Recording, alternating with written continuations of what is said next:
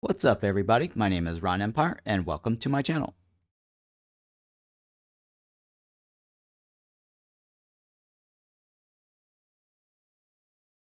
All right, so good evening. It is now Monday, May 22nd. So happy Monday. And we are now back with the live version of the game. I've already done enough testing of the experimental branch to understand how it works, and there's really nothing else further for us to test. I've already figured out everything related to the game. In terms of the town slots, I actually figured out or found out from Greg that he actually typed in those developer commands or console commands that was given in the patch of the experimental update patch notes. If you type those specific commands, yeah, it's going to unlock the town settlements. So since he didn't play it the normal way like we did, we didn't enter any commands. Each of the seals I've already kind of figured out how it works. So when we did the Pioneer, it gave us 2 slots. So we went from 4 to 6. Had we done Settlers, most likely it would have given us 1 slot, which is 5. And then when we ended up doing the P5 seal, we went up to a total of 9 slots. So if you think about the math, it's basically 1 slot per difficulty level. And since they broke down the P5, P10, P15, and P20 individually, at P15, you actually get the 11 town slots, which is the maximum, I believe, because winning P20 doesn't get you more town slots. You've already hit the maximum seal. So I don't think there's anything after 11.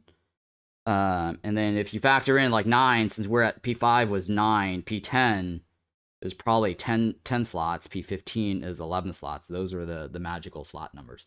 Now, the only thing I don't know is if you fail the seal, do you get a reset, or do you get to keep your current town slots that you've earned? That's the only thing that I don't know, but I'm not going to do 9 towns just to go to the end to play a P10, or P15 seal.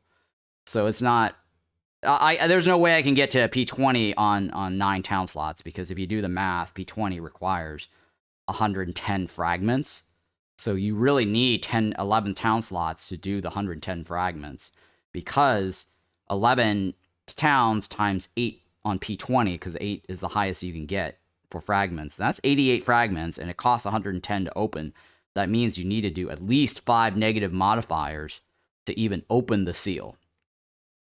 So that's just how the game mechanics works right now, and there's just no reason for me to do all that, because the developer said they're going to do a new iteration of this experimental this week.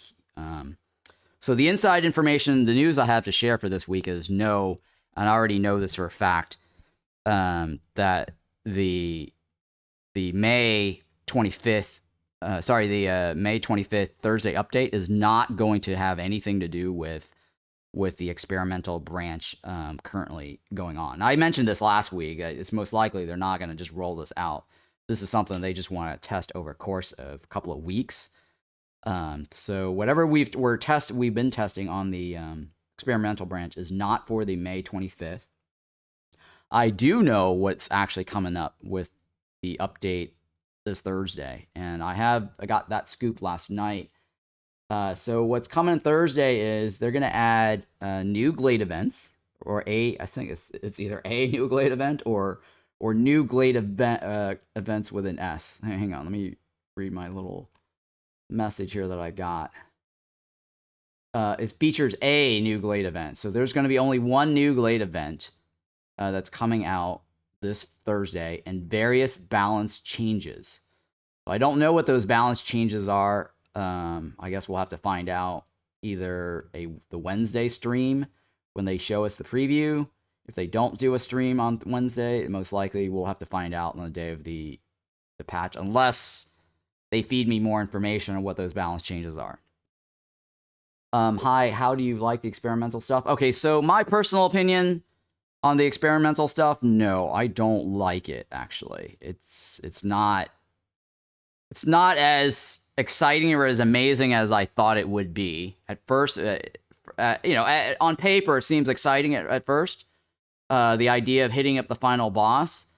But the problem is we've done 2 cycles and the final boss were like a joke. It's just easy. Like they add all these difficult modifiers on there, but the difficulty of like doing the final boss Pioneer and doing P10, like we basically can't get to P20. We have to play a. Here's the thing that just does not make sense in the way it's balanced, right? You need a specific number of fragments, and to maximize that, you have to do, well, you don't have to, but doing P20 gives you the most fragments. So I'm having to do a bunch of P20 games just to reach a final boss ramp up to do a town that has nothing to do with the P20 difficulty, right?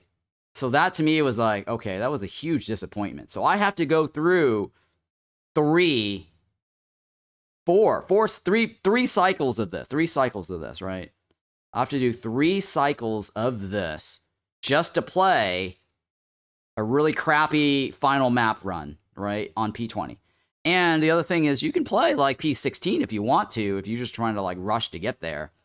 But what's the point of that, right? You're playing like a bunch of P16s to get the same number of fragments just to do like even lower level difficulty to get to eventually P20 in 4 cycles. And that's like, I don't know, I have to play like 4 games. So let me do the math for you. I have to play like 4 games plus another 6 games plus another 9 games plus another 11 games, 30 games of P20 to finally get to a P20 boss map, right? Really, really bad design, okay? The whole thing is a really bad design. Bad design number 2. At first, I thought it was a good idea, right? When I first played it, it's like, oh, you can only branch off towns from your last location. Like the first day, I thought, oh, that was a great idea. It's cool, right? Yeah, so they probably just didn't math that out. Well, they did probably math it out because they're trying to force you to do 5 negative modifiers to be able to do the P20 seals, right? So again, that's heavily RNG. So let me get to that point in a second here. Why that is why the whole last town thing. At first, I thought it was a great idea on the first day when I got it. Cool, sounds great. But that first cycle that I did, after realizing how to play the game, I had to double back to get to reach a seal, any seal, right? Because I figured, oh my god, I can't get to the P20 on my first run, right? Because it's not within reach. I can't even get to P5 in my first run because it's not even in reach on 4 towns. So having realized that, I can only reach either Viceroy, Pioneer, or Veteran, or Settlers, right? So I had to double back, and that started making me realize how this last town thing was already kind of a bad idea. But I was like, okay, whatever. I just made a mistake. Poor planning, right? I could have, if I'd known that, I could have probably planned better, right? Now, on the second run, and as I've done all this now, I've done like 32 hours worth and 2 full cycles, and now I've unlocked the 3rd cycle and seeing 9 slots and planning it out. I'm realizing the last town idea is a bad idea, right? I don't think anyone on the general discussion has argued, other than the developers saying, "Oh, it's controversial," but it's controversial by who? Like they're the only one that's saying they want to do last town. Everyone else is kind of like, yeah, maybe the last town idea is a bad idea. I actually read somebody else saying that. I wasn't the only one that suggests that. Coincidentally, other people have suggested that, and a couple of people agreed with me. It's not a good idea because right now, the way the live version works is that you can only branch from your existing towns, which is great, but you can't branch from other factions. And there are many situations where it's like I went one direction to search for a modifier, I ended up getting a dead end. I either got treasure chests or modifiers I don't care about. And then the other factions went the opposite direction or whatever other direction. I was like, oh, I wish I was able to branch off their settlement to reach that modifier with some penalties, some costs, right? I can't block them, for example, if I did that. I can't block any towns if I branch off of them. and I can't, benefit for certain things, like maybe a reduced cost in terms of number of resources I get. But the general idea is being able to branch off of other factions was suggested by many other people. I was not the first. And it wasn't not even my first idea. Somebody actually gave me that idea while I was on stream. And I was like, yeah, you know what? I think that's a great idea. I started looking up on the forum, on the suggestion forums. Other people have suggested this. There's a lot of votes for that. And I also threw in my voting or suggestion for it just as a modification, right? I don't see a reason or a problem why you can't branch off of friendly faction at a cost or penalty or pay a fee to that faction because, hey, if it's okay with you, can I branch off of your town? It's like, when you're placing your military base around the world, you have allies, right? You can branch off of other allies to do your military operations or whatever it is, right? I don't see a reason why we're all working for the Queen not be able to help each other out. The Queen should be like, yeah, that's a great idea. Here, pay this other faction that cost for branching off that faction, right? So that's a suggestion in the current live version. Now, with this whole last town concept that they've introduced, it goes completely opposite of what people want. And it totally removes the current system of branching from your own town. I don't see a why where I place a town already, I can't go back to that town and set up an embarkation from that last town. Why? Like, it does not make sense to me, right? Now, the developers argue that, it would completely break down the system, the mechanics of the game, or devoid the whole purpose because the people will be always rushing towards their seal and then go off and branch off and do other stuff and then let and park that a town next to the seal. Okay. But what's the problem with that? I don't see that as a problem. If that's the behavior people are going to do, rush the seal and branch off, who cares? What's the problem? I don't see that as a problem. I don't see the whole last town thing being a challenge. It doesn't add any challenge. If anything, it's more frustrating. And number two, it creates an RNG problem. Because if you're going down from the last town and you want... The developers want you to it creates planning. You have to go plan in one direction, and it requires careful planning. But most of the stuff on the screen, you can't see. So it's not really planning. It's going into a question mark direction that may end up being a dead end, and now you've just wasted your planning, and you have no additional backup because I just did the math for you guys on how many fragments it takes to unlock something on P20, by the way. So if you created a path towards the seal, having leftover towns, okay, what are you going to do with that leftover town? You have to circle around the seal. You can't just branch off anywhere and then loop back. Yeah, I mean, maybe you can by like 1 tile or 2 tile. But the point is, I've got now leftover town slots. I can't open the seal. So what do I have to do? I have to plant towns around that seal in a circle because I need to be within range of that seal to be able to access it at the end of the cycle. That's no fun. That's just awful, right? And what if there's no other modifiers in that range of that seal? That becomes worse, right? Sure, they can probably, modify it and add a couple of random modifiers around the seal just for you to do something. But again, in the current game, one of the most frustrating thing is when you're trying to finish up your final modifiers or your final deeds, right? Let me go ahead and click on something here so you guys can look at the screen while I'm just talking here. But so in the current game, you're going one direction and you're searching for your final seal or your final deeds, right? Oh, I'm trying to search for the missing modifier deeds, right? I'm stuck in this area. I can't, and then some faction or somewhere over here, right? There's a modifier over here that I'm like, okay, I want to hit that modifier. With the whole last town thing, I can't go that way, right? At the start of the game, let's say I go this direction. I'm like, okay, well, I can always come back to this one, or for example, but I want to go out this way just to uncover all this other stuff just to be sure, right? So that's my current play pattern, and that's my current planning, which is normal, which is fine. I don't see a problem with that.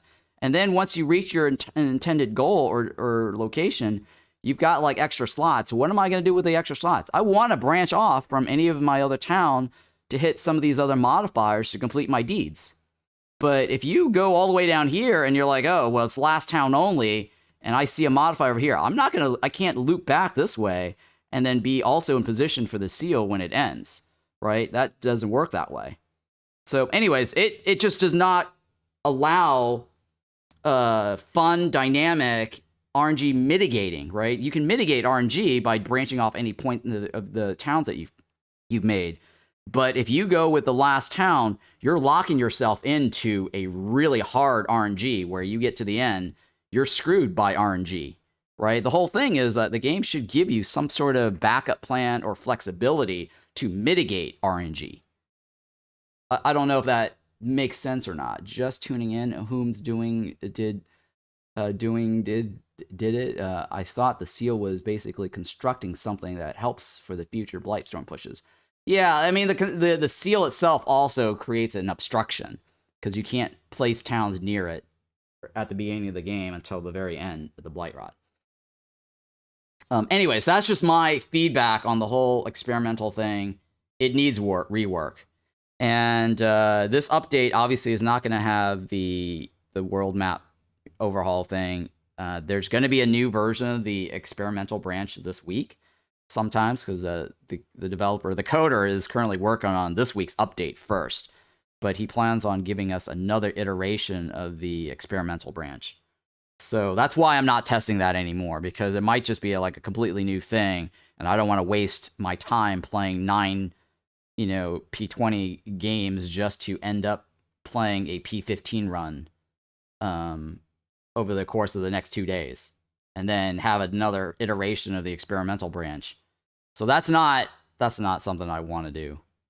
All right, so we've actually won 93 games in a row on the live, and we've won 10 P20 consecutively,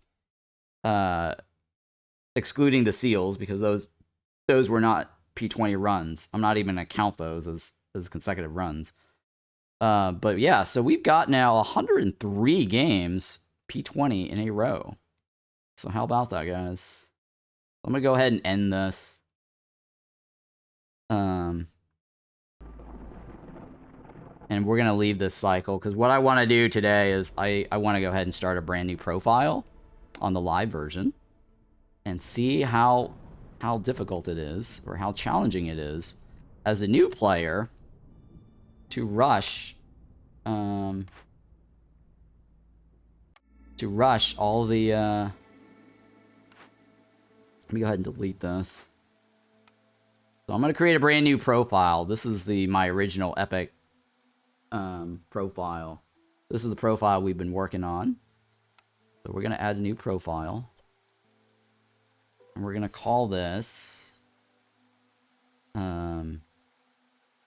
new profile challenge. Okay. And so we're going to do the tutorial again really quick. It's not a good idea to skip the tutorial. I actually have experimented. It was actually possible for me to do Viceroy on the very first run. I actually experimented with that offline on the live. That's the number 3 that I'd had there. So let's see if I can repeat that. Alright, so welcome. Now we're going to do a brand new profile. So the way I'm going to do this, here's the challenge. The challenge I plan on doing with this new profile is to do the max difficulty that I have access to, always. And the idea is that if I fail, then that's pretty much the run. But I need to make sure that I'm always upgrading. So if I fail and I still upgrade, then that's not completely the end, right? Because I'm still upgrading my tree. If I cannot upgrade the tree and I fail, then that will be completely the end of the profile run. I don't know if that makes sense or not, right? So the general idea is you must do the highest difficulty, and if you fail, you take the resources, you can still upgrade the tree. If you cannot do any upgrades to the tree, then that's pretty much the end of the profile. So we're going to try to see if this works out. The world is plagued by the Blight Storm, a vile cycle of destruction ravaging everything in its path. The only safe haven is the smoldering city where the mysterious scorched queen reigns. You are one of her viceroys, a pioneer sent into the wilds, tasked with establishing new settlements and acquiring valuable resources for the crown. Your goal is to help rebuild the smoldering city and secure the future of the queen's subjects. All right, that pretty much said what the goal is, right? And the funny thing is, like, I go to the forum, and a lot of people are like, what's the goal of the game? The goal is upgrade your Citadel. If you're still, like, not upgrading your Citadel fully, then you didn't complete the goal. So, because I don't know, I read some forum discussion, some new player is like, I'm still new to the game, what's the goal of the game? The goal of the game is to fully max out your Citadel, right? So that is the goal of the game. All right, so we are in the tutorial, and the tutorial says move ASWD, so we're going to do that. Rotate the camera.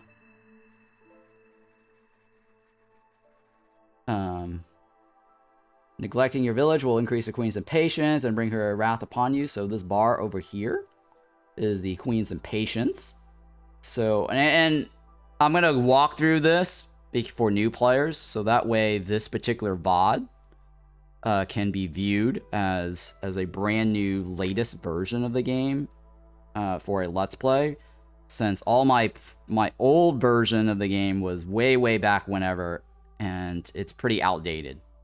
So I just want to at least go through some of the simple mechanics, even though some of this is probably trivial information for a lot of you experienced players.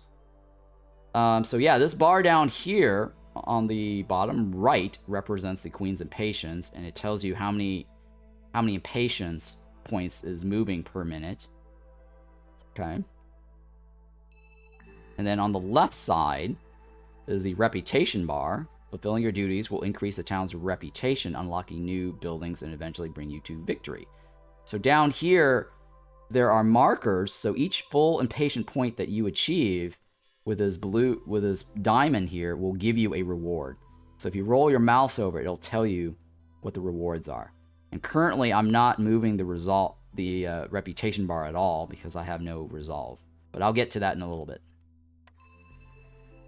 Now, choose a blueprint. Click on the crown icon below. Okay, so whenever you get a blueprint reward, you'll have a number here, and this thing will glow.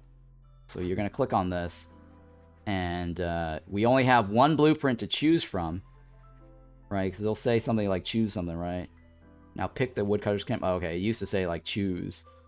All right, so here we're going to take the woodcutter's camp. So press spacebar to resume. Okay, build a new woodcutter's camp and explore the forest. You have to keep the fire going at all times. Okay. Alright, so in the hearth, I have all this disabled and choosing this only because that is something that you can adjust in the options right down here. So I want to point this out because not a lot of people know this. So choose wood by default. Right, I used to disable all of this when I first play, and then I click on this only. But now you can actually have this as auto default. So remember to do that through the settings. And then click on this to get the woodcutter's camp. Now, one of the strategies I like to have for the woodcutter's camp is place it as close to the warehouse as possible. Right?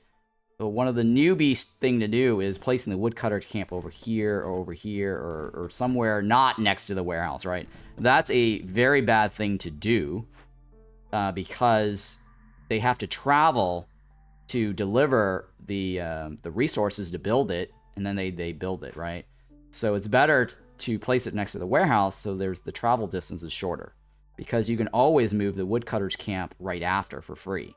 Like, I hit the V key like this by hovering my mouse over the camp. I can place it wherever afterwards. So, first thing you want to do is place your woodcutter's camp next to the warehouse. And then I usually like to change the priorities, right? So if you build two, right, I hold shift click on one of them, and it changes the priorities for both. So let's say, you know, for example, I can go like this. You can see the priority on this other building over here is 0, right? So this is 0, this is 0. So I click on this with a shift key.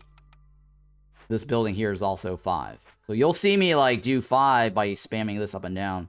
That's because I'm holding shift key and trying to get both of them to 5. Which forces them to do that one as a priority.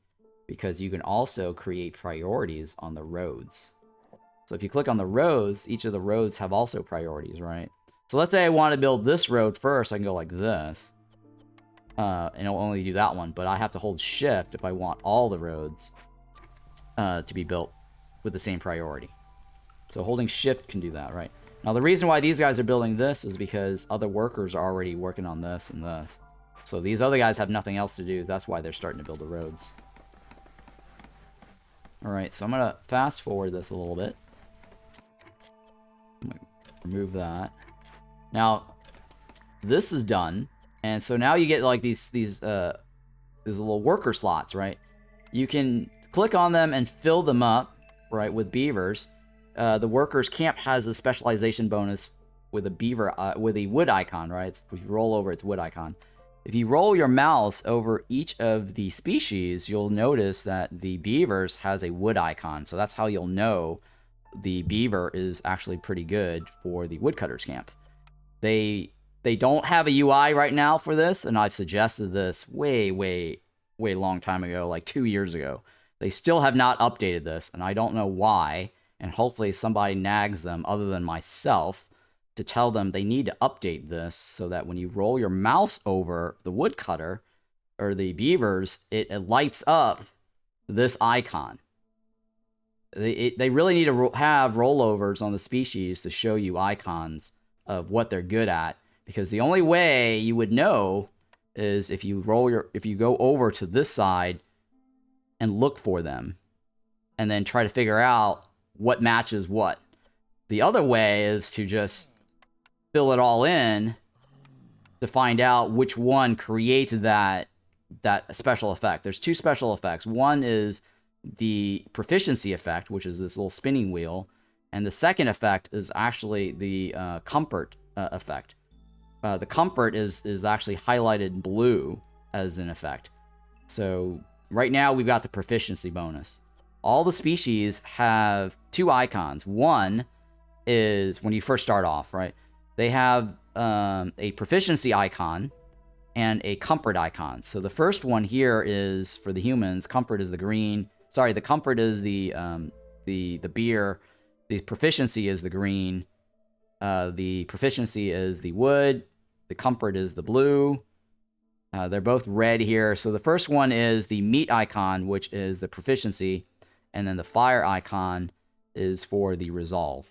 So if you read the flavor text, it actually says they're good at, and then they put that icon, and it says they prefer or warmth or happy, whatever. If it says happy or enjoy, so for example, this text says enjoy, that's comfort, right? Enjoy, right? And then it's the last one says prefer to work. So anyways, just wanted to go over the specialization bonus for you guys. And the other trick here is if you roll your mouse over the beaver and hold shift and click on the beavers, you can autofill all of this really quickly. And then if you hold shift and right click, you can remove all of them at once. That's another handy little trick that most people don't know. So I just want to show you guys that. And then now we're gonna do all the humans. And now the Firekeeper, the bonus here, each of the species have different bonuses. And the problem with rolling your mouse over these guys, they don't actually give you the bonuses, the Firekeeper bonus. This is the other thing too that I really think the developers need to start working on in terms of fixing the UI. They need to have it so that you roll your mouse over these things. So let's say I have humans available and beavers available, right? They need to have it so that when you roll your mouse over these things, it will tell you what their specialization bonus for the Firekeeper, right? So lizard right here, if you click on it, you select the lizard, you roll your mouse over, it says the Firekeeper bonus. Lizard Firekeepers are very adept at ancient rites, +1 to global resolve. And on top of that, they also have the warmth. This warmth here is a different bonus. This is a specialization bonus. This is not a Firekeeper bonus. The Firekeeper bonus is unique to each species separately. All right, so the only way to find out what the Firekeeper bonus is fill it in. So here I had to fill in the beavers, and then if you read it, it actually tells you the beavers allow you slower fuel consumption, right? So click on the beaver. Rolling over this does not tell you what it is. You have to select it to get that information, right? So now you can find out the humans have a bonus giving you a slower impatient change, right? So here you can see it's 0.11, but if you switch back to, say, the lizard, the impatient bar now moves at 0.15. The lizard gives you a +1 bonus to your resolve, and I'm not going to fiddle with this right now because the game is gated on the first tutorial, so I can't really explain to you the whole resolve thing. But we'll get to that on the second map. All right, so for now, let's, just any one of this is fine, right? Just go leave it on that. That's fine. I'll get to that in a little bit. But I just wanted to point out that this specialization bonus is not the same as the Firekeeper's bonus. In general, putting a lizard on the hearth will get you 2 bonuses. Right? Tutorial OP. Right. So I just want to give you a little tutorial here for new players that's watching this for the first time. Details that you don't might not know. All right. So they have new orders. This is the new order button, so we'll go ahead and click on that. And the new order says build 2 woodcutters camp, which we already did. And it says produce 10 wood, so we're going to do that. And then let's go ahead and speed this up. And now, remember how I told you that you can place your camp next to the warehouse? Well, now you can move it for free, or roll your mouse over. The tip here is roll your mouse over it and hit the V key. And then you can place it wherever you want. Or you can click on it and hit the V key. That's fine too. But it's a lot easier just to roll your mouse over the building and hit the V key. And then you can move it wherever you want. Right? Alright, so the other thing about woodcutters is that they all have... Oh, yeah, so this is locked for now. So you don't actually have to fiddle with the options. I was going to walk you through how to set the options, but right now it's not important. These 2 icons here allow you to mark the trees. So if you want like specific trees, you can move your icon around and then click on it and it will highlight yellow. The other trick to the trees is if you hold the control key while clicking on this mark, it actually will mark the trees but ignore the tree line that cuts into the glade. So let's say you don't want to break into the glade, you can hold the control key while clicking on this and then highlighting stuff. That's just a little trick there, is to avoid opening the glades.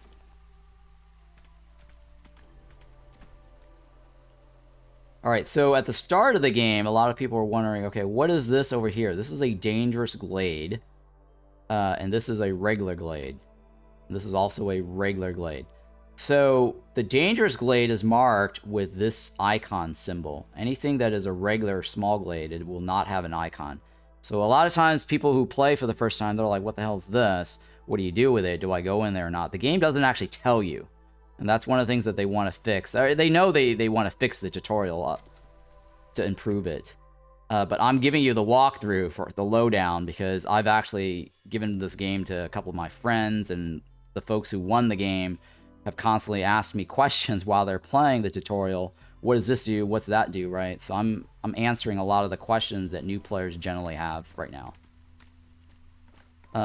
Don't open this early on. The game will actually tell you, hey, too soon, but it will still allow you to open that.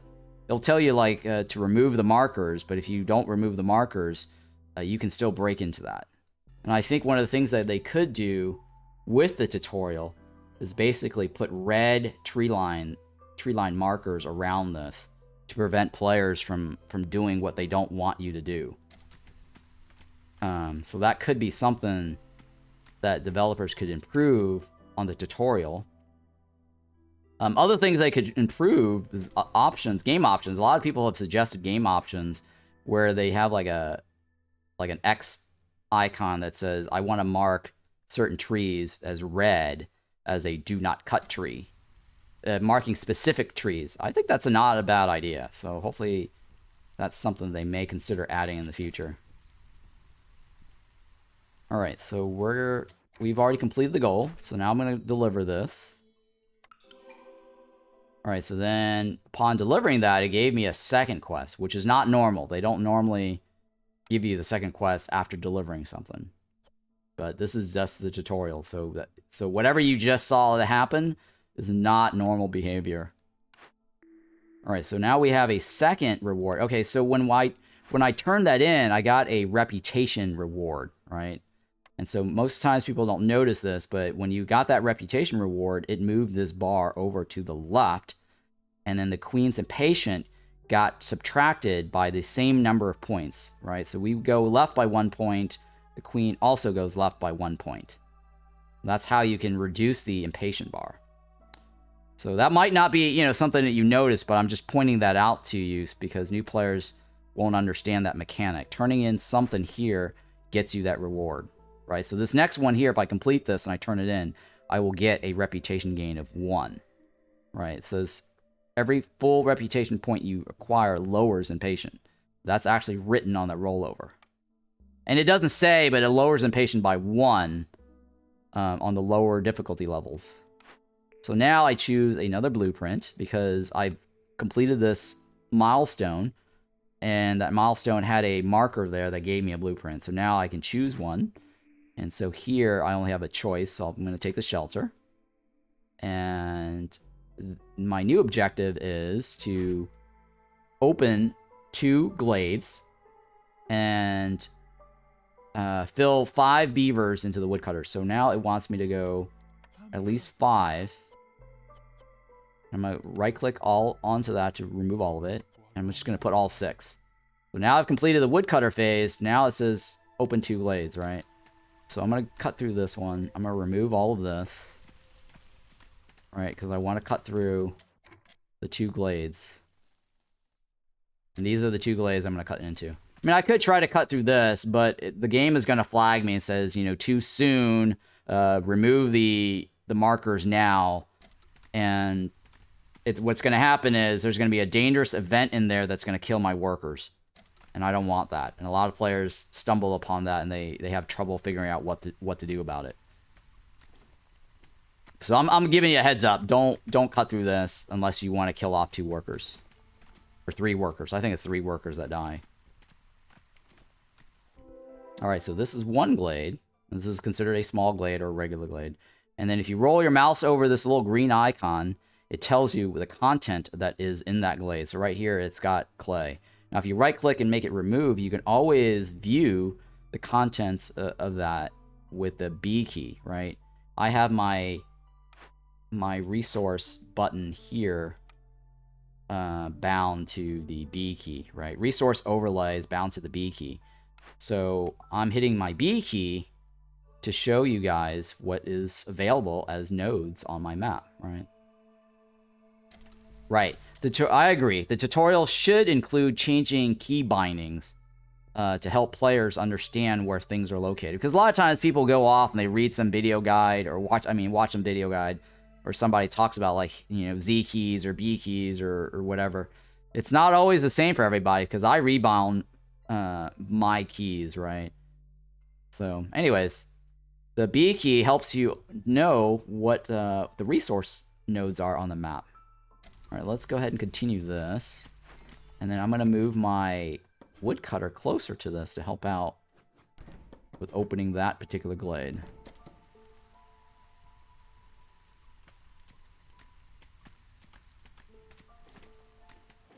All right, so now if you roll your mouse over this green thing, it tells you what's in there. And I've completed my order, so I'm going to go ahead and deliver this. So when I deliver this, I get 3 humans added, and I get meat added, and I also get the reputation gain. Let me go ahead and click on that. And my next objective is having small foragers camp and gather 5. Or produce 5, right? Produce 5. So I'm going to click on this. I'm going to get my small fortress camp. So what that did here was it moved my bar another notch. And then whatever the impatient bar was, it dropped it down by a full point. Alright, so now I'm going to build my small fortress camp. And like I said, you know, just put it right next to your warehouse, and then you can move it wherever you want afterwards. Similar to the strategy I gave you with the woodcutter. And then you can click on that. Now you can just move it wherever you want afterwards. And then again, here I want to point out specialization here is the farming, right? And humans are good at farming. So if you place a human here, you'll see the little specialization. If you place any other workers, you don't get that bonus.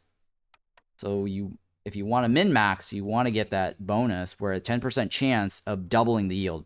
So what doubling the yield means, so that people understand, it only consumes, so all the nodes have a specific number of charges. So this veggie node here has 15 charges, and every time they work on it, they gather, they'll do the little working spinny wheel. So how I'll show you.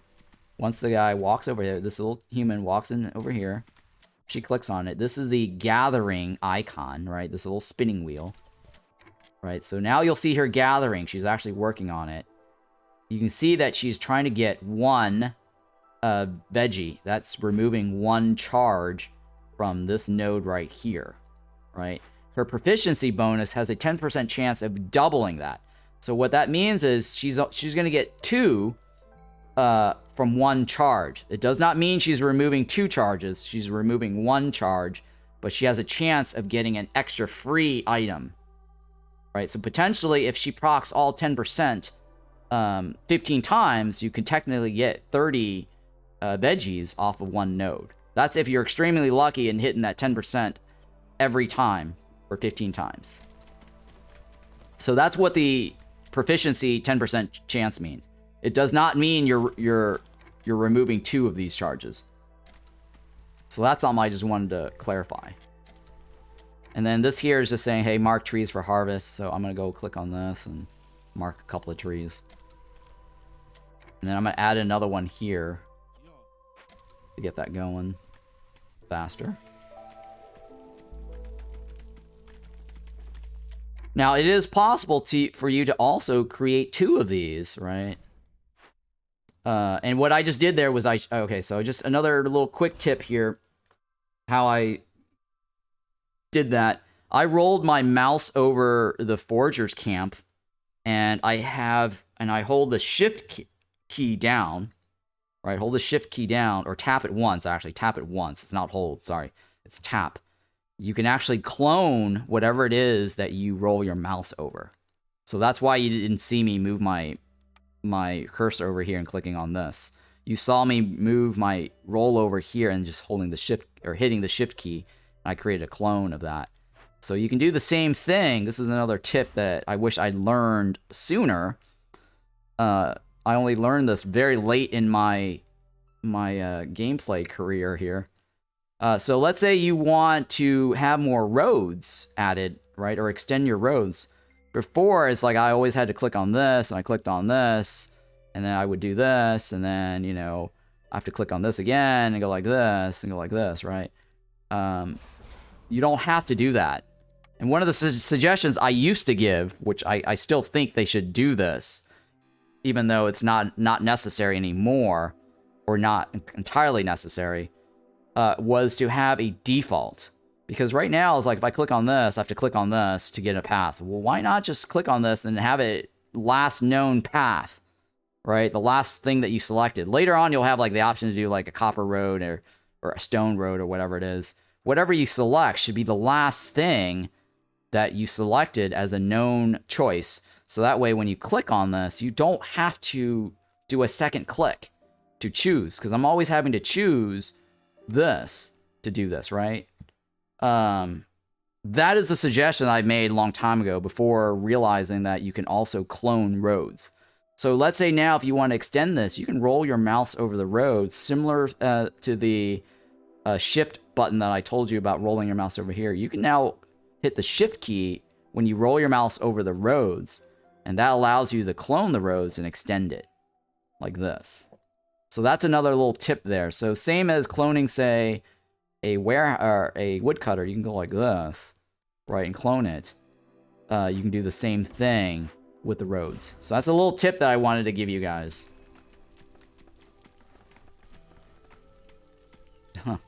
Yeah, no taxes, right? No last stands. It also applies to the bonus of materials, like if she procs the 30% root. Oh yes, thank you for pointing that out, ATI. So let me clarify or provide that extra additional information so people know. So when you roll your mouse over the broccoli node or any node, right? These nodes will say there's 15 charges. It says that it's basically you're guaranteed the broccoli, which is the one on the left. That's a 100% chance. The item next to it says plus. That's a 30% chance of getting that secondary item, right? Secondary or whatever additional items, basically. So when you roll your mouse over, say, the eggs, you have a 20% chance of getting extra meat on top of the 100% chance of getting the eggs. And ATI just mentioned that the proc chance, the proficiency, this 10% chance of doubling their yield, right? So let's say you do also get this 30% roll. So you roll the dice and you get 100% of this, and then you also get the insects. You also have a 10% chance of getting that insect a double amount off of this. So 30% chance, and then that 10% chance of doubling this. So if you already got the 30% chance, you're guaranteed the second item. Is that double proc thing. Now, if you okay, so let me point out something else. So if you roll your mouse over the tree, it will actually show you what you'll get from the tree as percentages, right? So you have a 100% chance of getting wood. You have this is really okay. This is the bizarre part, right? It shows 100% there, right? It's already 100% on the left.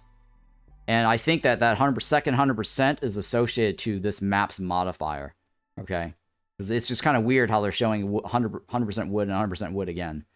But it also shows 15% chance of the resin, the fiber, and the 5% egg. So you could actually get food off the walls.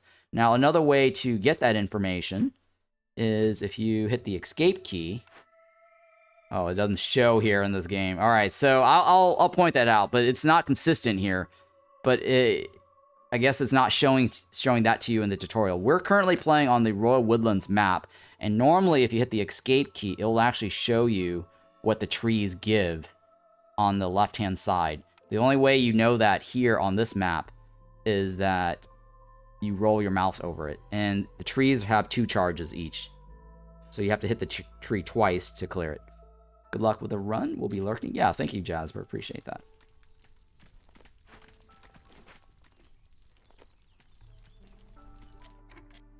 All right, so the other tip here to point out is that all the villagers have a break time. And to understand their break time, you can go to the encyclopedia and then click on species here at the top. Each of these species that you have available to click on will show you their break interval times. So they will work for 2 minutes, but every 2 minutes they need to take a break to fulfill their needs. Right now we're on the tutorial, so it's not too important to see what their needs are. This whole thing is not as important, but I at least wanted to point that out because you'll see it occasionally, guys coming over here and hovering around the hearth, and they're not working. So this icon here basically means that they're resting by the fire. So when it says resting by the fire, they're taking a coffee break, and that is their food break, their needs break, or whatever it is, right? Where they go and fulfill their needs. The movement speed, or the movement icon here, is basically they're now walking to their job. Alright, so now we've completed this. I'm going to go ahead and click on this. And this gives me a reward of +1 veggies. So what this does is that, I'm going to go ahead and click on OK. If you click on the building itself, now you'll see effects and upgrades. You will now see a +1. So here, as soon as you get like a new bonus, here's another tip, by the way. So I just want to point this tip out. you can see that these guys are currently spinning at 111, right? If you just got a reward that gave you a +1 or +2 efficiency bonus, cancel this. Cancel this, right? Because now if you don't cancel it, they're going to consume 2 charges and give you only 1 each, right? So now, once you get this bonus reward, go back and then put them back in. And then when they go spin it, you see this? They give you an extra bonus here. Versus had you left them running, you would have only gotten 1 each. So this is another little tip for min-maxing. Like, most people don't catch this when they're playing the tutorial. And it's not that big of a deal, of course, because you're playing the tutorial. They made it really easy. It's not as important. But as you get past the tutorial phase and you're actually playing for real and you're getting like bonuses, I'm pointing these things out so that you understand that you are missing out if you don't min-max or pay attention to what's going on, right? So let's say that you get a bonus when they're working on whatever, the crude workstation later. They give you get like a +1 plank reward. Go back and cancel the guys that's doing the planks, because you could be earning an extra plank if you don't cancel what's in progress. All right. So choose blueprints. So I'm gonna go ahead and choose now the Stonecutters camp. And they want us to build 1 and then collect 5 stones. Or 5 clay. So I'm going to roll my mouse over here. Okay, so here's another tip. You don't have to always click on this and this. You can actually click on the clay deposit and then click it off of this to get the clay. The Stonecutters camp, right? So this is another little shortcut is clicking on this here. Directly from the icon of the node. So another little nice tip there. So yeah, I'm just giving you guys like a mega tip tutorial here. For all the new players that's actually watching this now, you're getting the mega tutorial. Because the game doesn't provide you this. Alright, so here I'm going to fill this up. I'm going to click on this. Now, this here doesn't have any proficiency bonus or specialization, so it doesn't matter what you fill in here. So I'm gonna click on this and just shift click the human to autofill that, and it just so happens this is right next to it, so I didn't have to move it. All right, so I'm gonna move this guy over here. I'm gonna move this guy over here to get closer to this.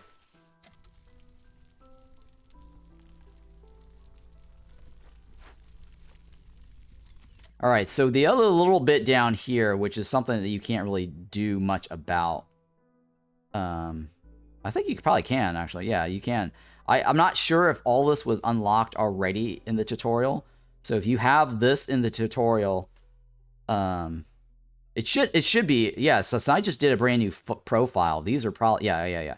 Since I just did a brand new profile, this is available to me. What things that you could do is get to the 2nd level. Or the 1st level, right? So if you roll your mouse over the hearth, this down here are different levels of the hearth.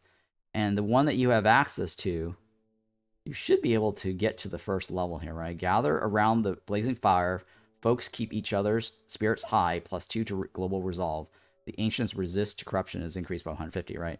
You could do that if you want to in the tutorial early on, right? So to achieve this, you need to have housing for 8 villagers and have a decoration that's called comfort, right? So let's go ahead and try to fulfill that 8. So if you click on the shelter reward that you got, it will say can house 3 people. So I just created the thing to make 2. That's only 6. And I'm gonna click on this to clone it again and make, say, 9, right? So 3 times 3 is 9. That should fulfill this goal here. Now, tiny little tip, but most of the times it's not really that big of a difference. The shelter home right now says it can be moved for free, but that's in the construction phase. Once the shelter home is complete, it is actually going to cost you something to move the shelter homes. This is something I know from foreknowledge, right? because I know how I already know the mechanics of the game. I'm able to tell you this, but at the beginning of the game, you won't know this until you actually experience it trial and error. But I can tell you right now, this is misleading, because originally I told you, oh yeah, you can move the woodcutters for free, and you roll your mouse over the shelter home and says, oh, you can move it for free. It's technically moving for free while it's being constructed. It's not moved for free after it's complete, right? It costs 5 wood to move after it's complete. So that's the reason why I did not place this here, right, as a quick thing, right? You can, let me point out the trick to this. So you can place it here, right, and have them move the content over here and here, right? So they'll do it 5. Okay, so the carrying capacity for every worker is 5. Right now, the game, when you first play the game, there's no harpies. You don't have access to harpies. So ignore any carrying bonuses for now. The default carrying capacity is 5. So early on, this is a trick that you can do. I don't take advantage of this trick very often. It's very rare that you'll see me do this, but I don't see that as a big deal. I can forego the time. But there might be situations where you're in a time crunch. You need to get the shelter home built as quickly as possible, and you don't want them walking all across town to do the deliveries. You could put the shelter home right next to the building, so that way they carry the wood over twice. 1 trip, 2 trip, right? So had I built this shelter home all the way over here, they would have to walk over here, deliver the 5 wood, walk back, get another 5 wood, and walk over here to put the 5 wood there, right? That takes a long time. So you could technically let them deliver the 10 here, right? And then you can move it for free and bring it over to here, for example, right? Because now it's actually already stored in the construction site. You can then let go, and then they will walk over here and do the building. So that's a tiny little trick that you could do if you're really crunched for time, you really want to min-max something, you can do that. But I don't do that as often. You won't see me do that often. You know, sometimes people go, oh, why don't you do that? Well, I don't. I'm aware of the tip. I'm aware of the strategies. I just don't do it because I just don't want to micro that. And the difference in time doesn't mean that much to me in most of the situations. But that's something you can do, right? So now if you roll your mouse over this, you'll see it costs 5 wood to move, right? So that's why a lot of times when you see me play, I just drop the homes right where I want them to be because I don't want to pay the moving cost. And it just takes too much for me to micro moving them around. All right, so now the next part of the tutorial, it says I have newcomers ready. Well, first let me go ahead and deliver my order. And this one gives me a +1 to clay, so I'm going to click on that. I'm going to go look at these guys here. This guy is now spinning 1. I'm going to take that off and replace her there. This icon means she's delivering the resource, so that's not the same as gathering. So I'm going to leave that the way it is. And now that I have that +1, that chick that was doing that 1 thing, she's going to go back, and now she's going to spin up and do 2. All right, so I have a new blueprint, so I'm going to go ahead and select this Harvester's Camp. And then it says newcomers are waiting, so it wants me to click on this, right? If you click on this, it actually glows. I'm going to click on this. And now, newcomers, you get to choose which one you want, right? When it says accept, it's actually you have to pick. Which group do you want to stay, Viceroy? The other will continue on to the next settlement. So you can only do one or the other. They really should stick in a word "or" here, right? The word "or" here so that people know that you can only do one or the other, right? So here's a choice. You get to choose left side or right side. The left side gets you more humans. The right side gets you more beavers. Right side gets you a lizard. Left side gets you humans, right? And then whatever reward they have, if you choose the left, this is the one you get. If you don't choose this, you forfeit the rewards. You forfeit the group. Now, one of the things that I want to point out is that you don't have to take the newcomers. you can actually delay taking newcomers. And one of the reasons why you might not want to take the newcomers is that more people means more mouths to feed. So there are strategies associated to delaying taking on newcomers. And I'll talk about that in the future. I don't want to overwhelm you guys with that in this tutorial. I'm not going to take any more villagers, so I can delay that. Now, the mechanic here is that if you don't take the villagers now,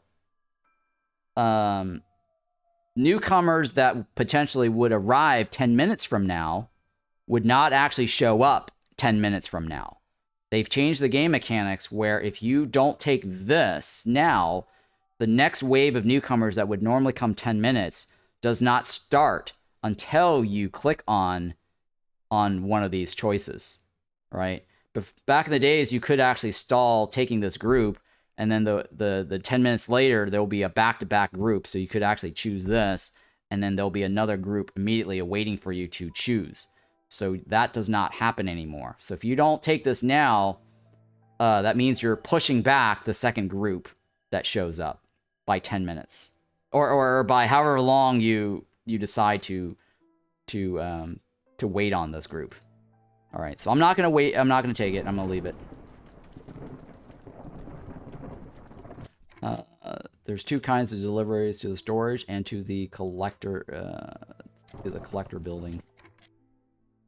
Ah, yes, that's correct. Right. So when there is a delivery item button right here, let's see if there's a delivery item. This one, right? If you roll your mouse over, it's coming back with resources. This is their, once they go over here and they get their item, there is this delivery icon is actually either delivering the resource from here to the warehouse, or to the internal warehouse, or this is the internal warehouse, or it's the icon that delivers it to the main warehouse, because they have goods here. So once this internal warehouse fills up, maximum 10 right now, then they will actually do another delivery from this internal warehouse to the main warehouse. So that is something that you can also pay attention to in micro. If you wanted to micromanage, for example, the delivery, right? Let's say, like, you know, they depleted this charge over here, right? They deplete this charge, and this right here is full with, say, 5 charges, and there's no more nodes for them to work on. You can actually lift this up and then bring it back and put it right next to your warehouse, and it makes it easier for them to deliver the internal to the main, because there's no other reason for them to go back to that node, because the node's gone, right? Or let's say you've got, like, resin here, and you've got a quest that needs 2 resins. You could actually lift this up right away and bring it right back to the warehouse, and then they will now deliver whatever's in the internal storage to the warehouse faster, rather than going back and forth trying to deliver the resin. So that's another trick for moving stuff. Now, the thing I also want to point out is that if they're in the middle of doing something, right, and you move, right, hit the V key, you actually cancel whatever they're doing. So a lot of times you will actually see me click on the building itself to see what the progress is before moving it, right? Because sometimes you'll see, like, why do I just always click on the woodcutter and wait before moving? Why don't I just click on the V key and move it whenever I want, right? Well, that's because sometimes I'm waiting on the guy to check to see if he's actually spinning his gathering or not. Because if he's gathering, right, I'll show you in a second here. To see how, like, he's gathering, right? If I actually click on this, or sorry, if I don't click on it to see what's going on, and I actually hit the V key like this, I go like this, you can see it cancels out the gathering task.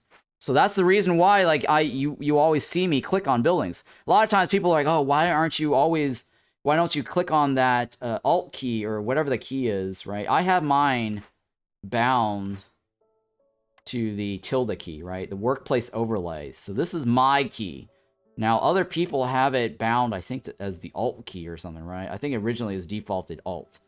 So a lot of times you'll see in chat, like, somebody goes, oh, why don't you hit the alt key? You know, I don't always hit the alt key, or my work overlay key is because the overlay key does not show you their work in progress, right? So these guys might be working on this and they're delivering or spinning their wheel. It does not show you their progress. So I don't always click on this work overlay to manage my town because I like to know if they're working on this. So let's say if I had my work overlay like this and I decide to go, oh, I don't want this human here. I want to juggle and move this human over to here. I'm missing out. I'm canceling this accidentally, right? And I don't want to do that. So that's the reason why I don't hit my Alt key all the time.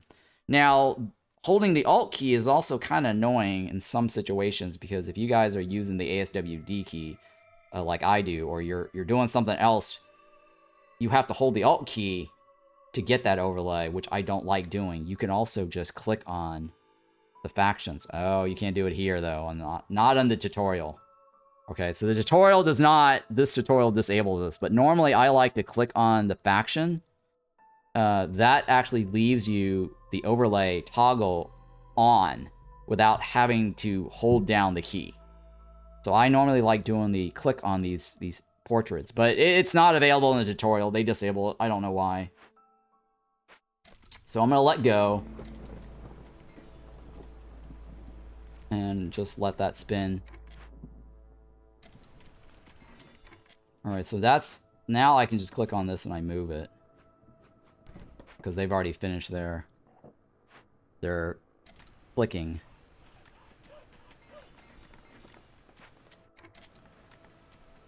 All right, so newcomers don't care. All right, so harvest. I'm gonna go ahead and harvest this.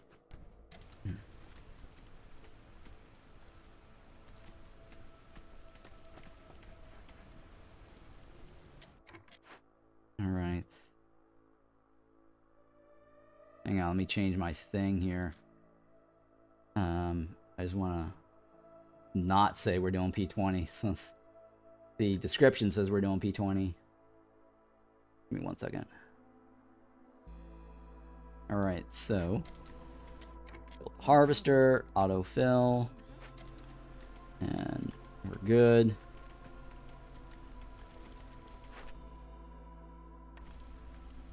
All right, so they're going to talk about logistics. Let's click on this, see what it says here. Okay, yeah, they're basically saying, well, all the stuff I've been telling you, that there's an internal storage to the warehouse. Okay, so here's another tip. You can actually adjust the internal storage's delivery command, right? So this marker here basically says deliver when the storage capacity is full. But let's say if you move this marker down here, it will deliver stuff when it gets 2 items or 3 items, right? So once it hits 3 items, it will actually do the delivery. So there are times where you're like, okay, I really need that broccoli quickly. As soon as you pick it, I don't want to have to wait for max delivery, right? You want the broccoli to deliver as soon as they get 3, or you even 1, right? You can actually bring it down to 1 if you wanted to, right? So that's the other little trick here, is that you can change the scale. All right, so this one is a thing called a cornerstone, right? This icon here is the cornerstone, which gives you perks for the game. So cornerstones generally start off at the beginning of the game.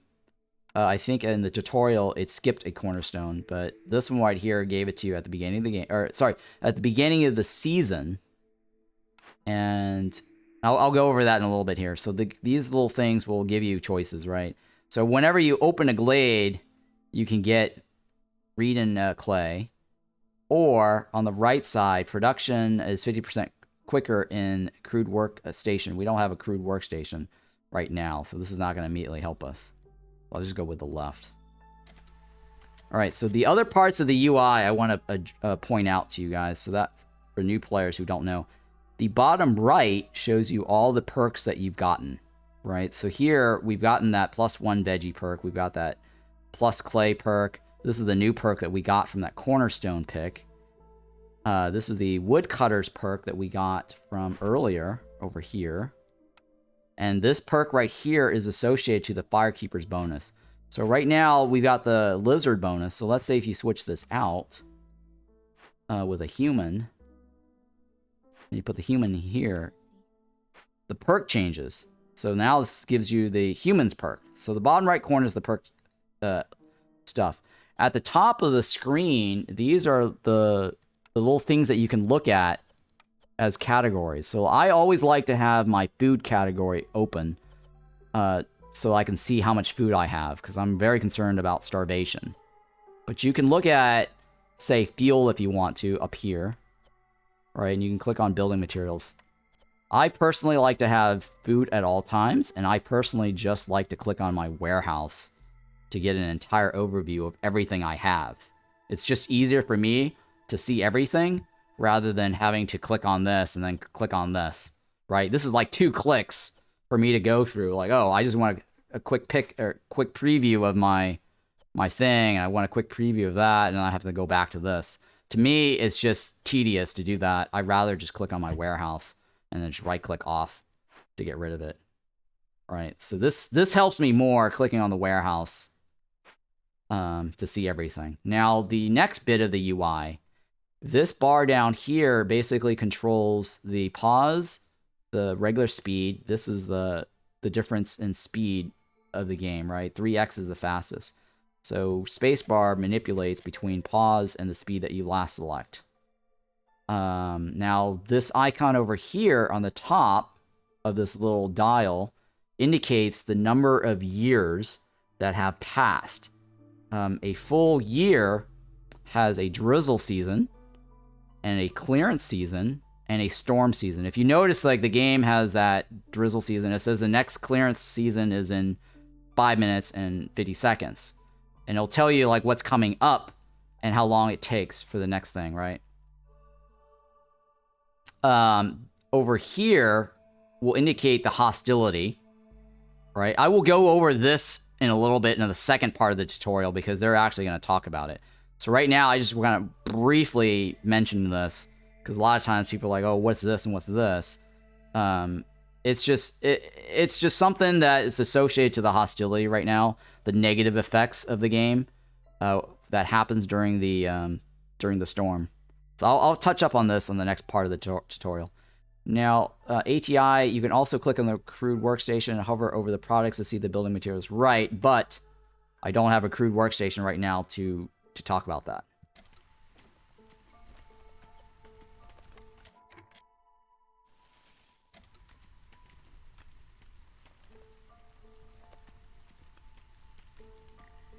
All right, orders are ready. All right, let's go ahead and complete this. I get +1 to fiber. Great. And then now it gives you a option or an order related to the crude workstation, which we probably got rewarded the crude workstation. Okay. And now we're going to click on this crude workstation and put it here. Now, the crude workstation lets you move for free, and it also lets you move for free afterwards. So this is one of the rare buildings that will let you, similar to the camps, that will allow you to move after you've constructed. I wish they would actually indicate that at the top. It says, can be moved for free, but they need to indicate, like, after it's fully constructed, moving cost, whatever, you know what I'm saying? So that here, this 5 costs should be indicated prior to the fully constructed building itself. All right. Okay, so the comment earlier from chat is that you can find out how many materials you have by clicking on the building itself, right? So let's say if you wanted to know how many wood that's in storage, you don't actually have to always go here. You don't have to go over here, right? You can always roll your mouse over the material, and it'll tell you how many you have. So let's say if I wanted to know how many fiber I have, I can click on this wheel, roll my mouse over the fiber itself. Okay.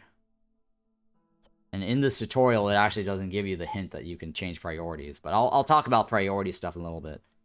Right, this priority thing, it actually doesn't say in the hints here, but priority here, I'll go over that in a little bit. It's pro tips, so I don't want to confuse you guys with some of these pro tips. But here you could choose what you want it to use as the input material. So let's say you want to make fiber out of the, a fabric out of the fiber. You can disable this and choose fiber.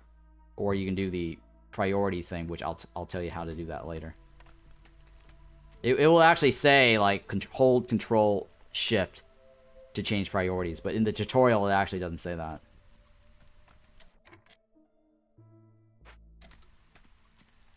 It also shows what buildings can produce it and which ones you have blueprints for. Right. So the new mechanics will actually tell you. So let's say if you wanted, well, it won't show here, but well, once it's done, I'll show you. Right. So if you roll your mouse over this, it gives you the list of all the buildings that can produce that may be more efficient. So right now, the only thing that we have is the crude workstation. But to make your decisions, right, you definitely want to roll your mouse over these things and say, hey, is that the most efficient building to produce the planks? And if it is, then okay, use it. But if it's not, you might want to disable this and then look for those other buildings that's highlighted blue and then enable the plank production. Currently, this is the highest building that we have. Let's just go ahead and do all that. Now, here it says it wants us to do 4 of each things. So you could go in here. Oh, okay, you can't right now. That's they lock it. But I was going to tell you that you can limit this and say only make 4 of each. But that's another tip later that I'll point out to you. So that way you don't waste resources. Or you're not sitting there making 100 planks for no reason and wondering why your wood production is going down to 0. So I'll point that out in a little bit.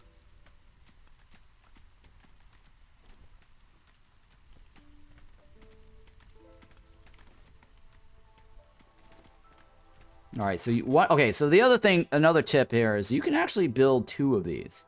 You don't have to build just one crude workstation, right? Just pointing that out here that a lot of times people don't realize you can build more than one crude workstation to increase your production speed. I mean, you could even just go like, hey, I want one focusing on this, one focusing on this, and one focusing on this.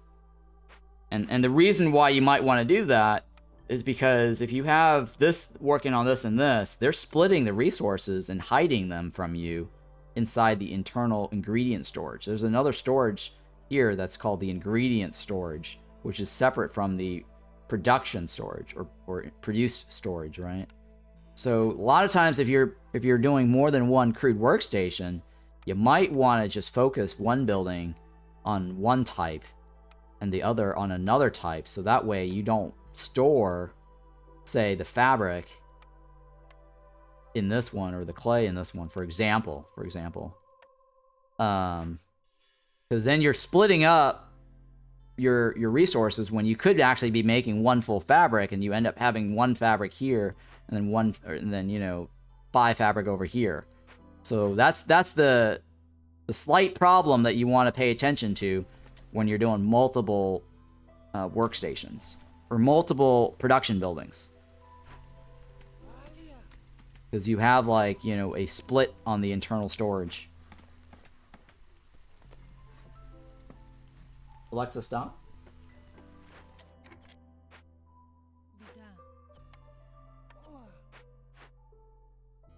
Okay, so I'm gonna do planks on that one. And this guy's already working on a plank, so I don't want to make more. And this guy's going to work on the other plank. And I want fabric. Oh, I can't do the fabric on that one. That's fine. Actually, I don't want this guy working on that. We've already got 2 here. And there's already... it's not showing here, huh? Hang on. Oh, it's produce. It's produce. It's not deliver. Okay. It's produce. All right, so one of the things that you also want to pay attention to on the orders, the icons or the text of the description. It actually says produce, and a lot of times there's a different icon that's a delivery icon. So sometimes they might want you to have 4 in storage to deliver. In this case, they want you to produce it. All right, so that's something I misread. I thought that was having 4 there total in the internal storage, or sorry, in the warehouse to deliver. So that's another thing that you want to pay attention to is it says produce. Well, I don't need to produce that anymore, so let me go ahead and take that off. And I just need fabric now, right? Oh, wait. Oh, no. I need bricks. I do need the bricks. I should have only taken 1 guy off. Well, that was my mistake there. I'm gonna take this off. There you go. That's all I needed. Right, there is also another option that's called Sell to Trader, but it uses a different icon, and you'll notice that icon, so it's very different.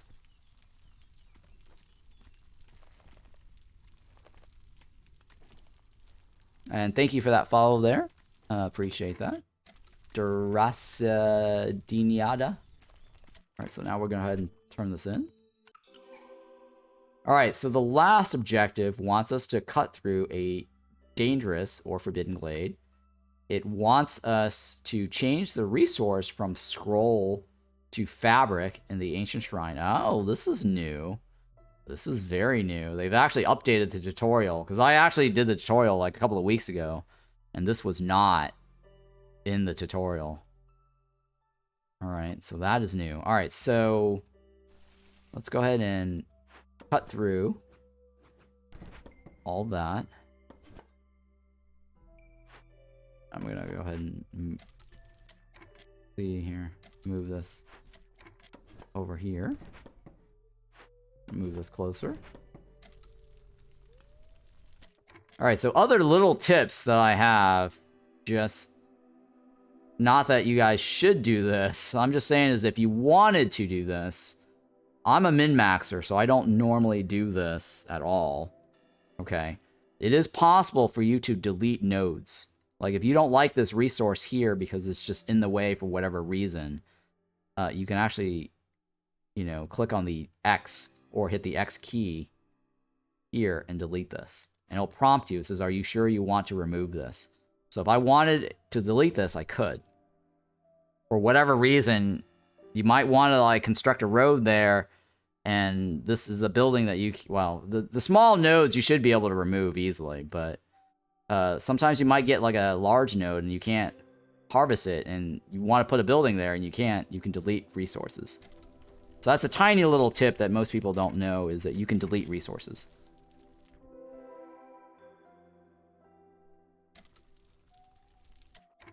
Yeah, oh, okay, so what was there 3 months ago for you? Yeah, I've done this tutorial like a while back, and I didn't realize that they changed it. This whole change thing.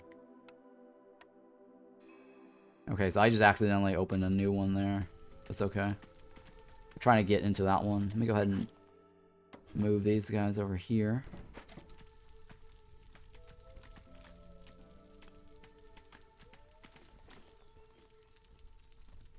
Oh, it's funny. They have their threshold all the way to 50. Jesus. They don't want us to win via resolve, huh?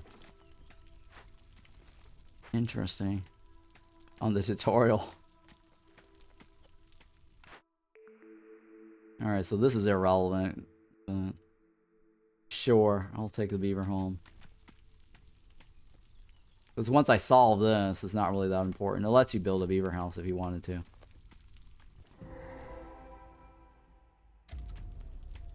Alright, so opening this up, there's only the ancient shrine.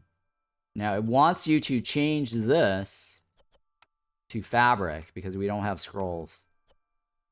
Right, so the reason why I knew that this is not also something was a friend of mine who actually got this game, played the tutorial, and he's like, how do I complete this?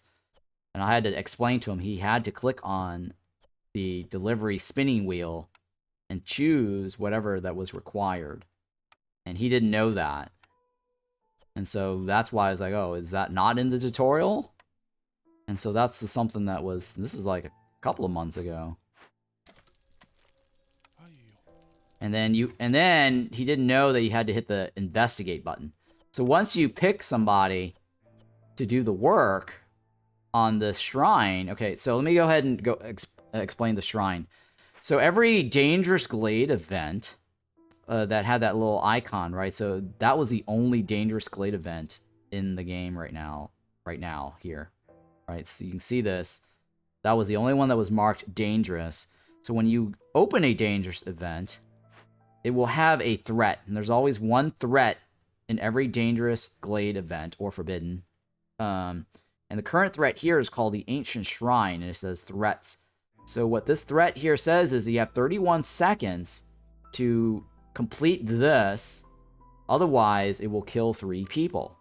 And to complete the threat, or solve the threat, it requires these 2 items, which you can choose which one you want to use to solve it. So in this case, you can choose, say, planks, or you can choose, say, wood. It's generally, well, in this situation here, it might be better to do the planks. Let me go ahead and cancel this. Because it's faster to deliver the planks. If you click on the wood, remember, they have a carrying capacity of 5. That means they're going to make 4 trips at least, right, to deliver this first half, right, if you did that. And then they have to make another trip to deliver whatever this is. Obviously, you don't have scrolls, and that's why the game wants you to choose fabric. The more workers you have, the faster it will be to solve this. So if you notice the time here, it's 1. You click on it, it cuts down the time significantly, right? Now, the other thing that I want to point out is that the time here does not actually start ticking down until your guys actually fully complete the deliveries. And the only time that you'll know this is going to tick is when they have a little spinning or a wheel here that says working or progress or whatever. It's similar to this icon right here, right? Gathering. So if you get that icon, that's when you know this is starting to actually tick down. So you also have to hit the investigate button, right? Now the threat here shows that, well, in 31 seconds, the negative effect is going to kick in. I'm not going to complete this in time. I think the game is intended to show you what the negative consequences and that it's going to happen, right? So don't freak out when 3 of your guys die. All right, so these guys here says they have nothing to do. They're idling. Don't take them off, okay? Because they have nothing to do because they're waiting for this guy to deliver the fabric, right? They can't work on this until this other guy finishes delivering. All right. So now that this is finished, they're all going to walk over here and start working on it. The guy that just delivered is going to be the first to do the working, right? So he's investigating. You don't want to hit cancel because then, you know, it will basically undo all the stuff that you did, right? So all that cancel will do is will move all the stuff they delivered back to the internal warehouse automatically. It'll just instantly teleport back to your warehouse. They don't even walk the materials back, okay? Just something to point out. So the negative effect will kill 3 people. And then you'll see 3 people die, and it'll show you who died. You can click on them, and it'll show you that, you know, where they died from, so that you can replace the worker if you wanted to. Right, so if you wanted to put somebody in there, you can. So 2 stonecutters died. You can click on this, close it. Forger person. Yeah, okay, so somebody in the forger's camp died. And now they're working on it because the icon investigating is working. Okay, so here's another little tip or trick. You only need 1 guy investigating, which will give you some freedom to move these around, right? So if you want to put them back, you can. The timer will decrease So long as one guy is working on it, right? And the reason why you might need to do that is because, okay, well, gee, I need a beaver over here, right? But I have a free lizard or something over here, or human over here, right? I want to be able to put the human in here instead. Or for example, like I want the lizard here, and I wanted all my beavers somewhere else and not in the slot. So that's a little trick that you could do. But if you remove this last guy, this timer stops completely until one of these two reaches that and does the spinning thing.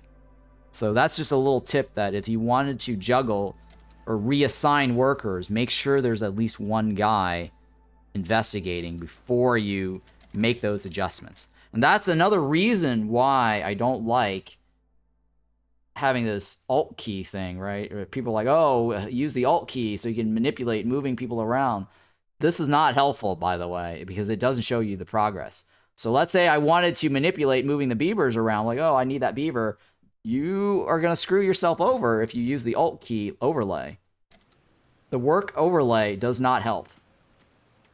So just pointing that out to you. Now, one of the other things that you could do is you can take all this off and leave the reward there and come back to it. You've already completed the event. The threat's not going to happen anymore. You can take people off, so that way if you wanted to leave the reward there, you can. Now, why that makes a difference is there might be times where you want to leave the money in the shrine and not take the money for whatever reason. And I can go over those reasons in the future. I don't want to confuse you. But that's a nice little tip there, is if you want to leave the reward there, you can. And then you can reassign other workers to gather it. So, and another reason why you might want to do this is because if the work time is more than 2 minutes, remember how earlier in the stream I mentioned that the species have a 2-minute interval break, right? So when they're working on when they're actually investigating or working on it, they don't stop their investigation to go take a break. So let's say the investigation takes 5 minutes or 7 minutes. They won't go and take a break every 2 minutes. They will continue playing out that investigation for the full 7 minutes. Now, why this makes a difference, why you want to immediately remove them, is after they do this, they will ignore the rewards sometimes and then just walk back to take their break, right? In this case, it was 30 seconds. It wasn't a big deal. But in the case of where they take 7 minutes, they're not going to deliver this. So you might want to just remove all the workers because they're going to go take their break anyways right after investigating. You want to reassign new guys in here so that the new guys can walk back this direction and collect the loot. So let's say you're in a rush. You're like, oh my god, I need this tablet to solve my time order. In the future, you might get like things called time orders where you need to complete the time order as quickly as possible. You don't want to be waiting around on the guys with the coffee break to go this direction and this direction just to get this tablet. You want to rotate new guys in there to collect the loot because you're on a time limit. So this is the other reason why you want to remove certain people. Right, so now this person's going back to get the loot, right? Alright, so now we're going to complete this. And that's the end of the first tutorial. Hopefully I didn't overwhelm you guys with all these different tips or explanation. Alright, so the tutorial gives you 10 food stock as a reward. If you skip the tutorial, you don't actually get the food stock. You only get the experience points. The game advances you the experience points for free, skipping the tutorial. Alright, so let's go ahead and hit continue. We unlock the ability to get these things as blueprint choices. And then these things here are available to us as essential buildings. These are called essential buildings.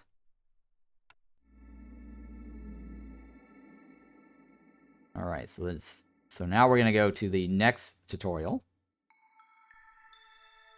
Alright, so press any key to continue. So I hit the W key. The Queen's Envoy. Villagers. The Queen's Envoy is this guy. The villagers with low resolve will start leaving, increasing the Queen's impatience.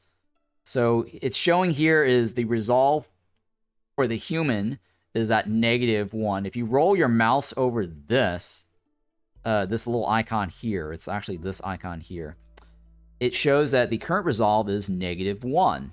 All right, they don't actually tell you to roll your mouse over this. You wouldn't have known this if I hadn't told you this, right? This is where the tutorial could be improved. They let you only hit this button here. But the only way you know is by rolling your mouse over this little icon right below the human, okay?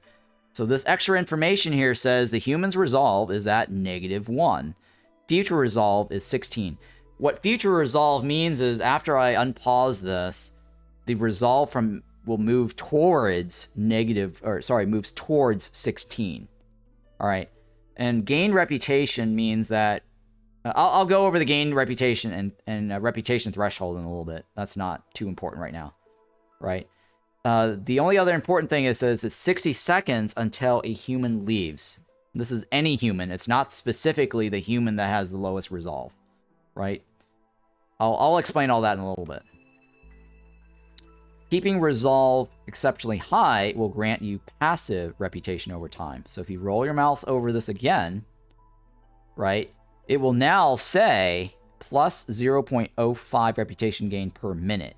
So instead of leaving the town, instead of one human leaving the town, the reputation bar will now move by 0.05, right? So last game, the only way we were able to gain reputation points to get blueprint rewards was completing orders. Now this second tutorial is now introducing the mechanic of reputation gain. Okay. So 30 is blue right now. And see how it says reputation threshold 30? Well, that is the threshold requirement to get that reputation gain. So that's why when it says exceptionally high, it's basically meeting the threshold. It doesn't actually say that.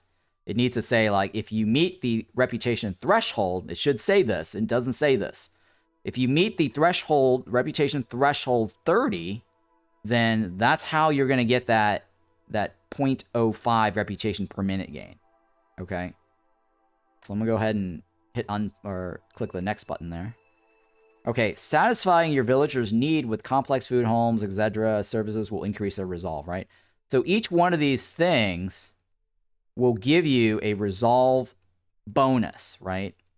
So right now, basic homes will give a resolve bonus of 3 per worker.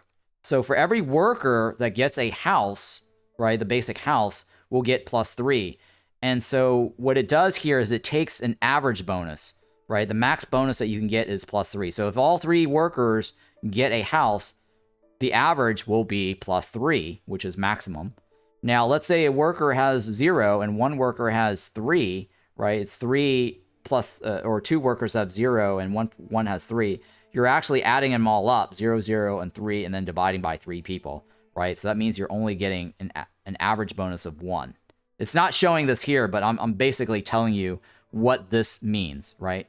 So affected and unaffected, what it means is that right now, 0 people being affected, that means nobody has housing. Unaffected means 3. That means 3 people are unaffected by this bonus. You're not getting any bonuses from 3 people. That's what the unaffected means, all right? You're not getting any bonuses from 3 people. And affected means you are getting bonuses from X number of people, right? All right, so let me go ahead and roll my mouse over each of these things to show you, right? Each of these things have different resolve bonuses.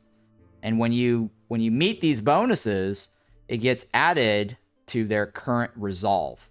And then whenever it changes, right? So let's say suddenly you get like food, somebody gets the +4 bonus. You're going to see a shift from current to future, right? So when it says future resolve, that 15 is going to move towards the 16. Let's go ahead and advance here and you'll see this.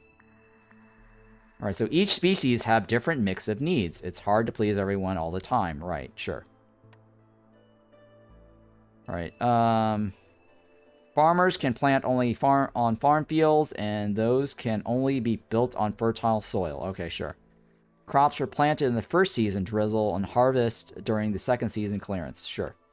And it should have mentioned also plowed or buffed in storm, but it doesn't. Build a farm, harvest grain, serve some ale in the tavern. Okay. So now that was the simple part of the explanation of the tutorial. Let me go over the details here. Each one of these guys have different needs that will provide different bonuses. The button right here is called favoring. I think it should let you favor in the tutorial. I did not know this because this mechanic was introduced way after the Epic Game Store launch. They introduced this, I think, sometimes last year. So the favoring mechanic is a new mechanic that you can use to boost the resolve of one species and subtract the resolve of another. So if you roll your mouse over this, it'll say favor the species, boost the resolve by 5, and the others will suffer at minus 5. And it actually says 60-second cooldown. So a long time ago, it used to be that you can click on any one of these back and forth to change the resolve, the favoring. But now, as soon as you click one of these, right? Let's say I want to favor the lizards, right? If I unclick this now, I have to wait 60 seconds to favor somebody else, right? I can unclick this whenever I want. So keep in mind, if you do an accidental click and unclick, you have to wait 60 seconds before clicking again. Now, you just noticed that I did a -5, right? See, it says, see how that -5 is now applied, and then the +5 is applied now to the lizards. And to get the lizard to move this bar, I need to reach 15. So each one of these species has a threshold. The lizard has a threshold of 15, right? So I'm going to go ahead and click on the first blueprint reward, which is the farm. And earlier they talked about, oh, you know, you can only build over farm tiles. So this here is fertile soil. But to make this fertile soil work for us, you have to build farm fields over it. So what you want to do now is click on this. What you could also do is click and drag. So it says click and drag, right? So you can click here and then drag like this, and it highlights everything, right? You can also individually, you know, select it as well, right? Like this.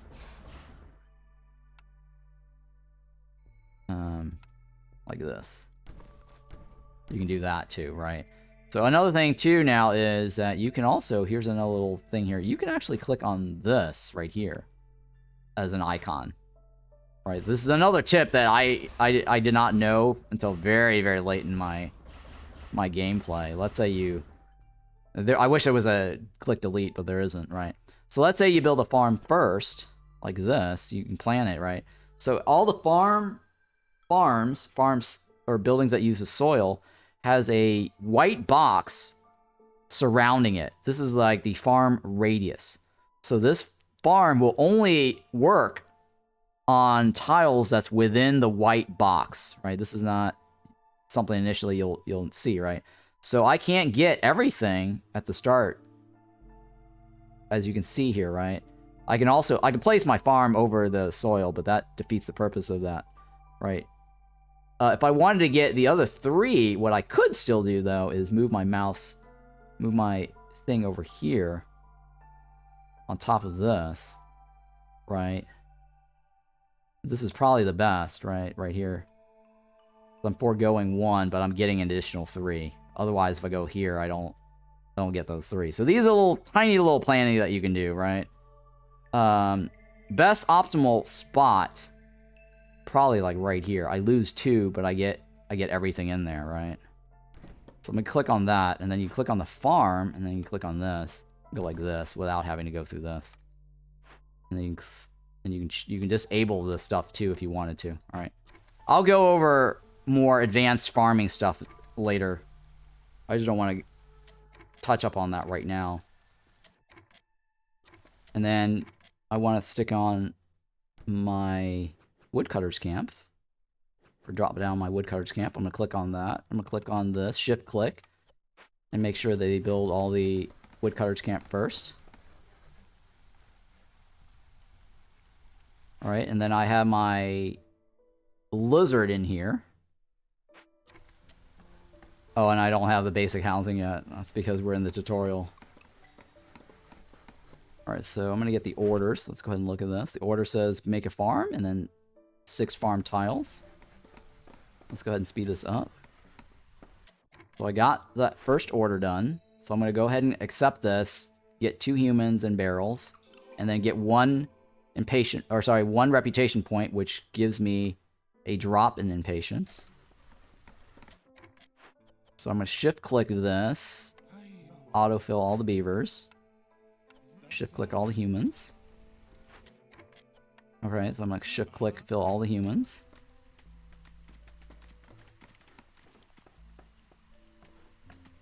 Alright, so I won't touch up on the advanced farming strategies for now. I'm just going to leave this and continue with the tutorials.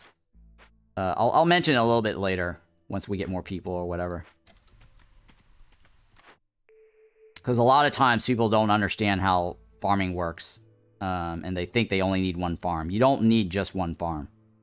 Alright, so my first reward is the shelter, which I'm going to go ahead and place my shelter down. So one of the things I also like to do is plan my roads when I'm playing. Alright, and then I'm gonna move this guy. I'm gonna wait, actually, since he's already spinning. Alright, I'm gonna move this guy over here. I'm gonna go ahead and carve this. And what I did here was I rolled my mouse over this and hit the shift key so I can extend my road. Same thing. So I don't have to click on this over here. Okay. I'm watching this. So now I can move this. I didn't want to move it while they're working because otherwise it disrupts the gathering. And I've got a cornerstone, so I'll go ahead and pick that. So, for the tutorial, okay, the best thing is actually getting the barrels. For the tutorial, right? Because otherwise you have to make barrels. So I'm going to take the barrel as the choice. Otherwise you have to make the barrels later. I think the rewards probably gave you just enough, so it might not even matter.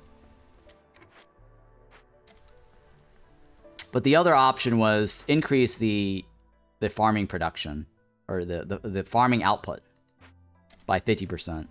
This one gives me barrels per minute, which gives me like free barrels without having to make it, which is a really nice perk, by the way.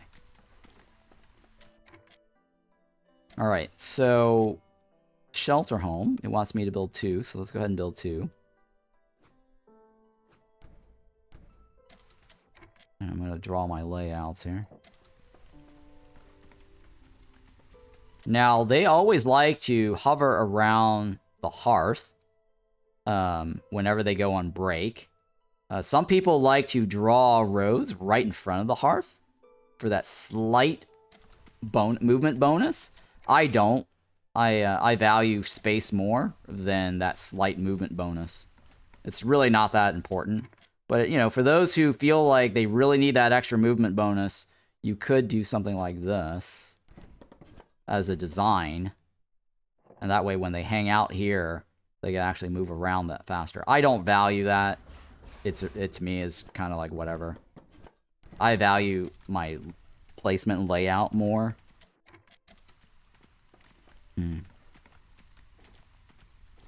Alright, so let's go ahead and shift click this to get that built faster.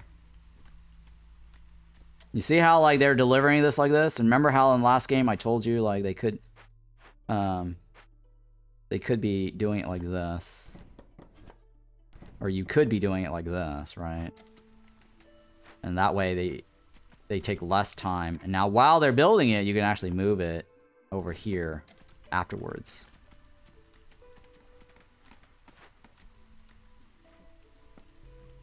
For free, right before the construction. Alright, so now let's go ahead and move that back.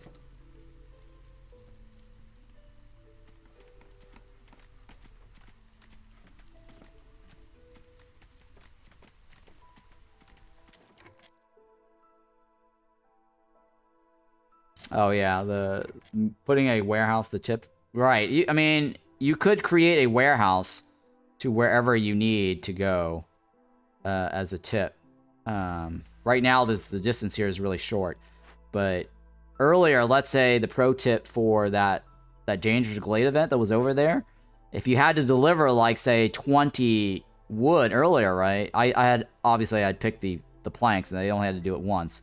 The pro tip would have been that you could also put a warehouse next to the event to shorten the time, so that way this is like the sub warehouse basically. It acts as the main warehouse, or it acts like the warehouse.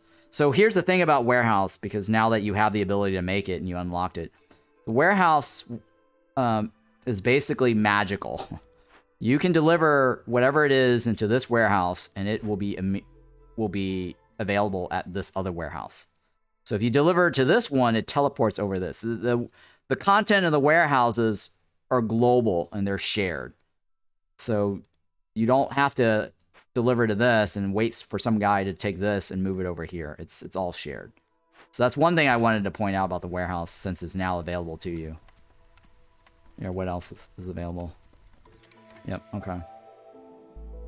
So let's go ahead and complete this. This will give us 3 new parts. It will give us a new reputation, which will shift the impatient bar by 1 point. And we'll get new beavers. And now the next one wants us Trapper's Camp, and this says produce 5, not deliver 5. So that's not the same as have 5 and give it to them. You can actually eat the 5 if you wanted to. You only have to produce 5. Or produce is the same as gather, but in this scenario.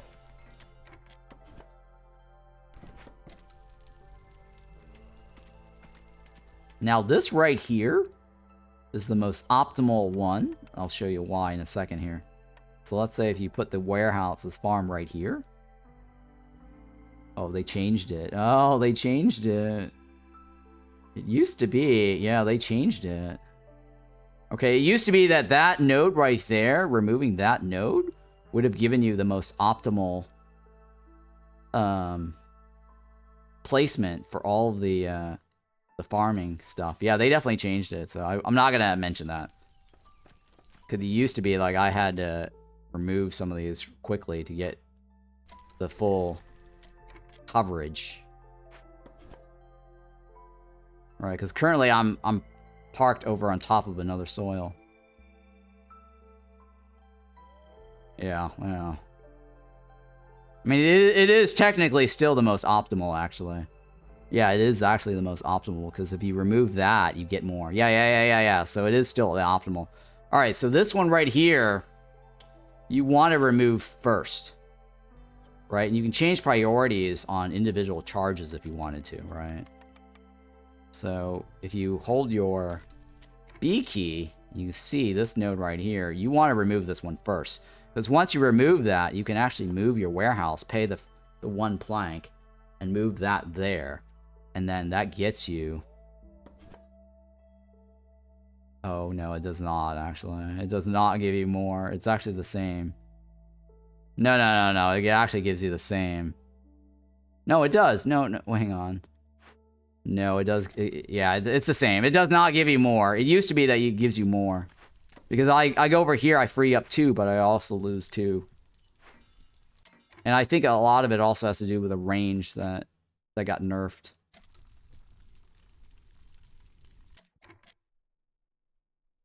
Alright, so newcomers. Let's go ahead and pick some newcomers. I'm going to take the one on the right. Gets us more beavers.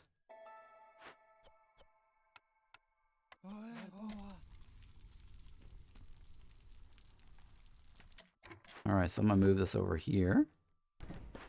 Put the lizards in there. And the lizards are really good at the meat collecting.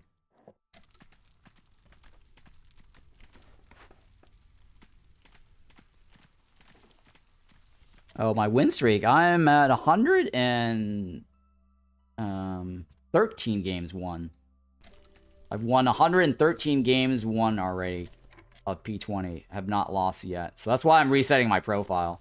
And there's no reason to do the experimental branch, as I mentioned earlier in the stream. They're rolling out a new iteration of the game.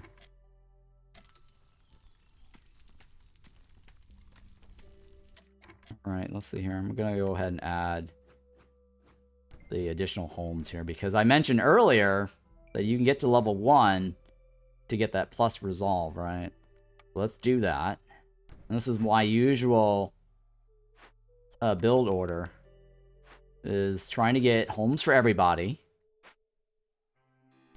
to get the resolves up, and then having the first tier fulfilled, right? By having 8 homes and then the comfort. And the comfort is actually the park. So you can do that in the first tutorial, or the second tutorial. Do door positioning matter? Okay, so the question is, do door positioning matter? And the answer to that is no. The positions of the doors on the shelter homes, you can place them any direction you want. It's irrelevant. They never go back to their homes.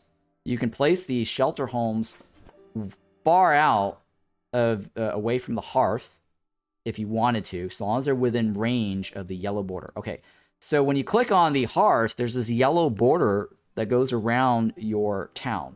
What this range means is that to complete the hub requirements, these things that you build needs to be within that yellow border. Now, some strategies or some things I'd like to point out that's important is, when you build things, for example, say the crude workstation, I generally like to build anything that is related to production around the hearth, or sorry, around the main warehouse or a warehouse, because they need to gather the materials from the warehouse to their production building and then deliver the products back to the building. So that's generally why you'll see me in my other gameplays. I have most of my production buildings basically along this alleyway, so that way everything is accessible and within range of the main warehouse. And so you'll see me build like the shelters away from the warehouse, because they never go to their shelter homes. So the placement of my shelter homes is generally away from the warehouse, anywhere far away as possible, because it's just not necessary to have the shelter homes. And the direction of the doors does not matter. So a lot of these buildings will have a door direction. It will have that yellow arrow or white arrow. That does not matter. Now, it does matter in case of, say, the other buildings, like the crude workstation, right? That's where they go in and out to deliver the goods, right? To the internal storage, and then remove the stuff from the internal storage to the warehouse. So now that does matter. So have that direction based towards whatever, that will give you the best optimal path. And you can see the optimal path based on that little yellow or white dots or white tiny arrows going towards the building. Those are optimal path. Now, you can actually shove this against the wall here, and that does not matter. Right? They will still go over here and maybe cut through this alleyway and walk into the door and still be fine. So that part does not matter. You can block it if you want to.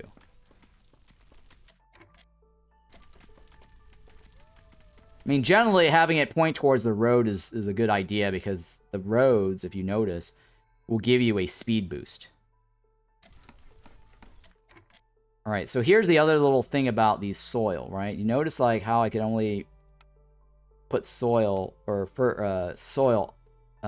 farm fields under soils that's available, right? These soils are actually under the tree line. So that means you have to clear the trees that's on top of those soil to take advantage of the fertile soil. So a lot of times you may see the fertile soil underneath tree lines. And one of the common thing, or the thing right now, is that you might be able to peek into the glades. You actually can't see through the fog. Okay, so I want to be clear on this. You don't see the soils through the fog. If the fog is like right here, this is not something that you can see. But the fog is not the tree line itself. Okay, the tree line itself may sometimes show you the soil underneath it. Sort of like how you see it here on this outside. You might see the soil underneath this tree here, because this tree technically is not inside the fog. The fog is only this block past or inside there or whatever that's not on the tree itself. So what I'm trying to say is the tree itself is not part of the fog. So if you see the soil here, then that means it's a hint that there may be soil inside this thing. That's because the soil bleeds into the tree lines. Now, sometimes the soil may not bleed into the tree line. Sometimes you might have the soil perfectly inside the fog. So if the soil is inside the fog, you might not know if the soil is in this glade or not. The only way to find out is opening the glade or getting some perk that lets you peek into the glade itself. Now, developers have said, and I've actually asked this 3 times and had a discussion with them because so many people keep asking this question. Is it intended? They don't care, actually. They don't plan on fixing this. This is not anything they plan on fixing. It's just part of the game mechanics.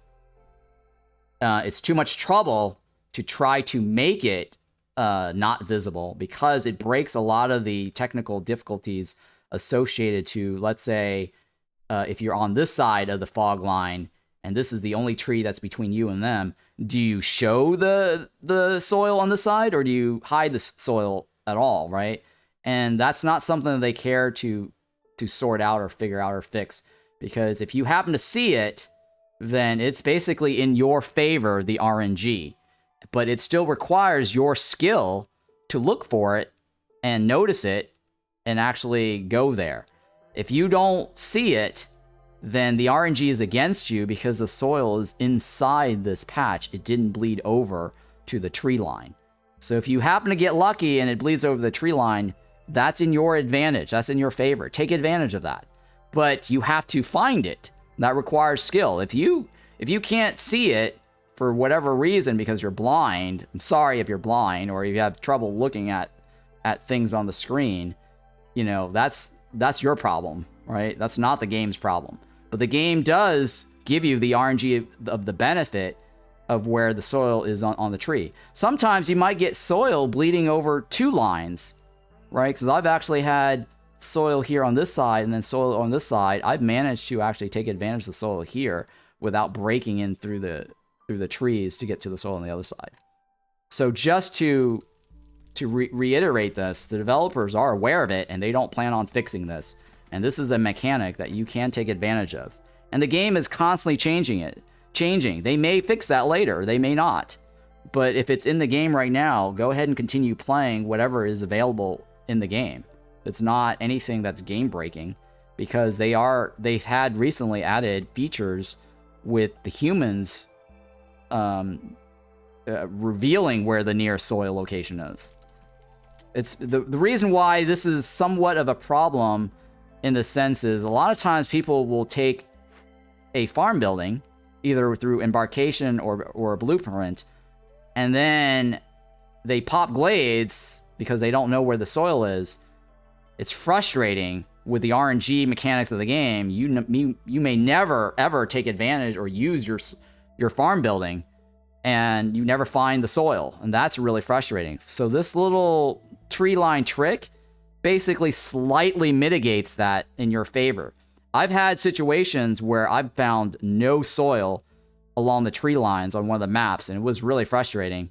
I actually literally tried to look for it on the marshlands, and I didn't find any. And there was one time where I actually got a bunch of farm buildings, and I took a bunch of cornerstones that banked on buffing the farm, and it was by year 8 or 9 till I actually got soil. So that's just one of those mechanics where it's really frustrating. So having the ability to look for the soil, that's not game breaking. That's just mitigating RNG. That's not cheating either. Alright, so I just wanted to point that out. Some people have some issues over, it's in the fog, or, you shouldn't be able to see through the fog. It's not inside the fog. All right, so let's go ahead and move this over here. Let me remove this so that guy doesn't... Yeah, see, here's another example of the soil touching this edge here, right? And so that way we know there's actually soil on this side because we found it from this side. Or we actually saw it from, well, I mean, you can see it from this side here too. All right, so I am off. Okay, I got +2 here. Oh, it's a storm right now, right? So I can't... So I'm getting my threshold movement. I've reached the threshold, but the storm season kicked in. And during the storm season, it reduces the hostility level 0 here. You get a -4 resolve. This is the looming darkness, which is always going to give you -4 at 0. And it says here it should scale or stack with hostility level. So if our hostility level here, currently we're at 0. If this is level 1, this means that we're going to get a -4 for 0, and we're also going to get a -4 for level 1. All right? It says active from hostility 0. So when we're at 1, we're going to get -4, and then we're going to also get a -4 from level 1. And it repeats over and over based on the hostility level itself. So it's always hostility level multiplied by -4, and then you also get an extra hostility from the 0.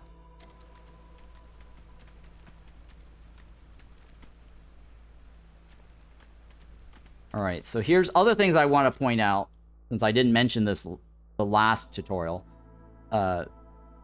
because I didn't want to overwhelm you guys earlier.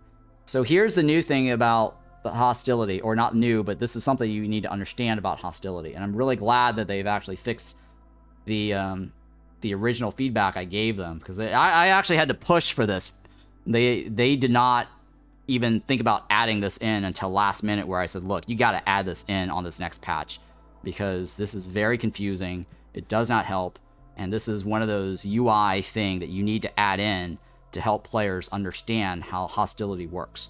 So if you actually watch my original Let's Play for the tutorials, there is a huge difference between this one and that last one in the UI now, where the years right now shows 0, right? And it shows villagers 30. It's color-coded red. Villagers are color-coded red. Discovering glades right now is currently 0. It's color-coded red. Originally, it was color-coded green, all the zeros. All zeros were color-coded green. And that was actually a bad thing, because UI-wise, it did not make sense, or intuitively, it did not make sense for players to understand that the first line, the first modifier line, 0 years, is actually negative. It's actually a negative impact on the hostility modifier. Villagers is negative impact. It's 30. You're getting a penalty of 30 points. At each villager costs you 2 points of hostility, right? So 15 villagers multiplied by 2 points gives you the 30. Now, this is the feedback that I've been trying to get them to do, and I don't know why they haven't added this yet. And I'll try to push this for next time. They need to add in a bracket saying per cost. Like, what is the per cost for years? What's the per cost for villagers? What's the per cost for dangerous glades? You don't know this. As a new player, you're looking at this. What does all this mean, right? You don't know what the multiplier means, right? I can tell you right now, the villagers is 2 because you take the 30 and divide by 15. I would not know what the discovered dangerous glade is unless I actually open a glade, right, to get that magic number to figure out what the per dangerous glade cost is, or penalty is. Same goes with the years. The years, I believe, because I think prestige is 45 divided by 3, it's 15. So on the lowest difficulty level right now, the years should technically show per year penalty is 15, right? So next year, at the end of your first year, it will show or 15 or red 15 to indicate that the hostility is going to go up by 15. Okay, so that's what those numbers mean right now. So Hearth is green because you actually get a bonus. You reduce the hostility by -20 because we have one Hearth. The Queen's Impatience, we currently have one Impatience. It's actually giving us a -20 hostility reduction because the Impatience is currently at 1. So if you tally up 30 and then you subtract the -20, you get -10 at the top. You see how at the top bar it says -10? So we're actually level 0 less by -10. And I'll go over that again in a little bit after we open a glade and after the years pass. So yeah, before they used to have the color code zeros being green, and that was not very useful. All right, so now, all right, so in this, okay, so in this tutorial, the number of years costs 10, right? Remember I said 15? Well, gee, it's not 15. I was wrong because I was doing the math based on prestige divided by 3 multiplier, but in the tutorial, it's actually 10. But when you go out of the tutorial, I don't think it's 10.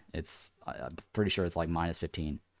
So this is a perfect example of why they need to update the UI to show you what is the cost per year, right? Right now, it's like, I don't know what the cost is for the Dangerous Glade. I think I have an idea, but it might be different in the tutorial, right? So let's say I open one of these up. Let's go ahead and do that. So I can figure out like what the negative value is of a glade, a regular glade. All right, so I'm going to complete this. I'm going to get 10, 10, 10. I'm going to move the bar.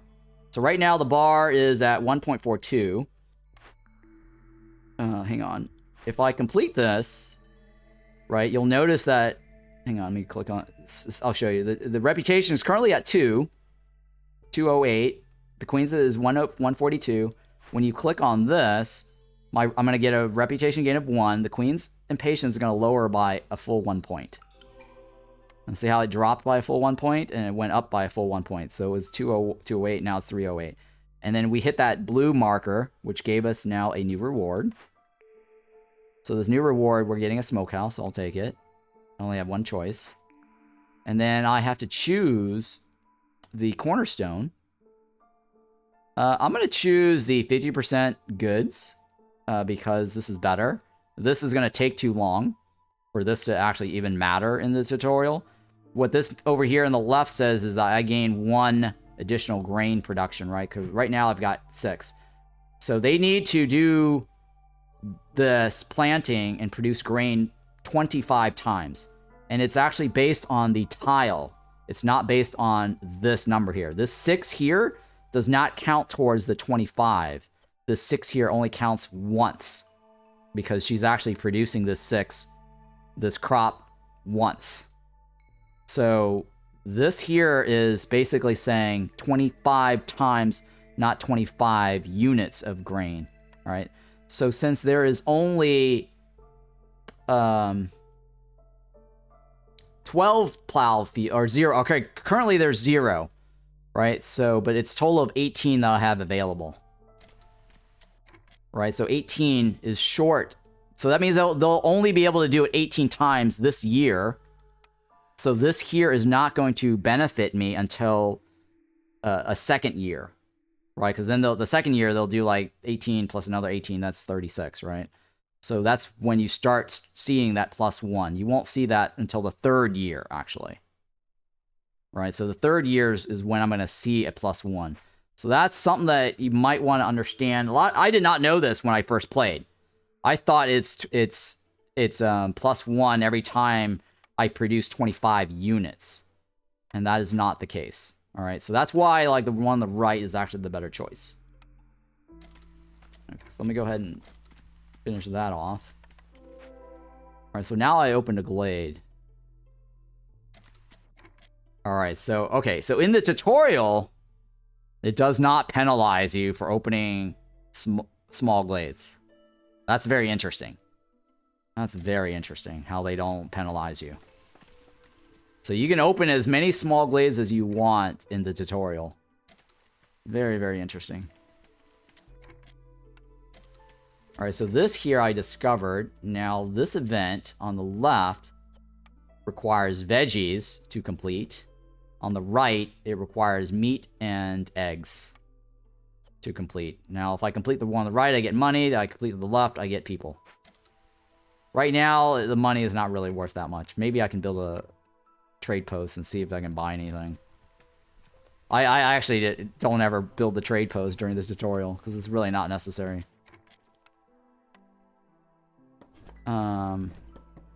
So let's go ahead and build a jerky because that's the reward requirement or the quest requirement. And it wants us to build the meat in the jerky or create meat, a jerky from meat. So I'm gonna go and enable the meat. And I'm going to use wood as my fuel.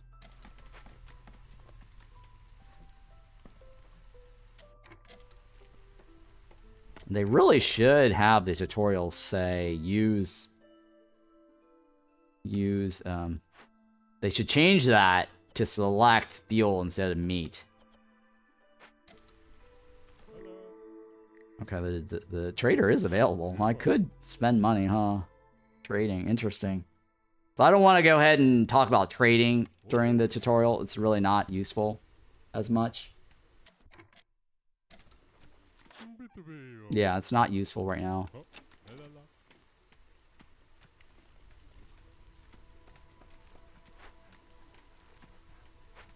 Alright, what else did they give me? Nothing, right? Yeah.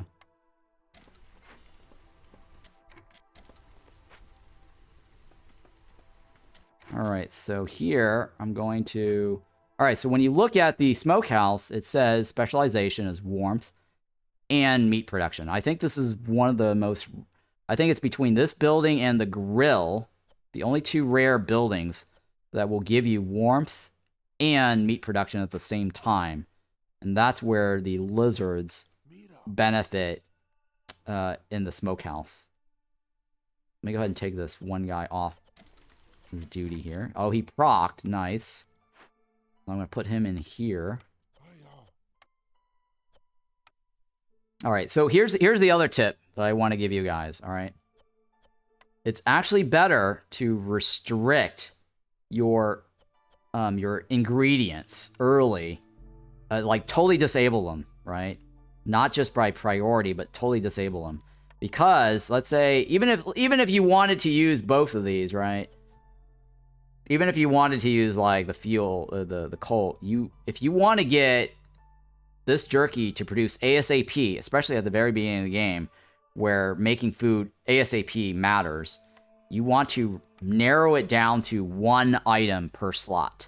Because otherwise, they will start delivering this and this until their internal storage is completely filled with both fuel types. And then will they start working. So let's say if you also had, like, insects, you definitely want to delete, or not delete, but disable the insect, right? So that way they focus on delivering one item only, and they will start working as soon as they have both of the items. Right? That's another tiny little tip there for speed, or efficiency. Otherwise, they will spend time delivering everything that you have that's available to them. And you don't want that. Right? Now, here's the other tip. Which I don't immediately recommend, of course, right? But if the insects is already not available, then you can leave both of them on. And then you can do the hold shift to change priority. So let's say you want meat first, then you can hold as a priority.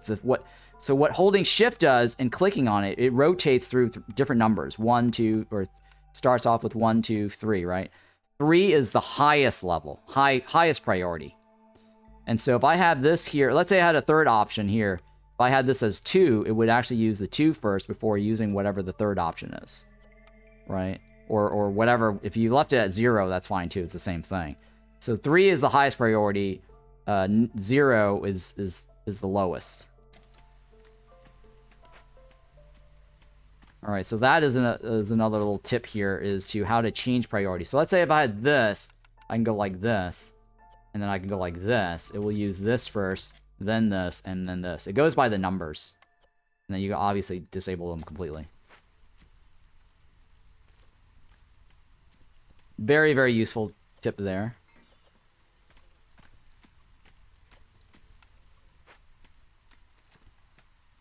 Is there any instance in which you don't make fertile soil squares soil, or does soil cost a resource? Okay, so the question, soil does not cost any resources at all, right? There isn't really an instance where I can think of other than this. You see how I place this on top of this to get that coverage? Because if I move over here, I wasn't able to move over here because originally there was another thing there, right? So now that egg is gone, I actually can pay the cost. Let me see. Do I have the wood? Yeah, I do have the wood. It cost me planks to move this. I'll move this anyways just to show you. All right. Hang on, before I do that, they're working on it. I don't want to move it while they're working on it. Because if I move it, it cancels their progress. And there's only like couple of more tiles left for them to do here. Alright, this guy has nothing left, right?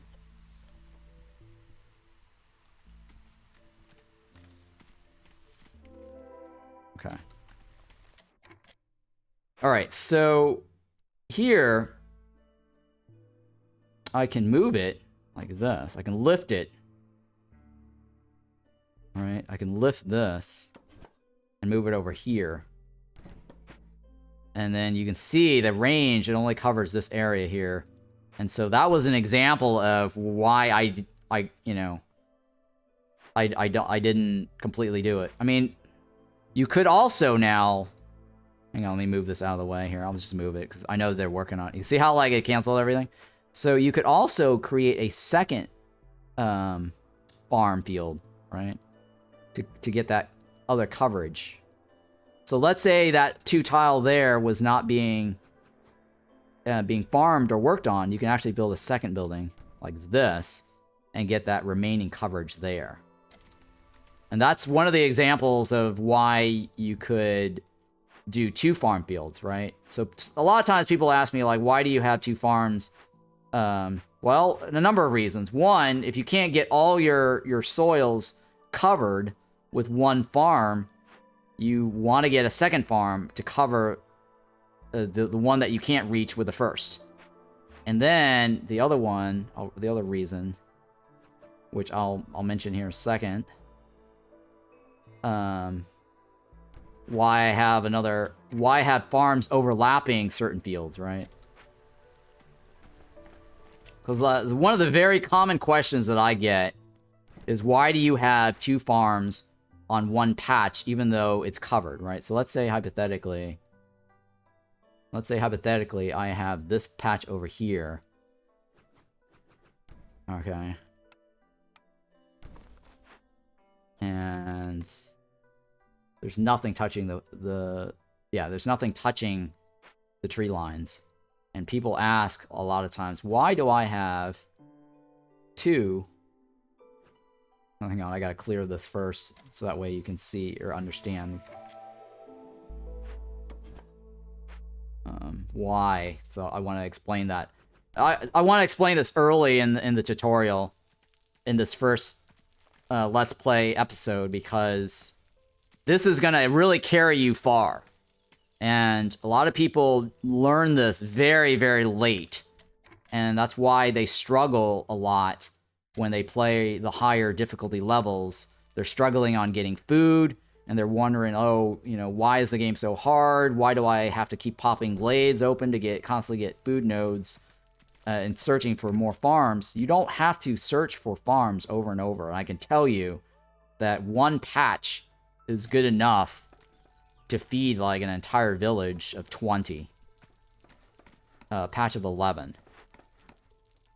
Right, so this here is 11. Exactly 11, right? 1, 2, 3, 4, 5, 6. Yeah, it's 11. It's like 8 this row, and then 3 here, right? So this is an example here. This is a very basic example and a very common example. So I'm going to use this tutorial to discuss and give you the strategies for the farm fields. So that way I don't have to repeat this in my later videos, and I just refer people to this first episode, right? Let me set up the second farm here. So this second farm covers this 11. This first farm also covers this 11, right? And a lot of times people ask, why do you have 2 farms here?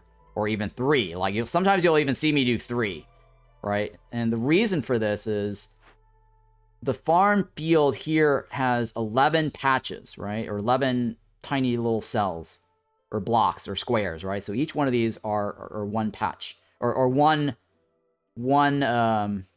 node, I guess, if you want to call it, one farm field node. So here's 11 fields. This is one patch, a patch of 11. Each of these guys, when they work, they can only work on one field at a time. So when you have 2 workers, let me get this out of the way since they just built this. I'll just pay the cost here to show you as an example. All right. So when you have a farm that has only 2 slots, that means, let's say you have this one guy here. One guy can only work on one field at a time. You'll see him spinning his little thingy indicating that he's working on it, like gathering or harvesting or plowing or whatever. Whatever the hell he's doing, right? If you add a second guy, he's able to do the second field. So one guy only, if you only have one guy, he will take forever to do 11 fields because he has to go here one at a time. He goes here and here and here and here. He'll spin, he'll come back, he'll spin, he'll come back, he'll spin, he'll come back, right? Or if it's 2 minutes has lapsed, he'll go back to the hearth, take his coffee break or her coffee break, and then walk all the way back here to resume these patches one at a time, like boom, boom, boom, boom, boom. He'll go every cell or every field one at a time. So when you have 2 workers, that increases the speed, right? So now they're doing 2 at a time in 30 seconds time frame, right? And they'll spin, and then they'll go do these 2 fields here, and then they'll go do these 2 fields here, and then they'll do 2 at a time, right? If you have more farms added to this, and then you add more workers, then you're actually getting all these farm fields planted faster. That's why I have 2 fields, or two farms per field, or 2 farms per patch, because I'm increasing manpower. Now, here's the other bit of information, right? The farming phase is really easy. They don't actually have to go back to the warehouse to actually continue planting this, right? They can actually just resume planting whenever. But when it comes time to harvest, there's an internal storage here of 20. So when they're looting 6 of this, for example, let's see here, like, they're looting, like, grains, and this is already a capacity of 20 here, right? And when this fills up, they have to empty their internal storage back to the warehouse before coming back and then harvesting this 6, this 6, this 6, this 6, and this 6. So that's why I add extra workers or extra farm fields so that I can get workers harvesting while this group here delivers and then they go take their food break or whatever it is, and then this other guy comes back, and then they rotate and they take turns. So adding more farm fields adds more worker options, and you have to factor in also the distance between the farm to the warehouse. So in this case, let's say if I were to use this patch, I want to build a warehouse nearby, like this. It's very important to have a warehouse nearby, so that way, when this here is full, they go deliver it to this warehouse. The trip between here to here is short. They can come back and resume harvesting more. This is maximum efficiency. Otherwise, you're basically wasting your fields. Right now, I'm probably going to end up wasting this because I didn't build extra workers, and you'll see this at the end of the cycle. Is there any reason to pick up a farm versus a plantation versus an herb garden? Okay, so very good question. So my order of preference, because each of the farms do different things, okay? I don't have a field kitchen here to show you, but the farm produces veggies and grains. This here is used to be able to make porridge.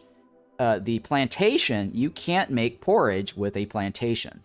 You can only eat the berries raw, or if you have a building that takes advantage of the berries. For example, the berries can be used in biscuits. Berries can be used in the grill.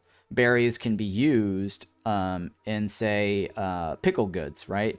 But those things require another component to it. So the berries is not as efficient because later in the game, you'll realize that the porridge is something that you have access to immediately that does not require a product that requires another building, basically two production chains. So porridge is only one production chain technically. Well, two. One to gather the food. But if you don't have to gather the food, and let's say you came with the food, you can immediately make porridge. So that's the reason why picking the plantation is not advisable, right? The only use for the plantation is if you want to make a fabric with a fiber, and if you happen to have a ranch, right? If you know you're going to get a ranch off the bat because let's say you got a modifier called Overgrown Library, and you know that the first blueprint you're going to get is always going to be the ranch, then in that scenario, you could embark with picking the plantation first, and then you have the ranch to play with because you can feed the berries into the eggs, and then that triples, almost triples. It definitely doubles more than doubles your yield for the berries, right? Because it's 2 to 5 is the input output, and it also has a chance to double, so you might end up getting triple your value with the plantation, right?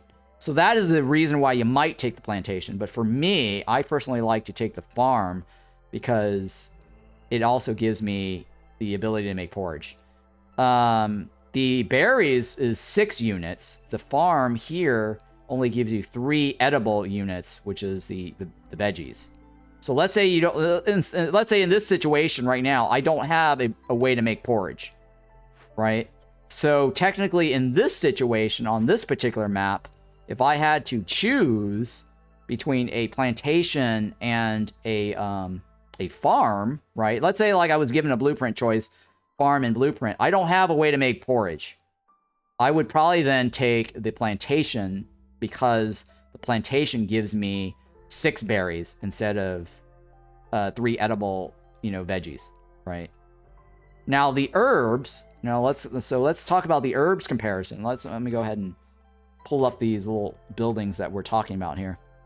So the herb garden, it's a 1-star root. I wish they would actually show you the recipe, but I can tell you for a fact that the roots 1-star means 3 roots. The 2-star means 6 herbs, right? The farm, small farm, right? The small farm has 1-star veggies, which is 3, and grain 2-star, which you already saw, which was 6. The plantation berries, right, has 2 stars berries. So that means you're going to get 6 berries. In fact, fiber, you're going to get 6 fiber. And they really should show you the recipes here, and I don't know why they don't. I really don't understand why. I've actually complained about this. I posted this as a bug. Don't understand why they don't actually give you the recipe output, because this information is useful. Giving you the stars information by itself does not help, okay? So the herbs, you can't eat the herbs directly. It's not directly edible. You have to feed it into the porridge building. And these buildings are actually buildings that you probably don't have access to at the start as a new player, because I believe there's stuff that you have to unlock. Yeah, see, there's stuff that you have unlocked, the beanery and all that other stuff, right? So the herb garden, basically, the only thing that you can eat raw would be the roots. And the roots, again, is only 3 stars. So if you don't have access to certain buildings that converts porridge or creates porridge, then the plantation would probably, early on, as you're leveling and you're upgrading your citadel, the plantation is definitely the way to go, right? But later on, as you unlock better buildings, and you have the ability to do portage, or say the ranch or whatever it is, then you want to consider building. So the ranch will take grain, but the ranch will not take anything that the herb garden produces. The roots is stuff the ranch will not take. The herbs is stuff the ranch will not take. So that's why, like, I prefer the farm in general, because the veggies is actually more efficient feeding into the ranch in the leather production. And then of course the grains can be fed into any of the the products in the ranch. So that's why, like, I think that the farm is the best to pick overall. All right, so now I was explaining to you the reason why I have multiple farms. Now, the 2 farms is not a hard rule. There's no hard, fast rule. Yeah, you're welcome, by the way. So there's no hard, fast rule to how many workers or how many farms you need, because I explained to you that it's all dependent on your distance to the warehouse or nearby warehouse, and your distance to the hearth, because they have to go on break. So even though I might say, like, hey, you know, I kind of always do 3 workers to 11 when they're producing 6 and with a warehouse nearby, it is also very dependent on the distance to the hearth.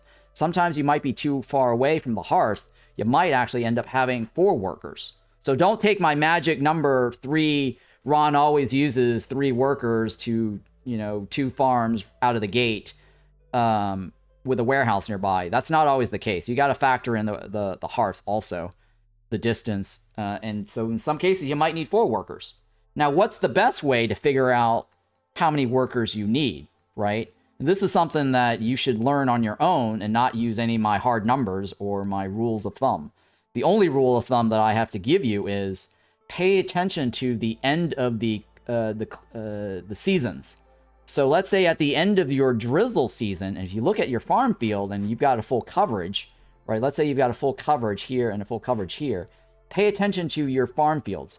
If you have an empty field and one of these numbers say like 10, 11, for example, that means you did not fully plant that farm field. You wasted 1 tile. That means you need to add another worker. If you have 4 workers here already filled up, that means build another farm, add a 5th worker to get that last plot done.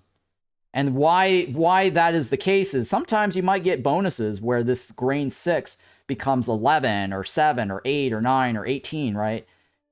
That eventually creates this warehouse to be really full. So you might also, at the end of, say, the clearance season, if you're at the end of the clearance season and you see a number here, it says like, or you see visually that they haven't harvested everything right before the storm, that means, again, the rule of thumb is to add more workers based on the end of the season.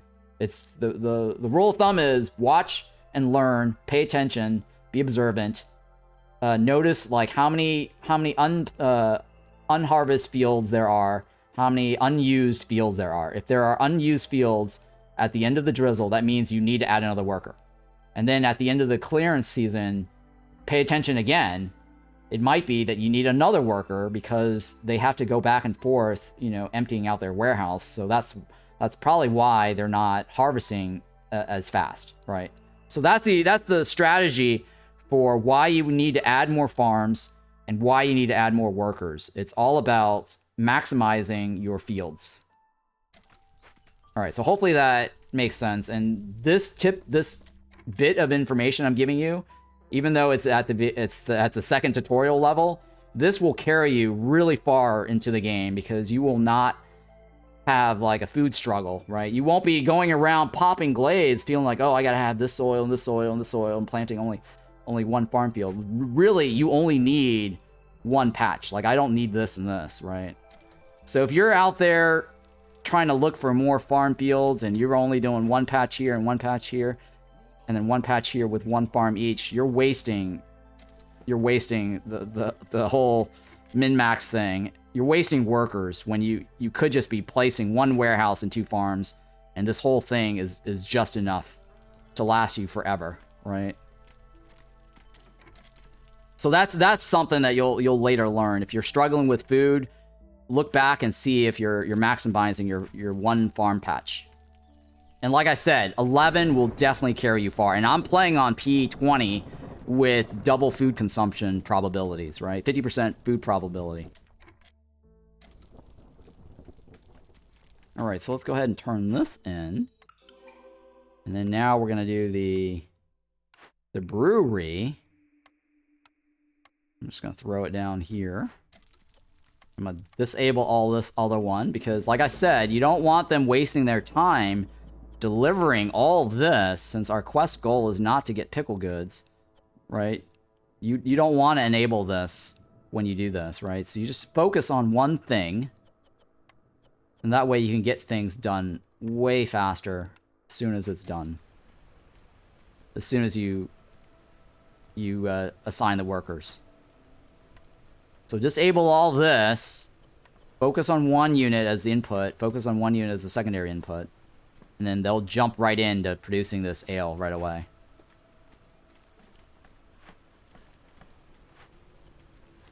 Okay.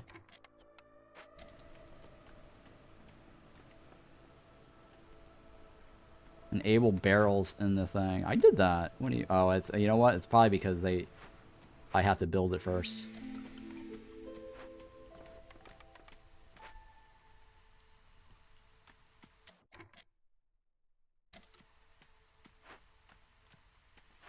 Okay, so here I've got 2 guys. So normally, what I do know is, normally 2 guys, normally, should fill this all out by themselves. And then by harvest phase, you need 3. 3 needs harvest. In the storm phase, okay, so what the tutorial does not point out, and this is the other thing too, about the farming cycles, right? It only mentioned that it plants during the drizzle, it harvests during clearance. It failed to mention that during the storm, there's another task that they do, which is called plow fields. They plow the fields during the storm. What plow field does is it increases their chance of getting double yields. It basically is a mechanism to get a higher chance of proccing your harvest. So during the storm, I think I assigned the workers really late, so I was only able to get 7 buffed. And that's the little shiny glow. So whenever you're looking at your farm, you're visually seeing it. There's probably like 7 tiles that's shining right now, right? So that one right there, this is a 6, right? So this means here is that you get a chance to get better yields, and it can only be done during the storm season. And generally, 1 worker will be enough to do the plowing. So during the storm is a perfect opportunity for you to remove your workers and reroute them to something else. So a lot of times, like, let's say I'm short on workers, or I have, like, say, a forger's camp, right, over here. Let's say I have a forger's camp over here. And during the storm, I just take the humans off, and I fill up the forger's camp, and then they can actually work on gathering this during the storm. And then when it comes to the drizzle season, I'll take the workers off the forgers, and then I'll place them back on the farm so they can do the drizzle planting. So these are little things that you can do as tips to micromanage and improve the efficiency of your village. Because sometimes you might be in a situation of having only two humans, and you need to juggle, you need to optimize, right? So putting a human here and a human over here, it doesn't make sense through the drizzle. You wanted to put a human here, have the one buff all this, and then reroute them all over here, and then farm all this, because it takes advantage of the farming specialization, the chance of proccing. Right? So that's another little tip there is juggle workers around. So in this case here, the humans benefit from brewing, but that only gives them resolve bonuses. So let me show you. See, okay, so now you can actually click on this. Remember, like last game, I told you, like, you can't click on this, right? And the only way that works is by holding down the Alt key. In my case, I have it mapped to the tilde key. But let's say you can click on the humans to find where the humans are working, right? And a lot of times, you know, people are like, oh, why don't you use this to move people around? I don't use this. I only use this to look at where my humans are. And the reason why I don't use this to reroute humans to the brewery, for example, right? I could technically go like this, click and move it over here, right? But they're working on stuff, right? If you are clicking on this and then you remove this guy here, you see how like it immediately cancels their spinning thingy, and you move them over here, right? You basically canceled it, right? So this is the reason why like I don't ever like using this overlay. The only time I'll use this overlay is I know for sure, or I don't care what they're doing. Because this overlay could be improved if they add the working icon. Newlux, thank you for that sub. I appreciate that, by the way. Yay. So this is the reason why I don't use this overlay. I only use this overlay just to figure out where my workers are, right? I always click on my buildings, and I wait until whatever it is that they're done before moving them. So I'm always like, you know, finding stuff and then finding workers and then clicking on the building to make sure that they're not doing anything so I can take them off and then reroute them wherever I need them to go, right? Like that. And so here, I've got this guy here working, right? Now, okay, so here's the thing. The humans benefit from this by resolve. But right now, resolve is not that important because she's never going to get to that 30 threshold because I'm favoring the lizards, right? She's not going to get to that 30 threshold. So there's really no major reason to have her in the brewery when she could be working on the farm, for example. Like, I can get these last 2 slots. I could still stick a beaver in here and it's just the same.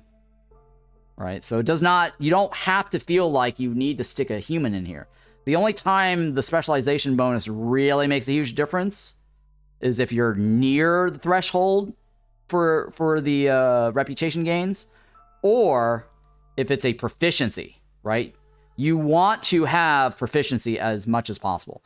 So that's why, like, having a human or anything other than a lizard in the slot, it's not efficient. It's not min-maxing. You're wasting your potential here. Because this here gives lizards a 10% chance to proc. Beavers don't get that 10% chance. So it's not a good idea to put the beavers there because you're missing out on that window of opportunity. And then once these charges are gone, they're gone. So basically you have 10 chances of procking 10%, right? So it's better to leave the lizard in here because you only have 10 chances to make this work, right? It's basically rolling the dice 10 times. You want to maximize that dice roll by giving yourself an extra 10% chance. And that's why, like, you know, you'll always see me, like, not stick in or not use anything other than a lizard because I'm a min-maxer and I don't want to miss that dice roll, right? So that's just me. But, you know, some people might be in a desperate situation and go, oh, I need that meat right now. I don't have enough lizards. I got to put something else in there because I'm in a food starvation situation, which is understandable. But I'm only pointing that out is that you want to min-max whenever you can by putting in whatever species that benefits. But if a species doesn't have a specialized, or a building doesn't have a specialization bonus for proficiency, then it doesn't matter what you stick in there. As long as it gets the job done, it's fine, right? So that's just another tiny little tip here related to specializations. And this is for humans, right? So this guy here only reaches these 2 tiles. This guy here can't reach that, right? So once this guy finishes the second tile, for example, if you micro and you pay attention, you can actually now, because he'll go back and he'll do nothing. He'll be idle. Right? He'll be idle. Well, after he takes his coffee break, right? Now, here is the other thing too, right? That I'm really annoyed about, okay? If you notice, like, a lot of the buildings will have an exclamation mark over them if they have nothing else better to do, right? If they have no, for example, let's say there's nothing here, right? Watch. This guy will go on the break, she'll come back, And she'll have an exclamation mark over the building's icon, right? It'll say like they're idle. You'll see it in a little second here. Well, after she finished delivering, of course. Right. See how this icon has an idle icon, right? I'll show you in a little bit here. I'm really annoyed by this. Okay. See how this actually gives a little exclamation mark and saying, hey, this guy's idle. This is an alert message. Pay attention. Hey, we're not doing anything. Give me something to do, right? Okay, cool. This is a really useful little notification, right? I'm idle, right? It doesn't do that over the farm building. I feel like this is a bug. This needs to be added as a user quality of life feature. I want to know this building has an idle worker. If it had like two people in here, I want to know there's 2 people here that's idle. I had this argument with the developers on their bug report, and they're like, "Oh, this is a feature. This is a feature," they said, where this icon is not marked over the farm. Some other player argue that this is a feature. This is not a feature. I want a quality of life notification telling me that there's 2 workers here that's idle, right? I want to be able to take this guy off and then move it over here and go, hey, I have an idle worker over here. There's only 2 slots here. It's going to take 2 minutes and 11 seconds for this worker to be sitting here. There's just no reason why they don't make that idle notification on the farm. This is one of the things I'm very passionate and very annoyed with the most.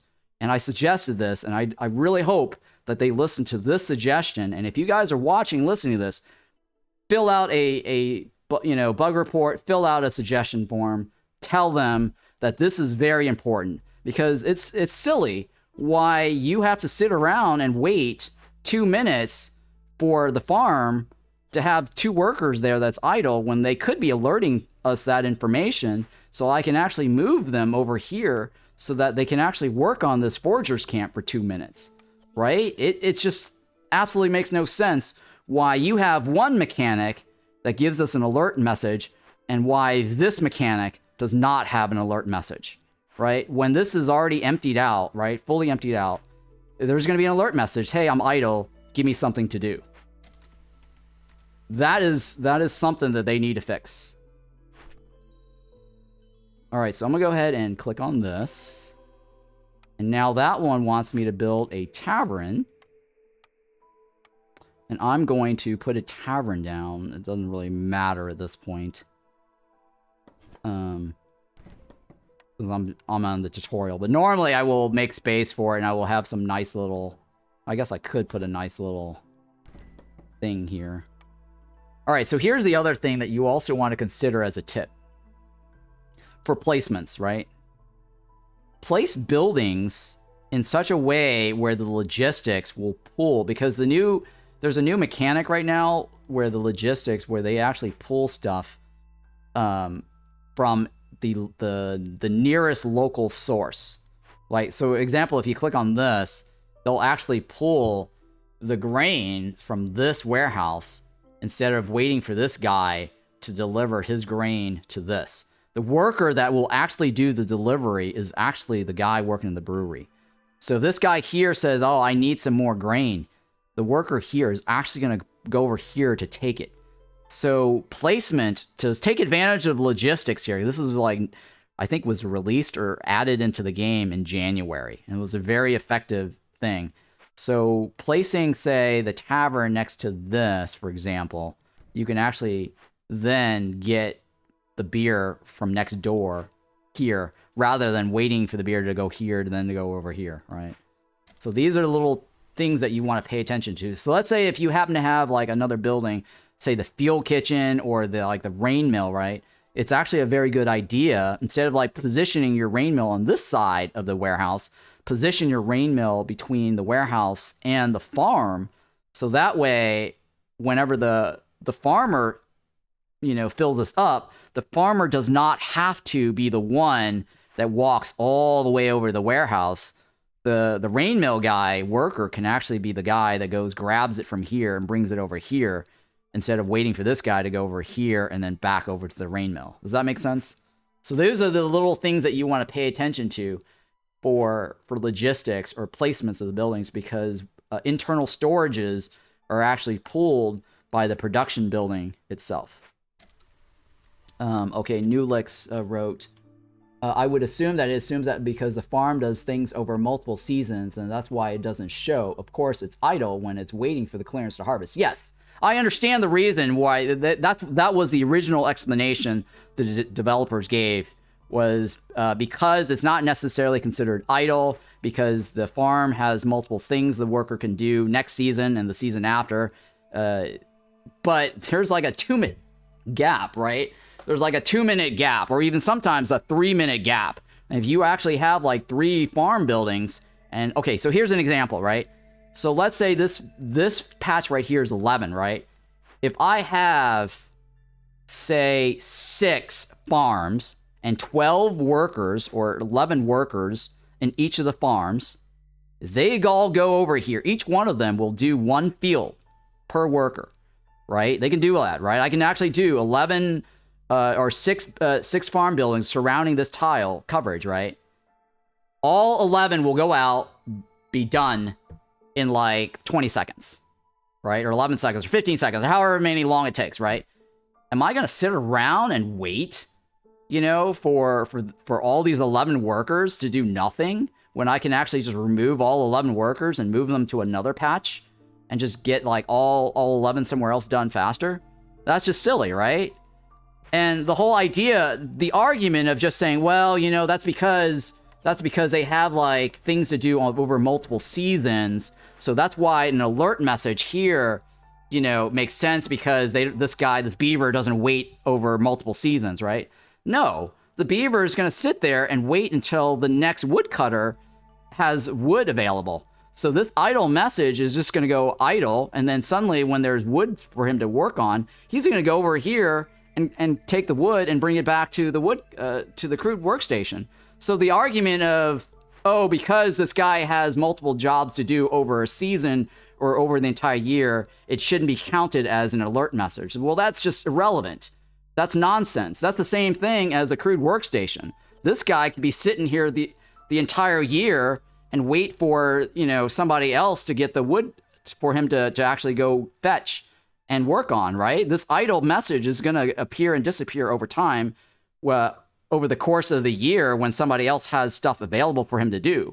That's the same thing as like saying like, hey, this crop is now available because it basically, you know, bloomed, right? So it's the same thing as saying, oh, well, you know, the wood is now blooming and it's available. Somebody now made this available for this guy to go fetch it. So in that argument of why like this building gets an exclamation mark and this building does not, just because it's a farmer that has something to do every season, it's totally irrelevant, right? That does not even, that logic just blows my mind. You know what I'm saying? It does not make sense. Anyways, so let's go ahead and move this guy over here.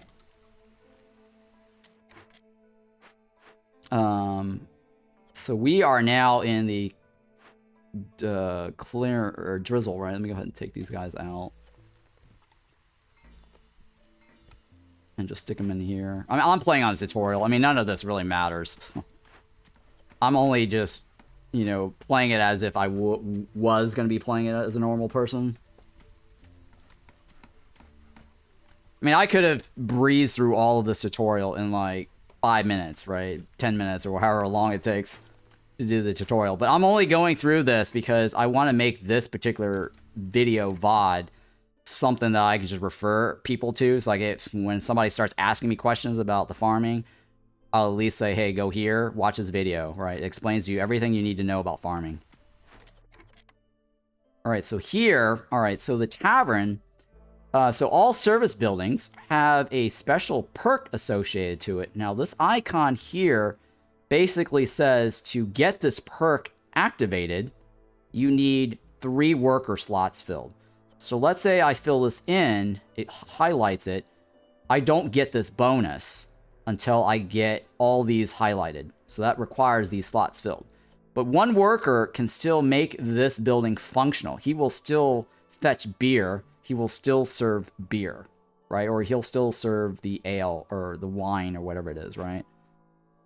So, for example, let's go ahead and remove this guy.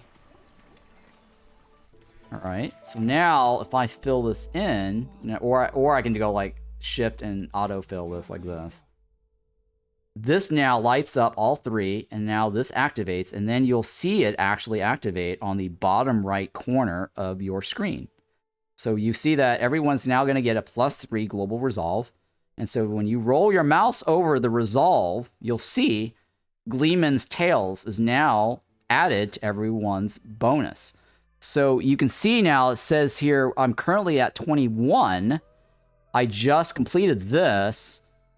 It's moving towards 24.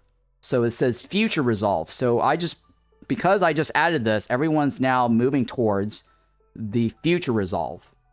And so that allows the humans to get closer towards that threshold. So let's say I now favor the humans. I only need to do something that gives a human that extra 1 point.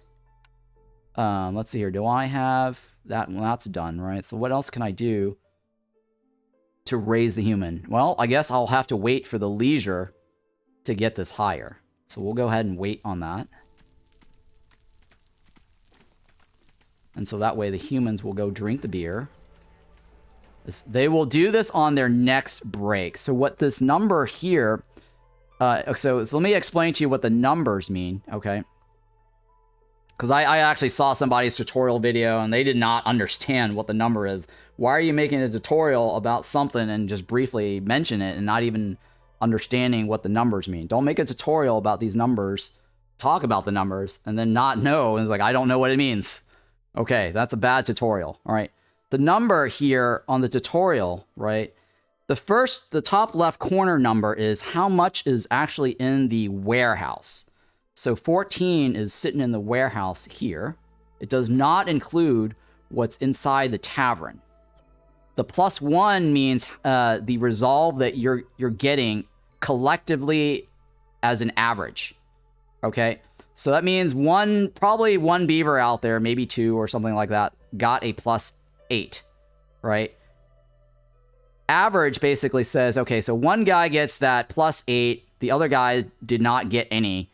So it's probably, whatever the magic number is, taking every 6 villagers, okay, that have a +8 divided by 6. So if only one guy has a +8, and then 5 guys do not have a +8, it's basically +8, plus the 5 zeros divided by the 6. Well, I don't know if that works out to be the 1. I don't know the specifics on who got it. Let me see if that actually averages out correctly. It also rounds up. So it could be that it rounded up and only one got the 8. So let me go ahead and add the math here. 8 plus 8 divided by 5. Yeah, it's 1. Okay, so it's possibly rounding down in this situation here, because the worst case scenario is one person gets... Oh, no. It's 8 divided by 6, not 8 divided by 5. So it is still rounding down, right? So this is 1.3 rounding to the nearest. So I'm thinking the cutoff is actually 1.5. So if you get, say, another one, it will go up to 2. So if all 6 actually gets the ale, then the most that you'll get is 8. So let's say 6 guys drinks their beer. Each guy gets +8. So 8 times 6 divided by 6, you're going to get the 8. And that's the most that you'll ever get. That's where the maximum bonus is, right? So it actually tells you here. It says affected is 1. So that means one person actually did drink the beer. That's what when I did that math there. One person drank the beer. Unaffected means there's 5 guys with zeros. And you take the... all 6 guys, so it's basically +8 plus the 0 times 5 divided by 6, and it turns out to be 1.3, and right now it's calculating it rounding down because 1.3 is not close enough to round up. And that's fair, right? So if I get closer to point two, to the 2, if it goes out to, I think it's like 1.5, then it should show a +2 as resolve bonus here. So that's what these little numbers here mean, right? So 53 at the top right corner here shows that I have 53 available, right? So it actually says available right there, right in the corner there. But it does not count what's in the internal storage, right? So this here is an internal storage. So even if this guy completes his jerky and it sits right here, it's only going to use the 53 that's here as the value for available. Now, average bonus and max bonus, it shows you affected. Since I only have 3 lizards, there are 3 lizards that actually have the +4. And so the max average I can get is +4 right now. And the average bonus is 4 because if you take the 3 times 4, divide by the 3, the average is still +4. And that means everyone actually has the most they can get for the jerky fulfillment. So that's what these numbers are. Okay, so the basic housing, same thing. Now, sometimes, when it says available, the only catch on some of these things also, which is kind of wonky, is that I think the game is still bugged using basic housing numbers with the species. But I'll go over that in a little bit later because the species-specific buildings, we don't have that yet right now, so I don't want to talk about it if I don't have an example here to show you. But the species housing is specific to the house. So let's say like there's a human house, there's a beaver house, and there's a lizard house. These things are specific to that species only. And then the available number count is actually kind of wonky because sometimes it'll include the availability of this free house. And I've seen this happen, and sometimes it threw me off when it says like there's 1 available, when technically it's that 1 available basic is only coming from the lizard house. And I have no idea why, and that needs to be fixed. But sometimes that does show up, saying like there is basic housing available when there's not. But I'll show you that whenever we get to an example that I can point that out. So if you get these numbers here fulfilled, it tallies up into this top half, right? This top half gives you a summary of all the things that's over here. So this summary right here shows you that plus 2 from the encampment, which is this right here, right? It gives you the Gleeman, which is this over here. It gives you the favoring bonus, right? Because I'm actually favoring them. That's where the +5 is. And this is the summary of other things. It does not include the summaries of these resolves here. Hey, Dread Canary. Thank you for that that raid. Let me give you that little shout out. Appreciate that. Yeah, thank you for that follow there. Tornamina. Appreciate that. Give me a second here. Let me type you out. Thank you for that. All right, so this... Okay, so here's the other thing about how this UI... I have a problem with this UI. I don't have a passionate problem with this UI as I do with the UI mechanics for the small farm. But here's my problem with this whole interface here. This here is all green. This here is all...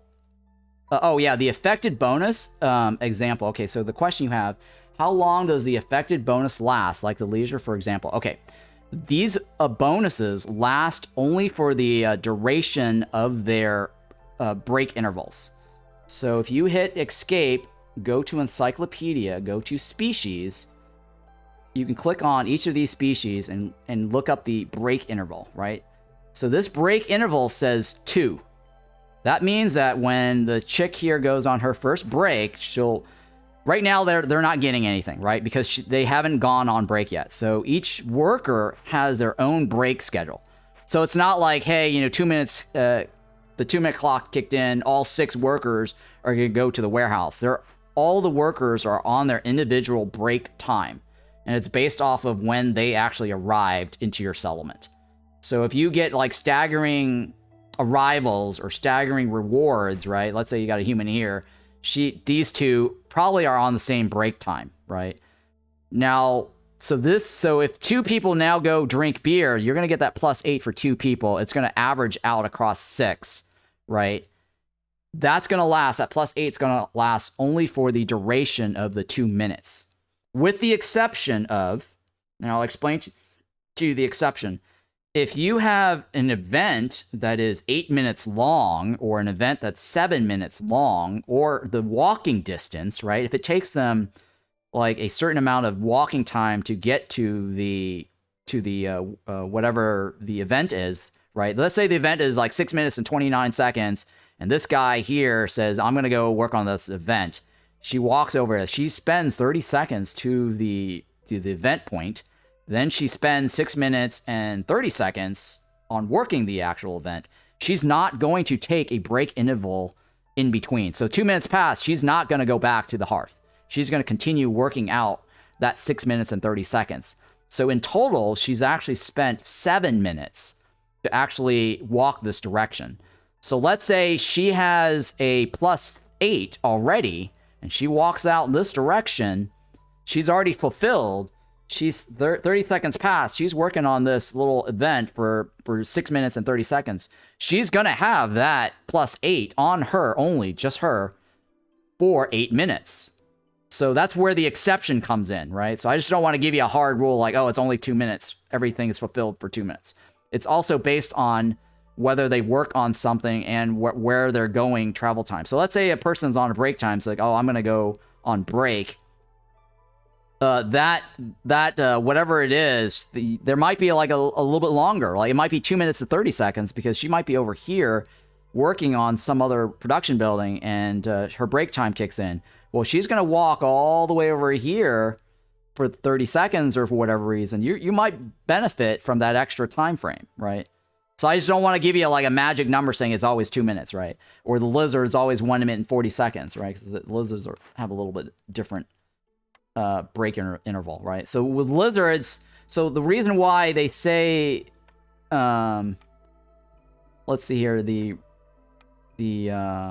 resilience. Okay, resilience is different. Demanding is different, and then demanding is medium.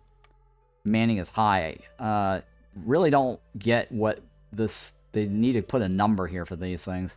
Oh yeah, the developers actually said they don't want to put numbers on certain one of these things because there's little things that's factored in the background, sort of like what all the stuff that I just basically explained. There's variables that make these things different. The only exception, and I actually pointed this out, and they also agreed, but they did not fix this still.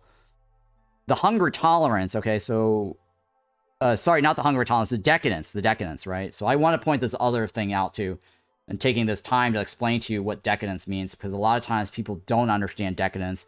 And I've also seen bad tutorial video guides by other YouTubers that do not understand what this decadence means, okay? Decadence is associated to threshold, and they really need to update this to mention the word resolve threshold. This goes hand in hand with the resolve threshold. The word threshold needs to be written somewhere in this description. I don't know why it's not, but decadence is related to resolve. When it says medium, they should attach a number to this. And they actually did agree with me on stream saying, yes, this could be associated to a number. And I will tell you those numbers. Humans, the decadence value is actually 4. The beaver's decadence value is actually 2. The lizard decadence value is actually 7. And then the unlocks is harpies, which is harpies is now 3. And foxes is 5. Right? Harpies used to be 2. Right? Now, what does that decadence and threshold thing I'm talking about, right? Because we were just talking about threshold movements and everything. So let me and resolve bonuses. So this is related. So I'm slightly deviating a little bit, but it's not, because this is really, it's part of the whole thing. in terms of explaining to you how the threshold and reputation gains and resolve work. So you see how where every one of these things show reputation thresholds. So it always starts off at a certain baseline. So right here, the baseline is 15. These guys' baseline is 30, and her baseline is 30. Right, that's their starting point. So when I mentioned that the decadence value for the lizard was 7. So whenever you gain a full point of reputation with the lizard, right? So you see how it says currently I've got 0.9 gain. Once that 0.9 reaches 1 and my threshold is currently 5, the decadence value 7 that I gave you earlier requires or changes the reputation threshold to +7, which will become 22. So your reputation then at that point gain will show 1, and then your reputation threshold will then show 22. That means you need to reach 22 now to be able to move the reputation bar, right? Because currently the reputation bar is moving by 0.04 because I'm blue. I've surpassed the 15 thresholds. See how it says current resolve is 16 and threshold is currently 15 requirement? I'm way over that threshold, so that means my reputation gain per minute is 0.04. That per minute is also based on the number of villagers you have, and it's also unique to the species. I don't have the exact number here. I think I know the numbers offhand, but the numbers, okay, so the lizards and harpies have like, I think 0.199 reputation gain per villager. So I think, so in this case, we have 3, right? I think it's doing some rounding here, but you don't actually see the numbers here. And then the humans, I can't show you that now because we're not meeting the threshold. But the humans and beavers have a different value for the per villager, per reputation gain. Now, these numbers are not printed or displayed here, and I wish they would add that in here, what each villager's reputation values are roughly in terms of gains. And that's something you can look up. I think somebody might have posted that wiki. I actually got the internal numbers from the developers on a spreadsheet, and I'll have to pull up the spreadsheet to give it to you. But since I'm not making a video guide right now, I'm just basically telling you that they are different. I do plan on making a video guide where I'll cut all this up. So that's the way it's short. But right now I'm taking questions too. So if you guys have questions, you can ask me. All right. So the other thing too is the hunger tolerance, which is something I'll explain later. But if a villager ever exceeds their hunger tolerance, they will die. They will starve out, right? And I don't want to go over that on the second tutorial right now. I just want to finish this off.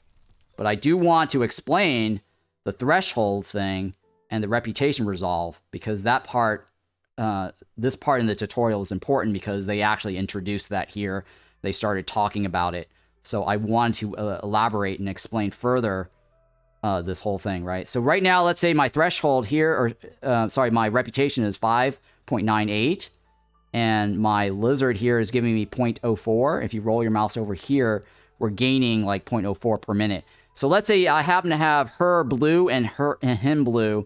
It's going to have a separate number for her and a separate number for him. Those numbers are going to be combined as a total down here, and you're going to move your reputation bar by the total between her and him. So we're going to wait until this gives us at least the 0.1 or A1. So now she's going to go to 30. So now you can see that she's giving us 0.1 and he's giving us 0.04. So we should get 0.14, right? There we go. So see how like the reputation now is 5.99. So once we hit that 1 or a full 1 point, which is going to be 6, right? So once that hits 6, I'm going to get this new blueprint here. So we'll see that in a second here. See that? So now it's 6 because of the resolve change between these two. So I didn't actually move this here, turning in a quest. I actually got my reputation through resolve, right? And I did that on the second tutorial. So you can see here, this guy gave me 0.9. This guy gave me probably 0.1, but it's not showing up right now because it's probably rounding. But that last 0.1 probably came from the humans. A combination of humans and lizards, right? So this guy here, once it hits to, I'll show you in a little bit. See that? Now it gave me a full 1 point rep from the lizards. And so it moved up to 22. So the lizard's no longer blue, right? It's no longer blue highlighted. And it's not, that means it's not giving me any rep. See how it says increase resolve to grow your reputation. So I got to reach this 16 to 22 now to get me that 0.004 again. And the only way to do that is I need to find something along this fulfillment bar here to give me that movement, or through this. All right, so I was in the middle of telling you the thing that I'm annoyed about with this UI. Not as passionate in terms of annoyance with the exclamation mark on the farm, but here's what I'm annoyed about. The color coding. Why on earth do we have a blue icon for negatives and a green icon here, which is perfectly fine and normal for positives, but this here is not red? And why this makes a difference is because we're using the blue as a color code for happiness. People can argue, oh, well, you know, they're blue, so that means they're sad. So that's why it's color-coded blue, and that's why, you know, all the negatives are in the blue code, right? Color code. But I call BS on that. I'm like, well, then if you're using blue as a color code for being sad, then why on earth are you using blue here to highlight them being happy? This blue just does not, works totally against the whole color scheme, right? Here you've got green for the you know, the positive bonuses for resolve, right? And the color code here is, if you notice, combined effects, average bonus, max bonus, all those wordings, those are all red.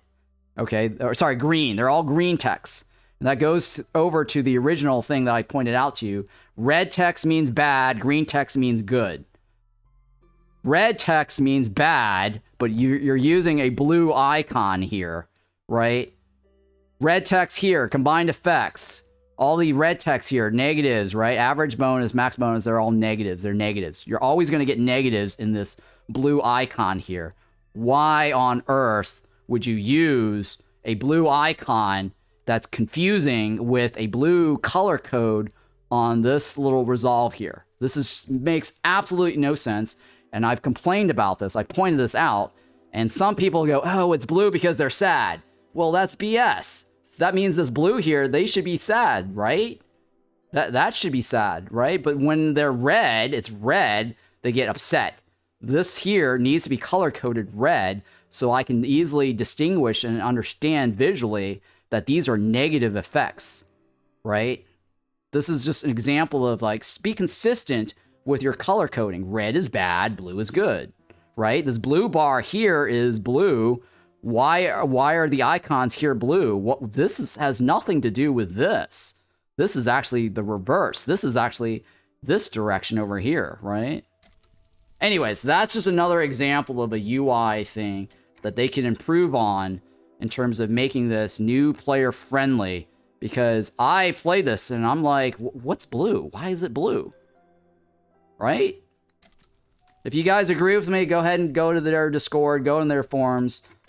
You know, put in the suggestions, run the same feedback, so that way it's not just me giving that feedback.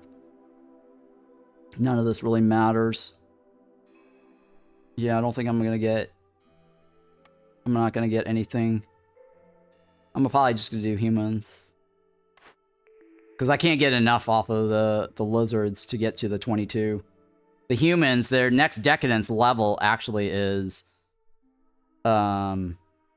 34, right? So that gets up to 8. So another, if I did human homes, I could get to the next level. I mean, I'm gonna win this before then anyways, but it's not important. But I'm just planning if I were to min-max, because I should be able to get my last winnings off of these two. I don't even have to, like, turn this in to win.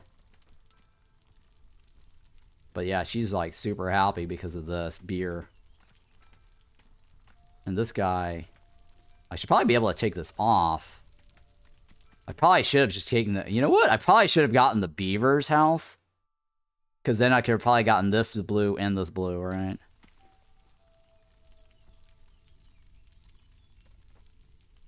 Or favor the lizards, I guess. Yeah, I guess I could have. No. It's better to favor or leave this guy blue and this guy blue, or favor them to be blue, because 6 is more than 3. So you'll actually get more of a rep move with a higher villager count. So you want to basically manipulate the favoring in such a way that you get the maximum number of happiness, maximum of happy villagers, right? And one of the nice thing about the new mechanic or the new UI that they did do is that rolling over this actually changes the color. So if you don't get a blue, if you don't see like, you know, a blue, then don't click on it. For example, like I could get a blue by favoring the beavers, right? So that's a nice little feature there that they had, right? So now if let's say I wanted to favor the beavers. So briefly in this moment, I have this guy and this guy at the same time getting me resolve, right? And then that went off. So we're down to 0.10, right? Or 0.1. And I could have just done something like this, which this is the old favor dance, right? But they nerfed it. But you can still do some minor favor dance by undoing this, for example. So I could get like a blue here and a blue here briefly. You see that? And I switch back to a 0.2.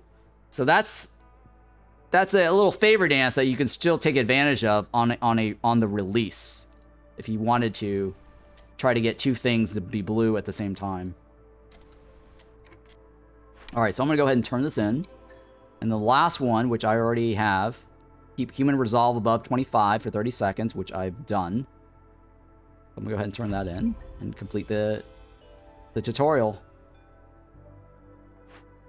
Oh wow, it unlocked the hydrant too, huh? Okay, so this is a new perk, cornerstone, that I have access to. This is another cornerstone I have access to. The herbalist camp is now available in the blueprint pool. I can do paved roads. I can do a rain collector now, and then I have now Citadel upgrades. Okay, nice. And these are other things that I've unlocked, which we've already unlocked on the first go, right? On the first tutorial. I don't know why these are the new thing. All right, so now we've completed the second tutorial town.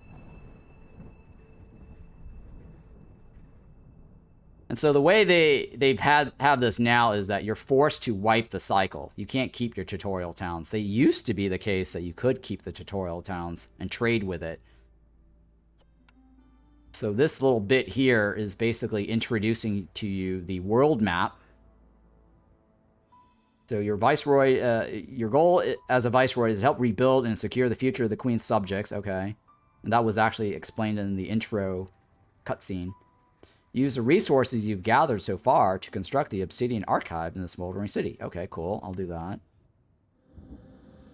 And so now it wants me to spend the food stocks that we've got, right? We've only got 20 food stocks. So I'm going to go ahead and spend it on the first one because that is really useful to unlock the deeds building, right? A place where records records about great viceroys are kept unlocks deeds, right? You want to unlock deeds first. Because, I'll show you in a second. Because by unlocking deeds, you can actually start earning experience points to accelerate your levels, right? So if I want to get to level 3, it actually tells you I need 150 points. And by having the deeds now available to you, you can actually try to get extra experience points. And let's take a look at some of these. Well, hang on. Let me go ahead and look at the last upgrade. So now we only have 10 food stock, and I can only choose one between these two, right? And the one on the right gets me a 2% burning duration off fuel. Okay, that's not that great. One on the left gained a permanent -2% to the speed at which the Queen Impatient grows. Gain 10% more Citadel Resources whenever she finishes a settlement. Okay, So with my remaining 10, the best choice is actually this one here. Because whenever I finish a town, I'll get slightly more resources to spend on this worldview, or this little upgrade tree. This doesn't buy me the whole lot, right? 2% burning duration is not that big of a deal. So this is going to make the most sense.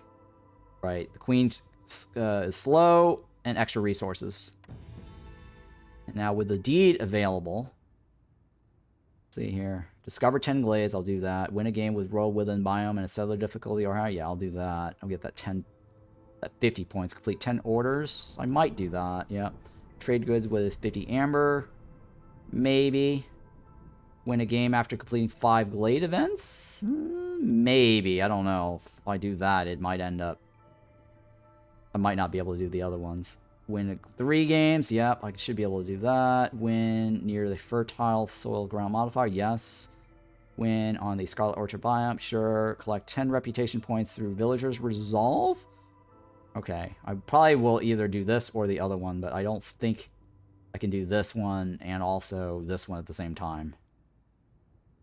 Don't let the Queen's Impatience grow above 6 in a single game. Sure, I'll try to see if I can do that.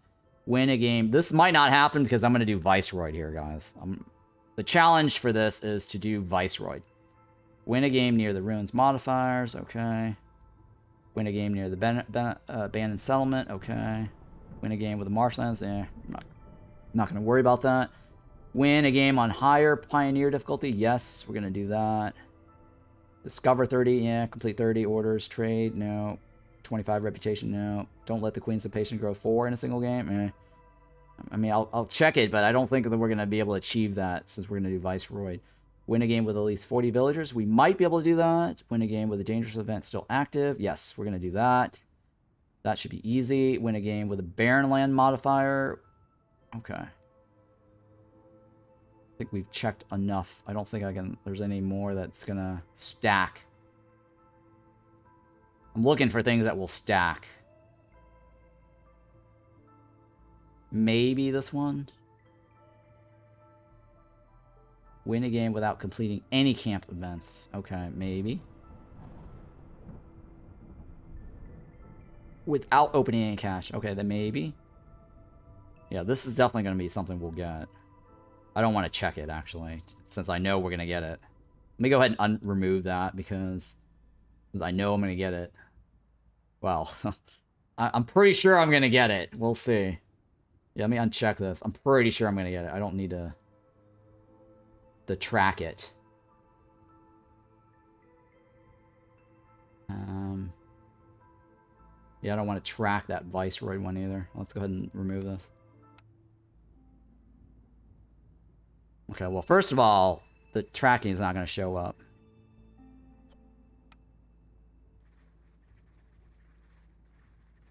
Alright, so now they want me to end the blight, wipe out the whole thing. That's cool.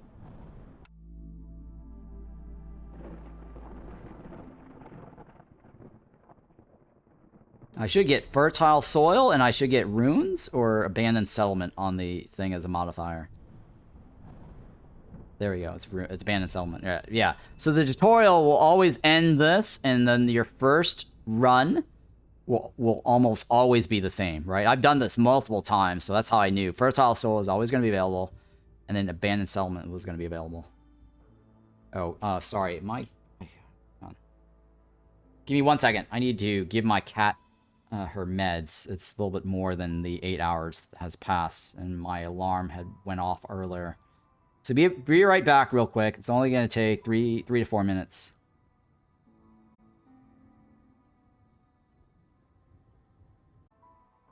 Alright, so we are in the middle of the tutorial Blightstorm reset.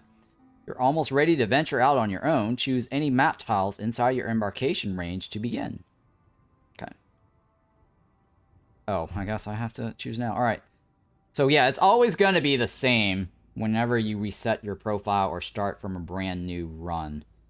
So you have a choice of choosing the abandoned settlement where you'll get stuff to jumpstart your game, or you can choose fertile soil. And if you roll your mouse over these things, the abandoned settlement gives you the most food stock. So I'm going to go with that. Oh, but it requires marshlands. Okay, that's fine. We'll do marshlands. Yeah, alright. I'm going to get more food stock, right? Alright, to embark, you must first choose a caravan that will become the foundation of your town's population. Okay.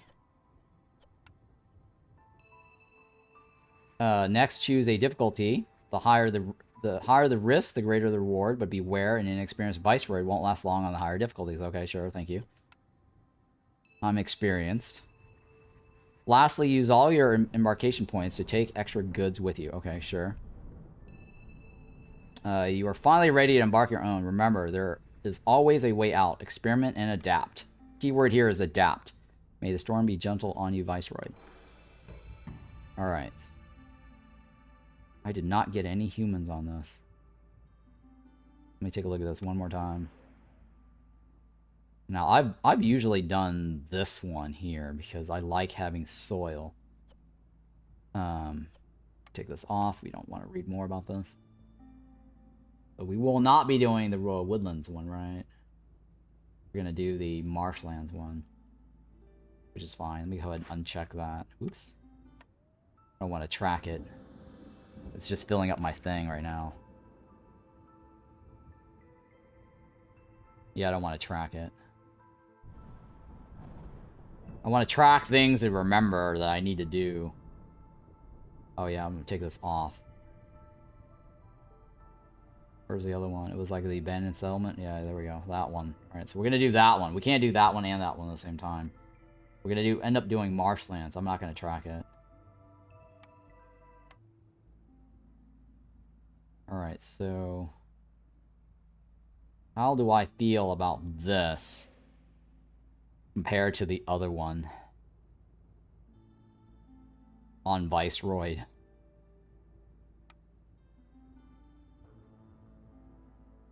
I mean, I like the idea. You know, I can always come back to that, actually. I can always come back to that. Since there's no faction competition, right?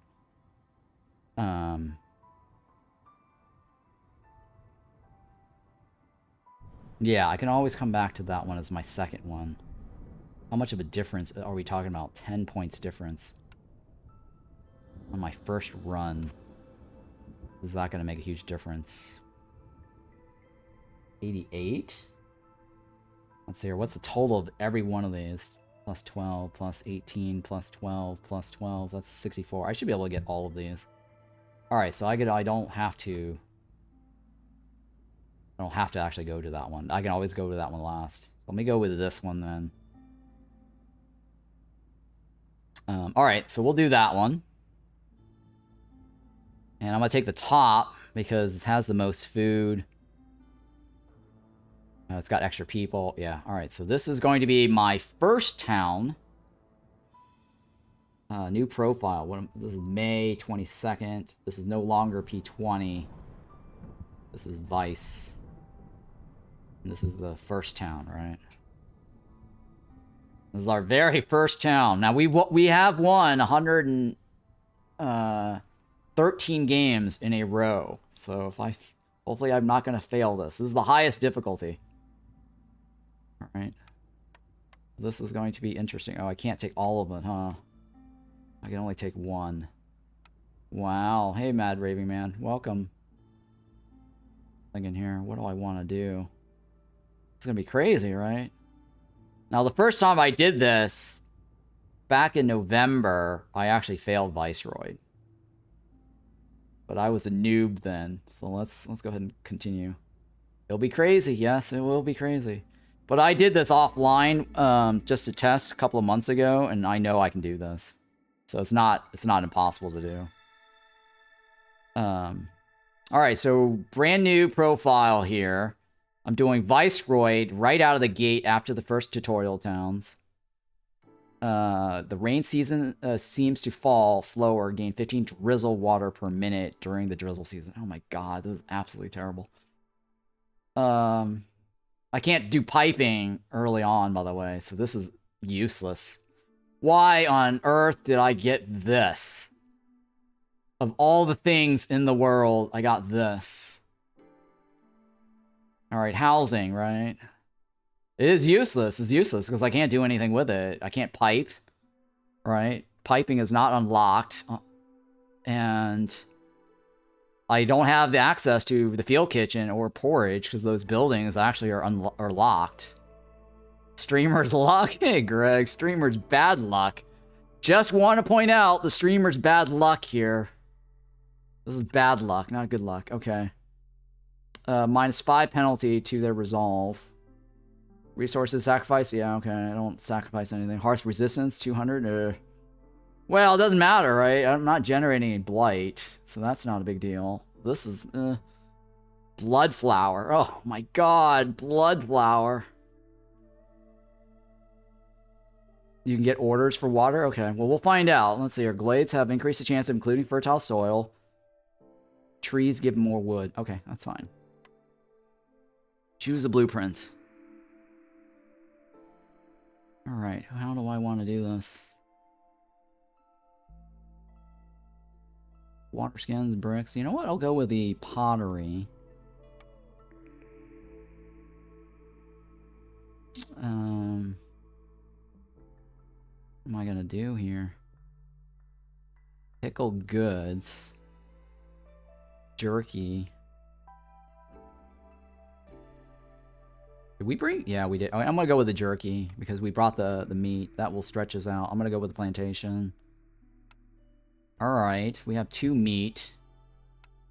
Oh, we have no... Oh my god, we have no fuel kitchen. I have a rainwater, but I can't pipe anything, right? Hang on, let me go ahead and add this. I'm pretty sure I can't pipe anything. Last time I checked, it's not available. Until, like, a certain level. Pretty sure I can't.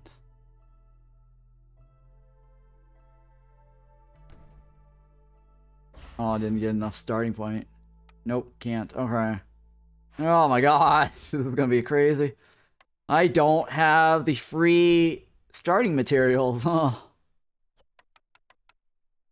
I don't have the free starting materials like I normally do. Oh, jeez.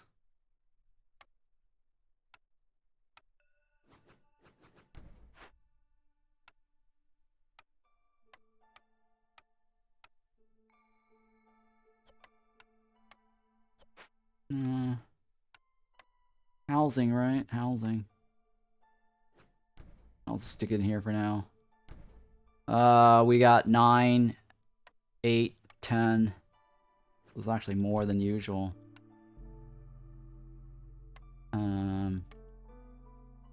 Okay. Oh, we can't do... Oh my god, we can't do constriction... food consumption. Controls.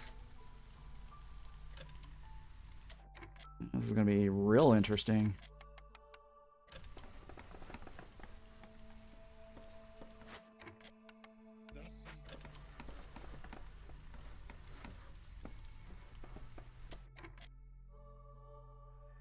Okay, multiplier 3, right? Oh my goodness. This is gonna be crazy. Jumping into Viceroy on the first town, right? I think I just got bad luck at the start. This is absolutely useless. When I did the one offline, I got a better luck from that. And this is not gonna be good.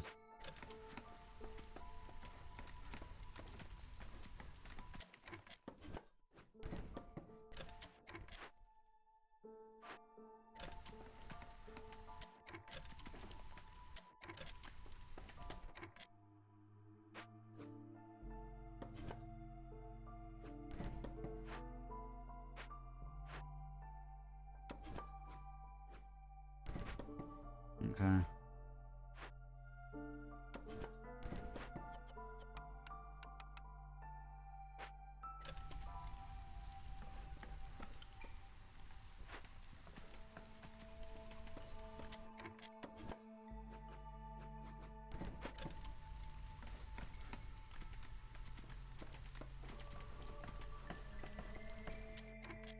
Okay. Oh, you're trying a straight run to P20 from fresh start. Yes, Red Room. I am.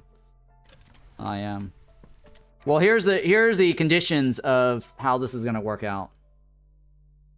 I will always do the max difficulty, even if I lose, so long as I can still upgrade my Citadel.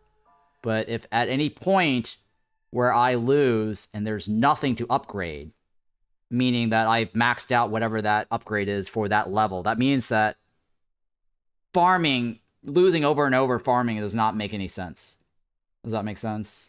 And I'm only gaining experience points at that point, right? But I can't, because if I'm losing, I'm not getting experience points.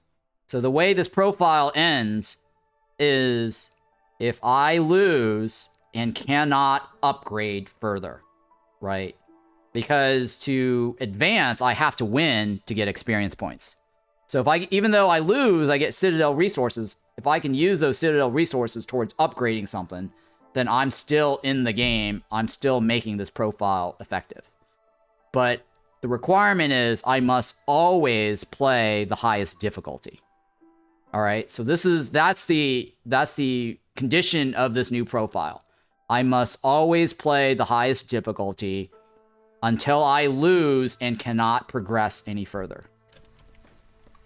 If I can still progress by spending my losing points or my losing resources that I gain, then that still helps me progress. But if I lose and I have nothing to upgrade because I've lost, I got no EXPs. That means I can't increase the Citadel level. So that is the condition for this new profile. Huh. Interesting. A lucrative deal. I'm linging here.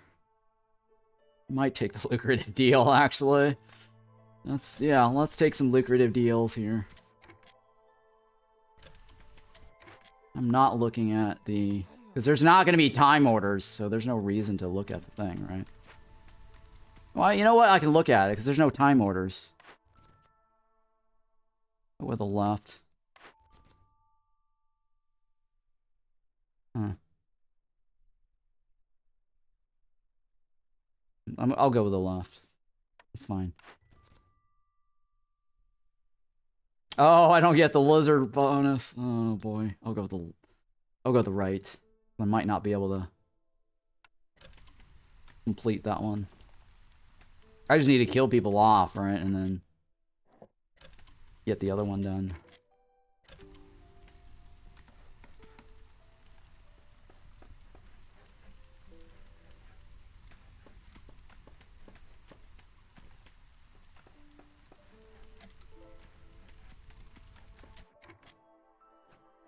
But yeah, I plan on trying to get as high as I can in difficulties.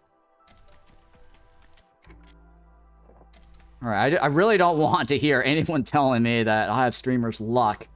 Because this is subpar. This is really bad. This right here is the worst. Absolutely useless. I only have like 2 charges here, and there's only 3 charges here. My charges are 20. Right? 20.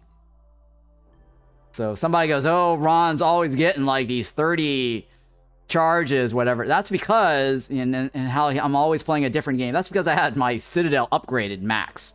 So if you're playing and you're complaining about how you can't get P20 or or it's impossible to consistently win, and anyone who wins consistently is cheating, I was not cheating. I was not having better RNG. I actually had my Citadel upgraded. That's probably why you saw 30 charges on my nodes, right? Because I had my Citadel upgraded. So if you're not getting the same results as I am when I'm playing or you're playing, that's because you probably didn't upgrade your Citadel. So before you complain about how the game has no skill involved, it's because you need to upgrade the Citadel. Now, I might be complaining about RNG in a little bit here because that is the worst. I might actually lose this on my first run. That would be so embarrassing. That would be terrible. Is this my first attempt at a run to P20? Yes. Well, technically not true. I did an offline just to see if it's possible, and I can do it. With no distractions, with no chat. So I have actually done this off stream. That's that previous profile that you saw me delete at the beginning of the stream. I had a profile number 3, which was the profile that I had used to do a test run to see if it was possible. Yeah, I won. I actually progressed without losing. I even did the second one, Prestige, without losing, right? So it's doable. It was pretty cake. But again, I think I had a really good modifier, so I don't remember.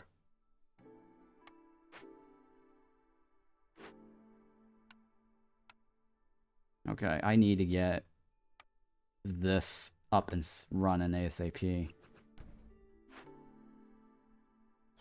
Which one do you need? Wood. And that one, right?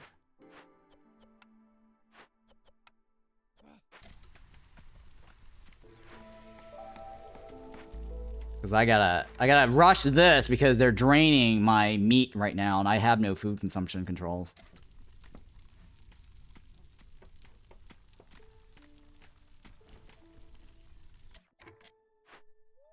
Oh dear lord, I have no bricks either. Forgot, I didn't bring bricks. Oh, thank god, I don't have to use bricks right now.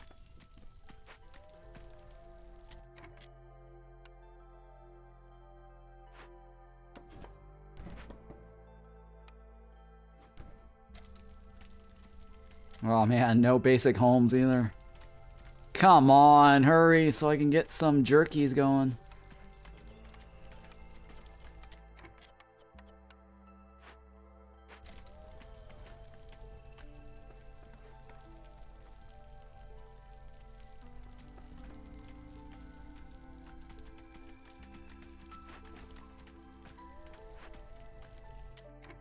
Yeah, I can't install water, right?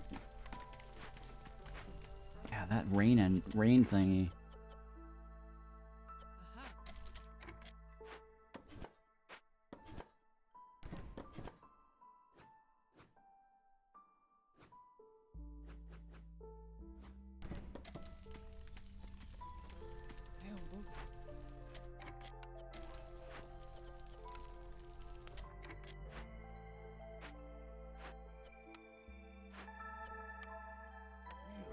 Okay, that should get me the resolve movement then.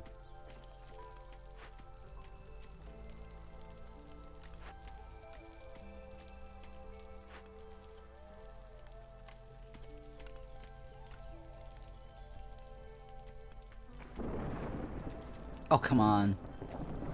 There we go.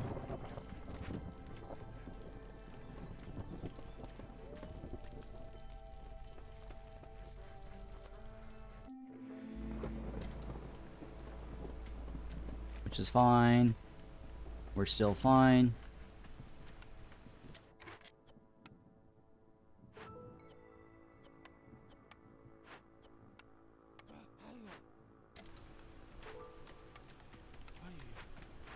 Okay, that should be fine, right?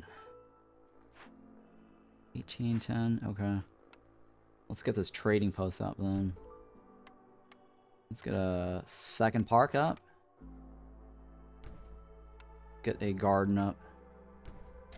For the next wave, right?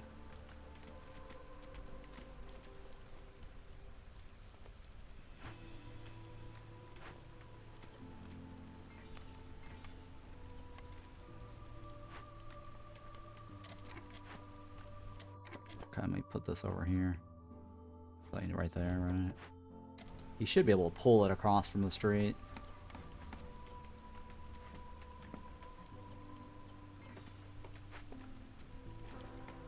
Alright. Oh man, hopefully this is gonna work out.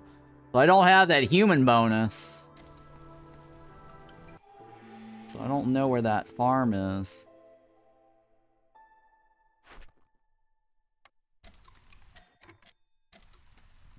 Where is my trader? 1 minute! Oh! Because we don't have the upgrade thingy. The upgrade time. That's okay. I'll look at this. All right, I'm gonna go with the extra housing. I don't have re-rolls either. Oh my goodness. All right, I'm gonna look at this. 2 versus, hang on, what do we have? 10, right? 10, 9, 10, 11. I'm gonna take the food. Yeah, I'm gonna take the food. Food is more important to me. Alright, lizard homes. That's still not gonna get to where I need to be, right?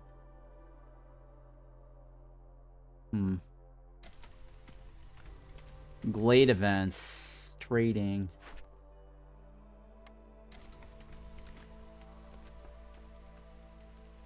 Huh. I don't think we're gonna last on this without food. Yeah.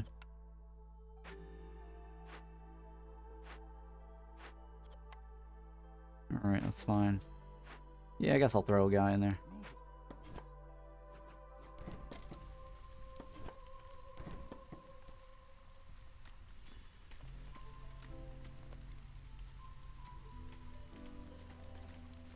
Or kill 2 people off. I can complete the trade post, right?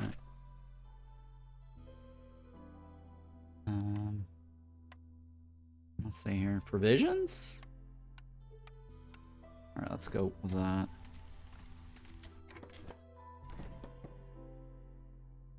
Oh, I don't have... Oh my god, I don't have the...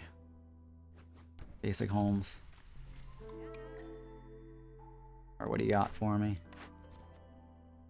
Oh no. Brewery. Humans require grain. Get a free tavern if I get a brewery, right?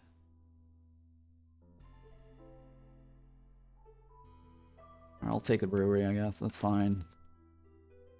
Oh, well, that requires 12 beavers. Ugh. 12 beavers. I'll take it, I guess. That's fine. Shouldn't be too far off. Oh, man, these are awful. Awful, awful, awful. None of these.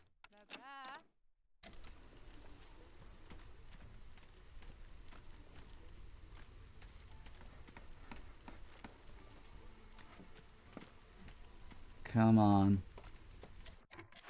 Lack of building materials. Nope, it's not very good.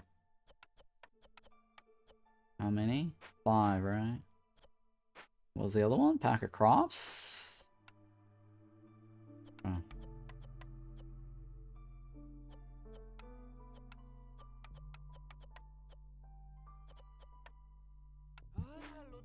Okay.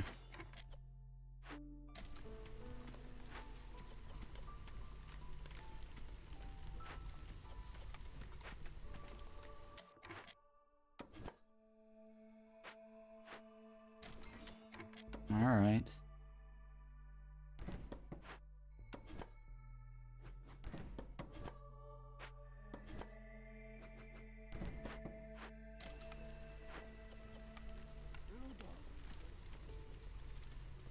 I don't know. This is kind of scary. Might have to open something, huh? I hate having to open something.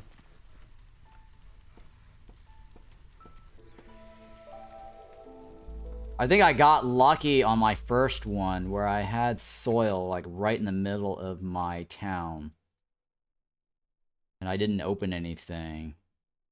So this particular run, I didn't get soil. Like when I did my thing, there was when I did the fertile soil map, I actually got soil on my first glade patch. That was extremely lucky. Not so lucky on this one. So this is gonna be a problem. But I do see soil there. I got a little streamer's luck there. Alright, we're gonna go that way. I mean, I could wait one more turn. We'll see. I don't know. I mean, you have enough food to last. I mean, I don't have a 50% chance consumption, right?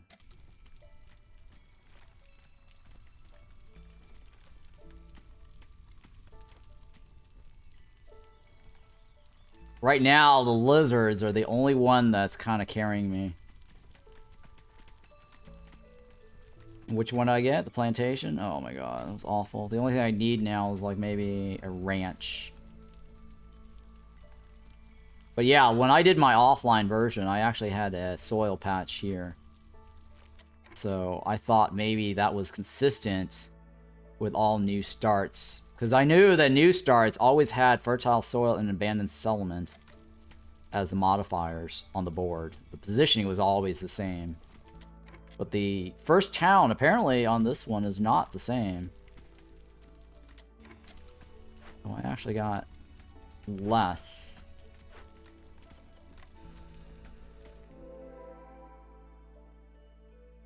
Okay, so one of the quests, I think, is do not complete a camp, right? I think there was something that says do not complete a camp. I'm pretty sure there was like do not complete the camp. So do not completing this is part of my thing.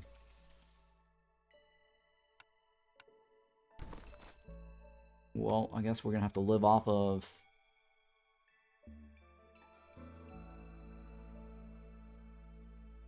Yeah, we're gonna have to live off of the plantation. Yeah, the whole world first map is the same, but the settlements are always different. Yeah, okay, right. That's what I thought.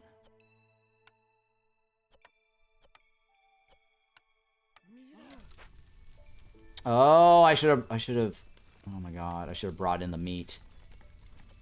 I so screwed that up. I should have transferred the meat to my thing. That was another mistake earlier there. Because I don't have food consumption. That was bad.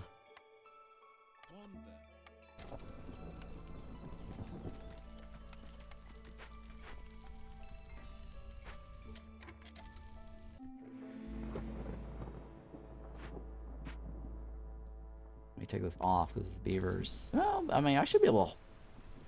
No, it's fine. Yeah, that's what I thought. Beavers having issues.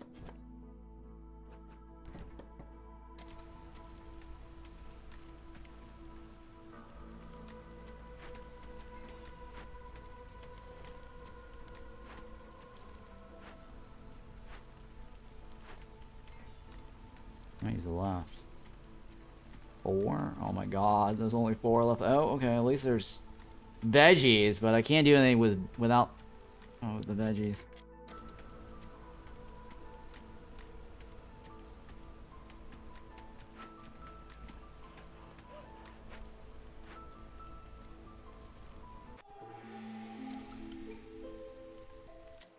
How long are you gonna take? Oh my god, I can't depend on that.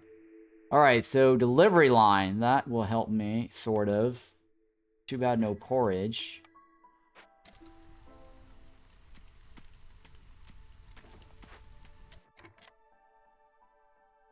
Oh, hang on, bro. Oh, god, god.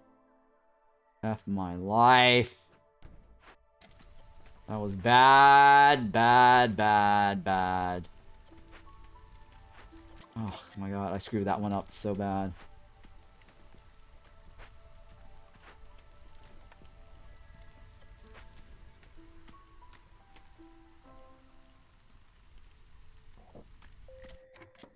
Did not do proper planning there. Because I had the thing, and I basically wasted my bricks. Definitely wasted my bricks. I could have gotten more. Significantly more. Oh no, I wasted it so much. Significantly more.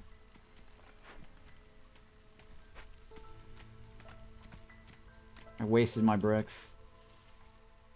Or clay.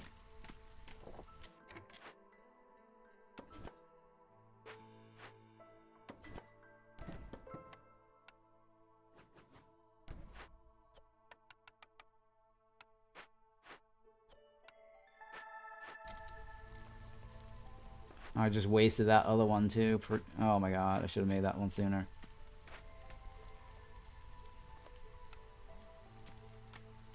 Should have made that sooner. Let me think here. 3 on one side. 4 on the other side. Containers could get me pickled goods, but I have no way to make the pickled goods, right? I mean, I could boost my speed up a little bit, right? Don't know if it's a good idea right now. I'll wait a little bit. I need 12 beavers, right? 12 beavers. That means I gotta go with, they're both the same. I think brewery, I need ale, right? So I might need those containers.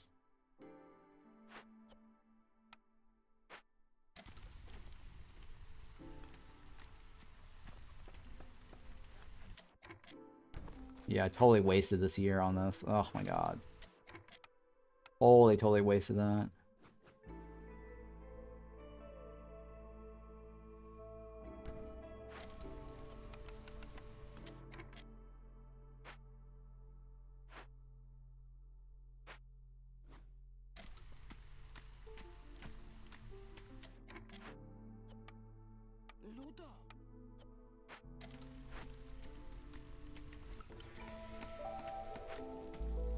Okay, what do you got for me?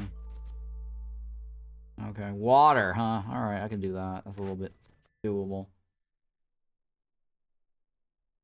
Okay, lizard resolve and that should be doable. A little rain collector. A little rain collector thingy going. What is it? Is it collect or use? Deliver, right? That shouldn't be too hard.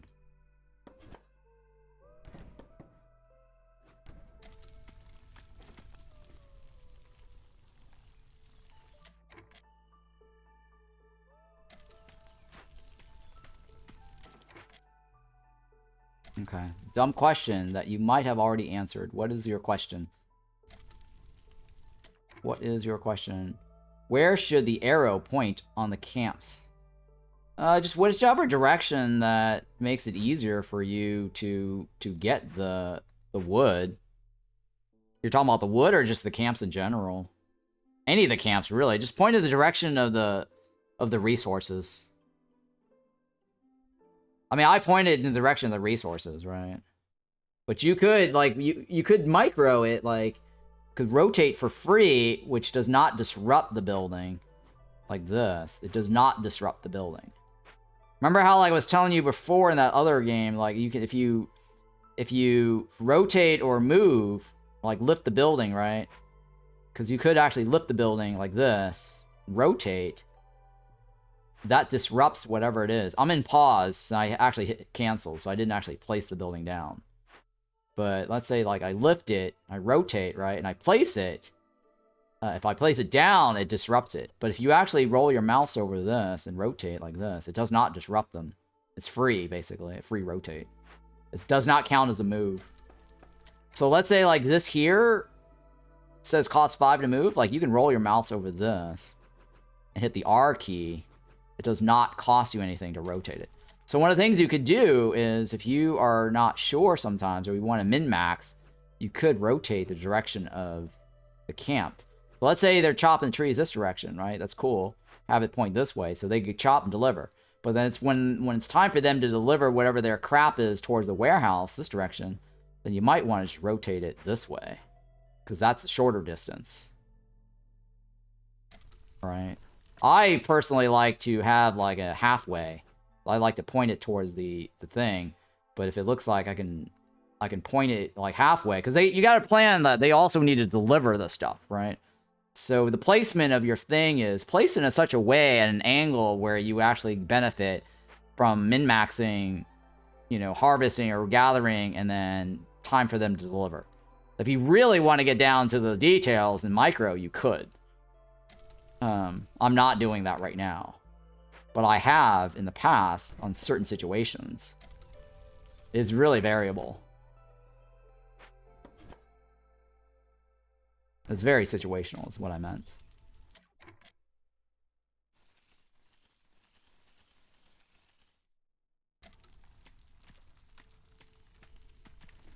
So now we're gonna live off of berries, right? Hello. Oh, well, see, the problem is I don't have porridge, so it's not really that useful. I think the plantation was probably still the best option out of all of it. As much as I like the grains, I can't do anything. Anyways.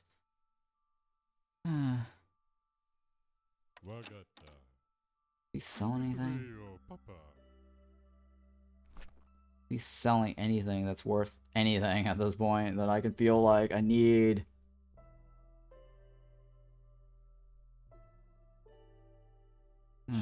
Jesus Christ.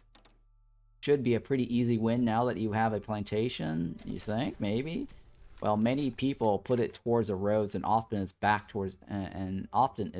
back towards resource. Yeah, I mean, it's if you're watching what's going on, you can actually flip it, which does not disrupt the current progress. So that's a nice little trick there, is you can pay attention to that.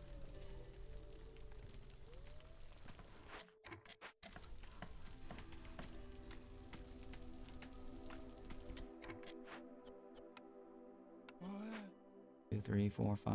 Okay, hang on. This is 11. How many total do I need? How many do I need? What is this? 2, 3, 4, 5, 6, 7, 8, 9, 10, 11, 12, 13, 14. 14. Okay. What do we have here? This is 9, right? 9. That means I need to win on 5 points resolve. If I can, ideally. Because I think some of this is do not win. I think one of my deeds was like do not win on events, right?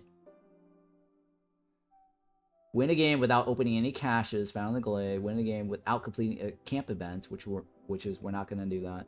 Win a game after completing 5 glade events, right? So 9. No, we can't do this, right? Well, maybe no, we can't do that one. Well, I guess we can if the glade events does not give us reward reps.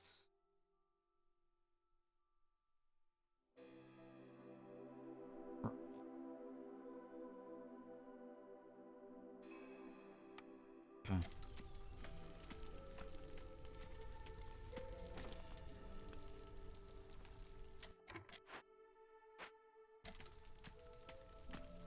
I need some other building. Right now, we're totally living off this lizard moving to the left. Maybe I should take on another group here. Yeah, I'm gonna go with the one on the right. It's the least number of people.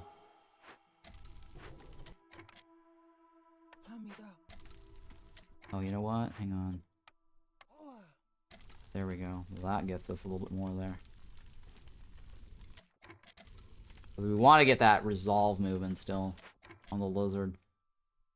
0.07 is better than nothing.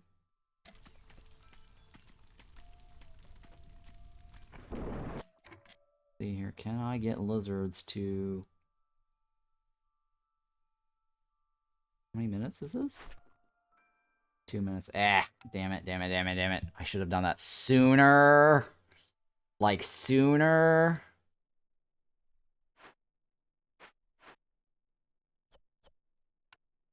Two, right?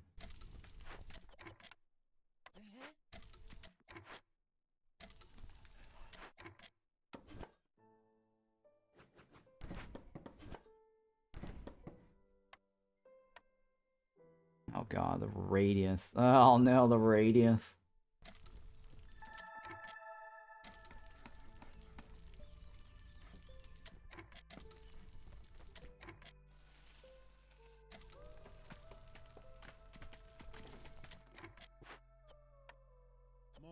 Actually, hang on. Yeah, that's fine. It doesn't matter.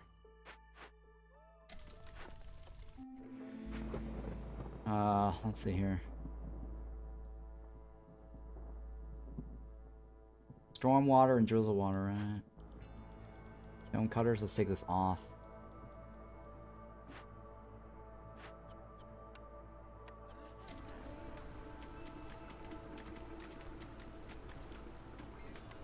Alright, you buff.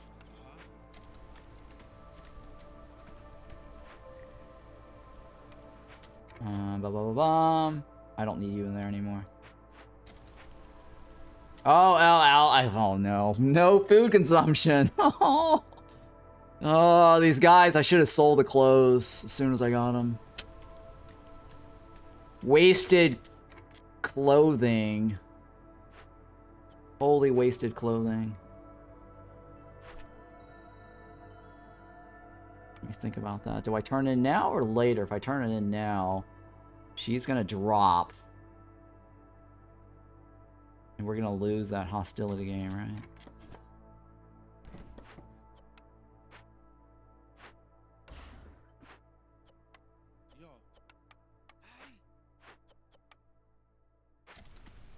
Okay. I mean, I don't have to turn in that in right away. I think the only thing I need is the lizard resolve up, collect the water, get the beavers, and solve 2 glade events. And so far, I haven't turned anything in, so that means once this guy completes his task, I need only 4 more, right? Is that right? I think I only need 4 more resolve, right? This is 9, right? 9. Well, I'm assuming that I get all of them. That's 9. 1, 2, 3, 4, 5, 6, 7, 8, 9, 10, 11, 12, 13, 14, right? 2, 3, 4, 5, 6, 7, 8, 9. 1, 2, 3, 4. Yeah, I gotta come up with 4 on my own. Beyond this one right here.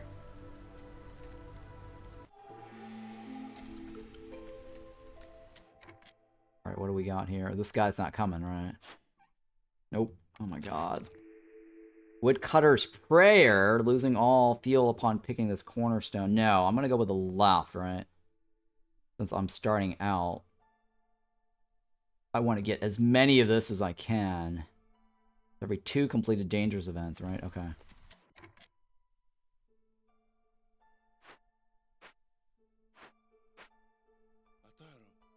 Hearth, hearth, hearth, hearth, hearth. Need the drizzles, right? Drizzle, drizzle, nizzle, jizzle.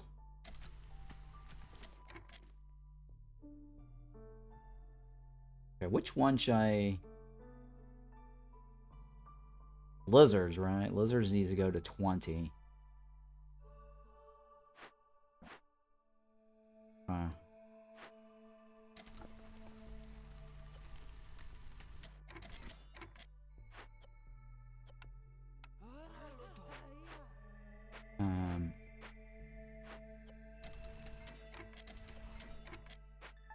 That's 19, right? Where's my other lizard? Rain collector.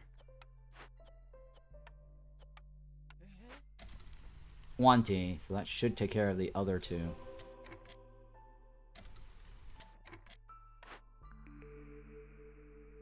Oh, man. I'm not gonna decide right now. Don't know yet. Okay, which one of these is gonna help me more? Not that one. Okay. Well, the top one, definitely, because I will be needing to make fabric, right? At some point. How many fabric pieces do I have? Okay, so the top one should theoretically give me that, but I'm not going to turn that in right now. Until I actually start making fabric.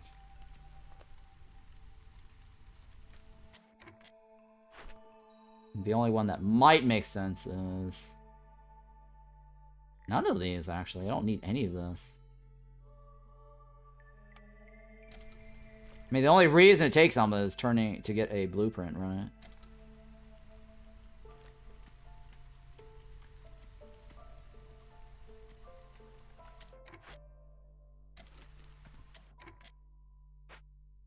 I might not get all of this. It's 12, right? Let's go ahead and add another worker.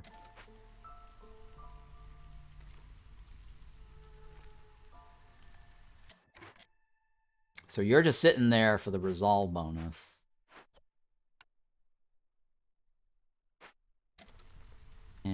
we should be able to get food here from the plantation next. I need a brewery, right? I need to make money, too.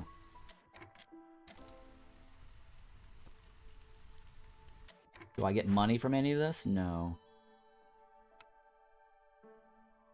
Oh, I can't trade, right? I can't trade. I think the only way I can get money is if I sell junk or I kill off somebody.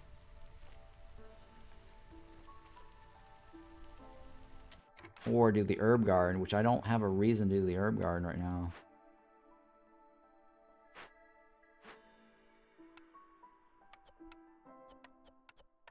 Alright, let's go ahead and make 30 of this, because I might be able to use that for an event solve, right?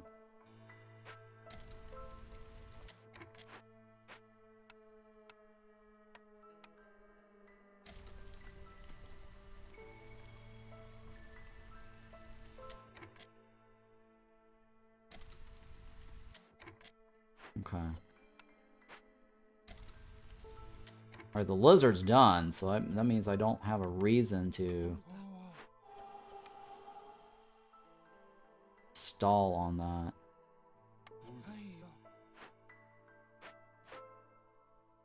Other bit.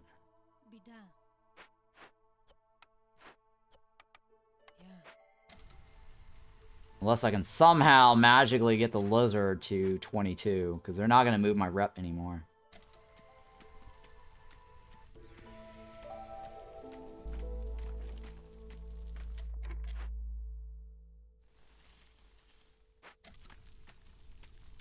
Yeah, I need a building that makes pickled goods or something.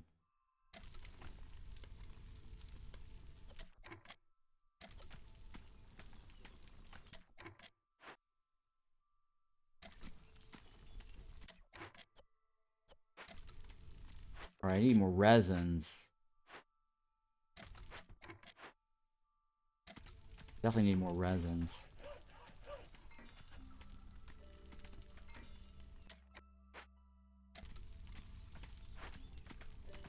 How's the wood? It's fine, right? Everything's fine. Well, everything's fine for the most part, right? I need amber, I need beavers. Well, I need to open up the glade my next run.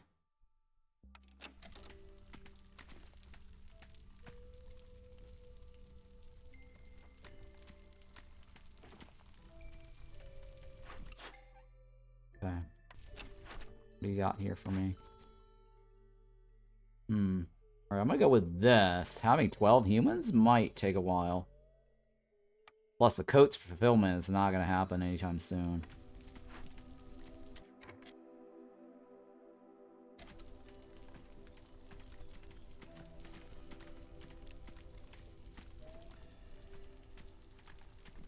Alright, let's see here.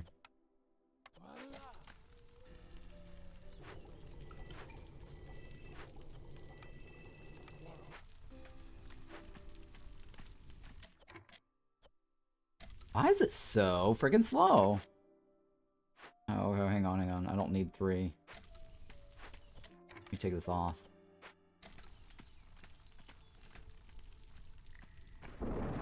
Newcomers are waiting?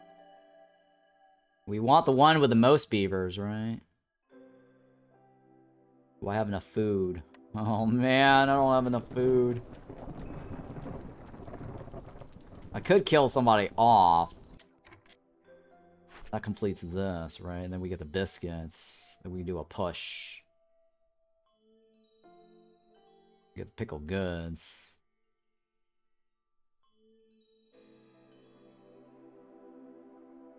Something in here. Well, if I do this, I solve an event, right? That's kind of considered an event. But then if I do that, I wouldn't be able to get the... I wouldn't be able to get the 50 experience points here. Or the extra 50 experience points. So it's not, might not be worth it. And I want to figure out how to take advantage of this, because having that 6 extra artifact is going to be really useful.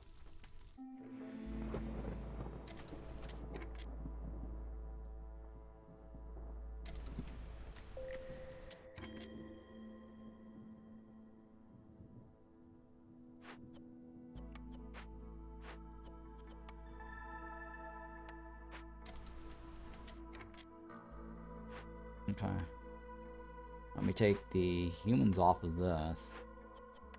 Put the humans on that one. We only need one buffer.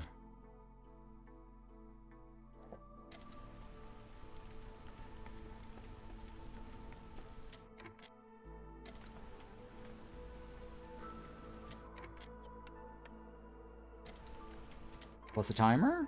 1 minute? Right, so I should be able to get that trader at the start of the storm. Or at the start of the drizzle, right? I mean, I have incense, right? It's funny how lower levels and no Citadel upgrade is almost like a completely different game. It's different, yes. It's very different. I can't even trade, right? I can't even trade. This guy is sitting here for the boost, right?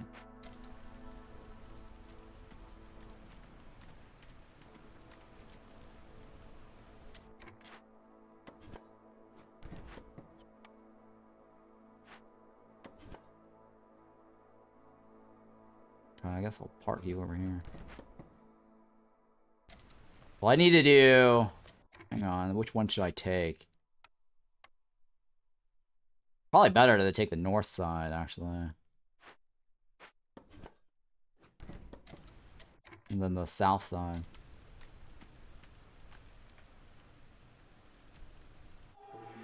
Alright, let's go ahead and open this up.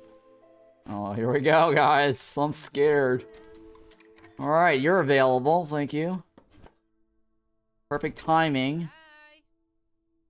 17, huh? How much is this worth? 14. Wow, these things are really nice. Look at that. Oh my goodness. I could probably sell a lot of those. Well, one thing at a time. I'm not going to worry about that. I want to figure out what's going on here. 75% chance of double yield. Well, we're going to get some biscuits, right? So I guess I'm okay with that.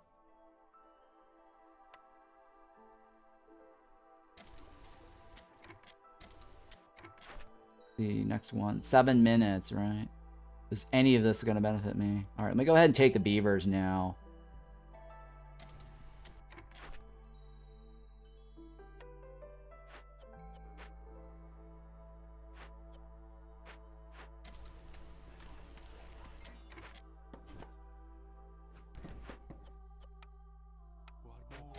All right, do your thing. Do your thing.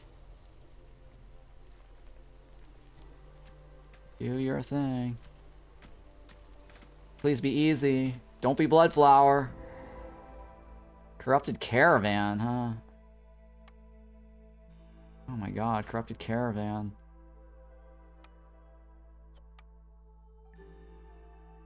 Oh, Jesus Christ. Oh, Jesus Christ. Oh my god. Oh, we're so screwed. We're so screwed. Do you have bars? You have bars or coats? Do you have anything? Oh my god, we're so screwed.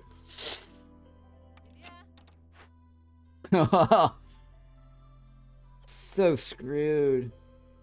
No bars, no pipes, no nothing.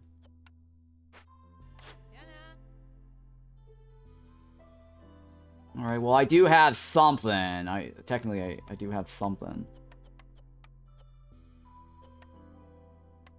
Not completely off. Alright, so I need this, right? Then I'll have the money. Money honey, 15.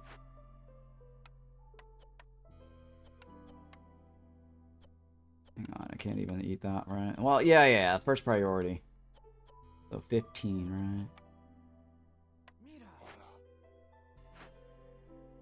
5 minutes.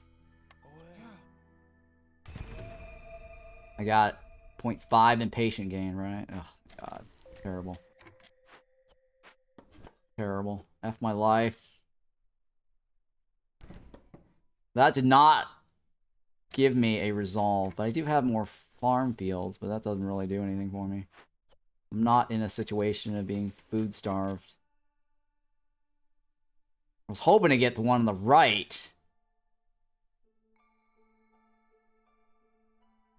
Alright, it was coats and bars, right? Coats and bars. Oh, you know what? No.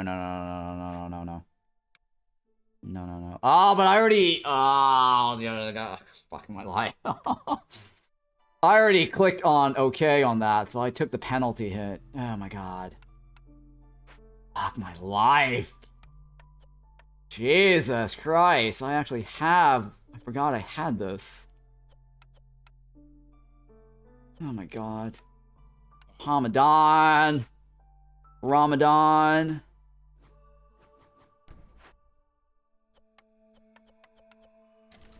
Oh god, can I do it though? In that time frame. That's the question. Oh my god, I took that 0.5 hit for no reason.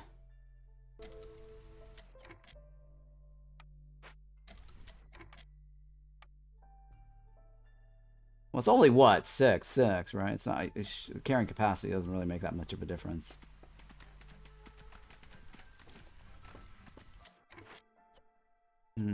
Purging building fire builds fast, so you should be fine. Yeah, well, we'll see.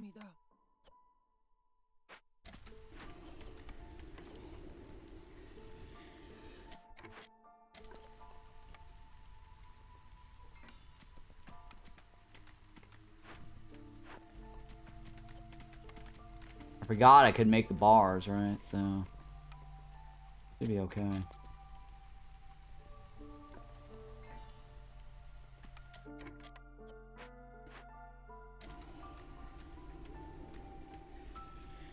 Come on.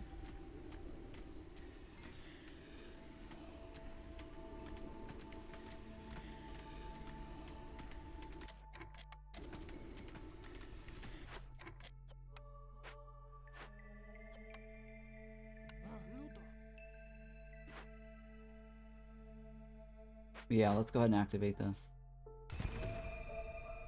So what was my timer? I think it was like on... So you're at 11, right? At 11 was the Blight Rot. So the other one was 901 was the other magic number. So at 901, I gotta pay attention to the Blight. I just want to be on the safe side. How about that?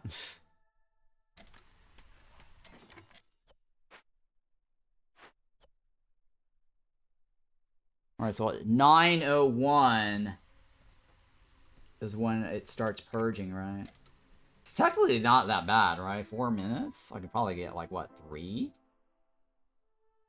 4, right? It's not bad. It's easy. Not that bad.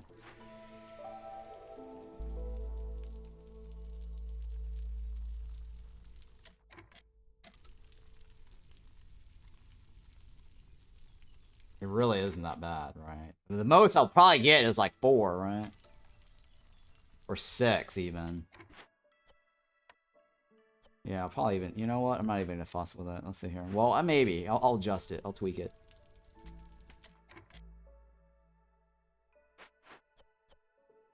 Take that off. That's fine. I probably didn't need to, actually. Yeah, I didn't need to take that guy off. Jesus Christ. I wasted that.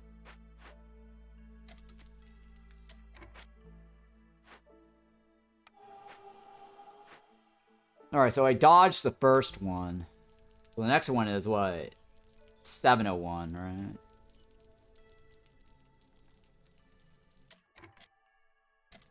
$701.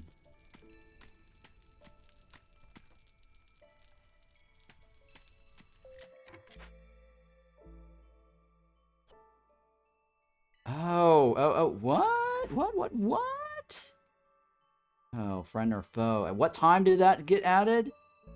8:02. The clock is off. That means the timer didn't start at 13. The clock is off. That's okay. It's only 2 anyways.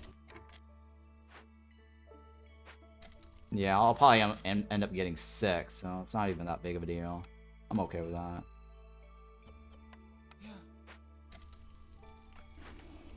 long as these guys create enough.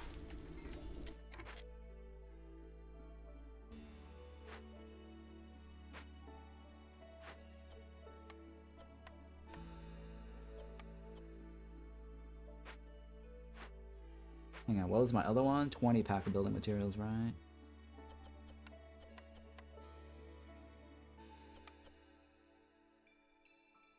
I probably don't need all those bricks, but we'll see. Maybe fiber, right? Let's do the fabric. Let's do... I'll do a little. Well, you know what? It's fine. I'll go with that. I don't want to mess with that.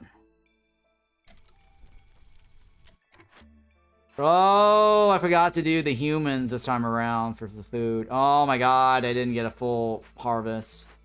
Oh, I fucked up on the humans so bad. Oh my god, we're gonna get so screwed on the food. Shit. We're gonna get screwed on food.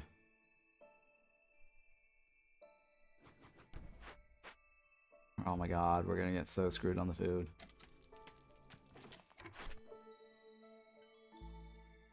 Yep, we're gonna get screwed on the food.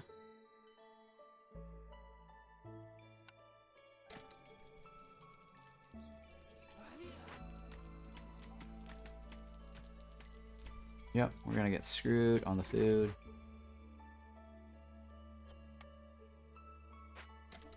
Oh, this is so bad. Very, very bad, because I forgot to put the humans on the farming. And then I also started burning shit for this.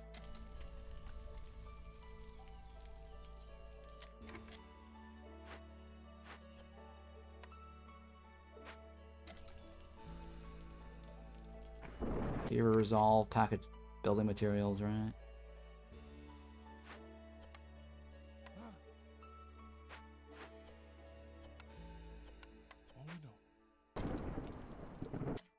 Alright, so this one right here. Alright, I'm gonna get the trapper's camp then. Then that could get me the food here for the eggs.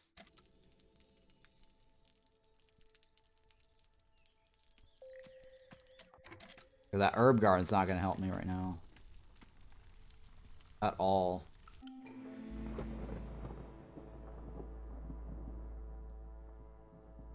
So 4? Yeah. 4 is nothing, right? 4 is nothing. Oh no! Oh no! What in the hell? Oh no. Oh no! I got 1 point. What in the hell? Jesus Christ. Oh, we're so screwed. Alright, well, oh.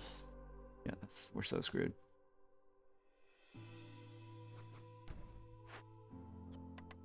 Well, if we're gonna be screwed, I might as well just be chopping trees then. Alright, so 1 person's gonna die, and then we're gonna be fine, right? Well, we don't want the beavers to die, I think. That's the important part here, because we're trying to do the beavers quest. That's the last one, right? Oh my god! The tablet. Hang on, hang on. Tablet or tablet, right? So I might as well do the one on the right. Then I can at least get this solved, right? It's tablet or tablet, basically.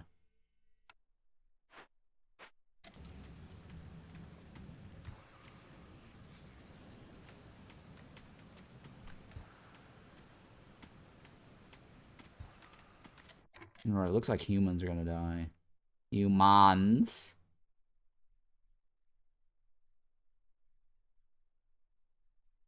Oh, I can't crank up the water on any of these guys, right?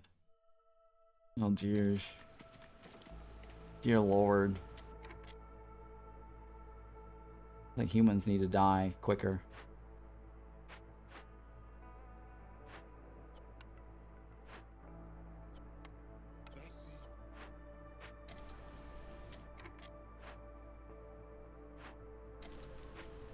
I don't know about this. I don't know if it's a good idea to let humans die, though. Might not be a good idea to let humans die. Or hang on, you know what? Let's go ahead and... Because I need the parts for the... For this guy here. Get some eggs, I guess.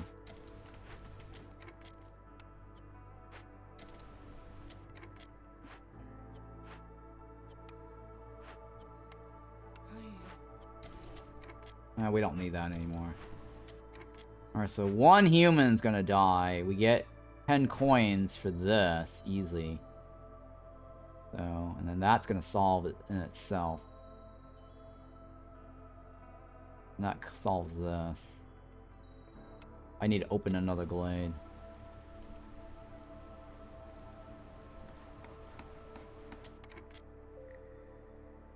I don't know if that's a good idea.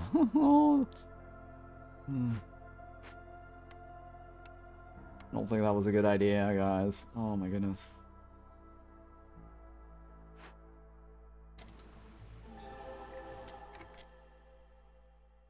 That's definitely not a good idea.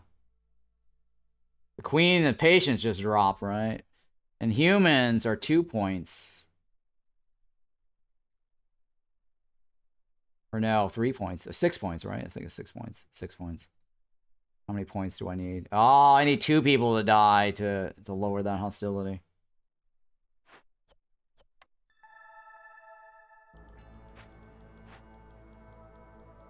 Okay, that's fine, right? That's still not gonna solve my other problem.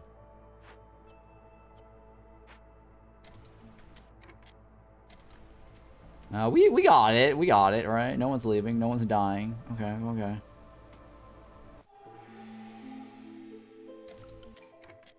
Alright, how long are you gonna take? 3 minutes? Ooh, calming. Oh, no. Shit, I'll take the calming, even though that doesn't do anything for us right now. So I need a breakthrough something. Alright, we need the rain mill. God, I can't. I gotta get the rain mill, right? I can't make flour without the rain mill.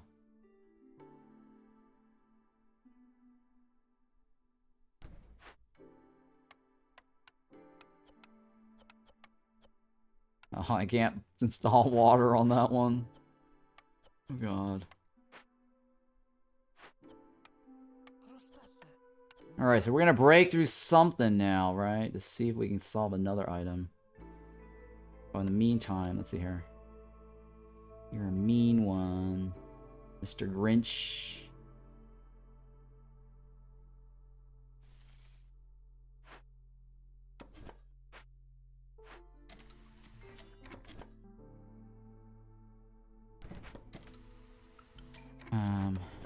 Alright, well... Guess we'll do Beyonce to the left.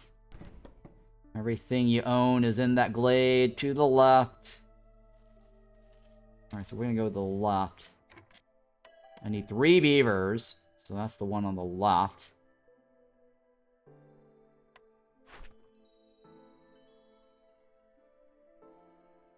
Three beavers, the one on the left, but I gotta get that to 28, and there's no way I can get that to 28. I'd have to get this biscuit to get that beaver up, right? We'll wait on the beaver a little bit. What are they bringing, though? Tools, right? Okay, let's see here. What's the difficulty levels these tools? 15. Jesus Christ.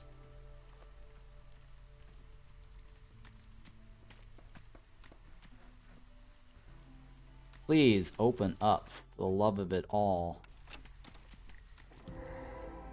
Ooh, monastery? No, no. Oh, no! Oh, no!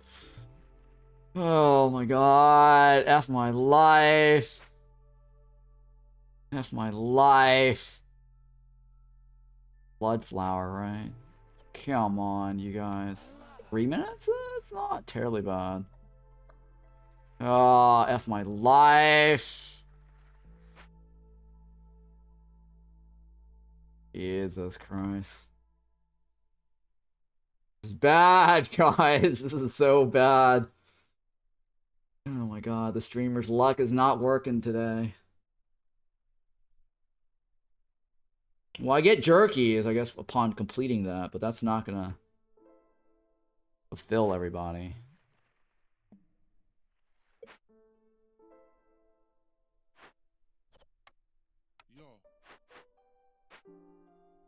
Ish, F my life.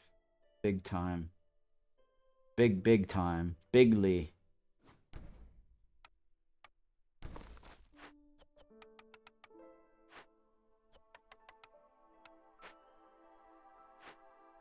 Oh god.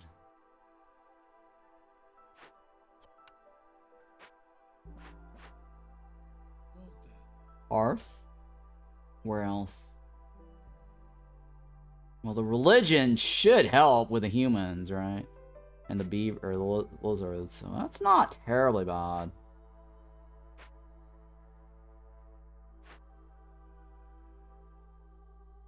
Oh, the one on the right actually is nice with the machineries. But if I do that, I wouldn't be able to completely win a game without opening any caches. But that's okay. I can do that. Always do that next time, right? Because I need this to progress my Citadel upgrades. Bricks. How am I going to get bricks? Ale. Blade events. Tablet. Oh, I still need tablet too. Jesus Christ. F my life. Bad, guys. Very bad.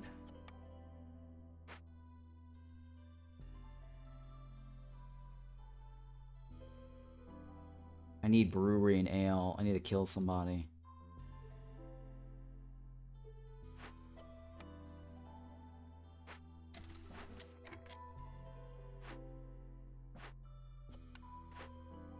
I do have a building that could potentially do that, right?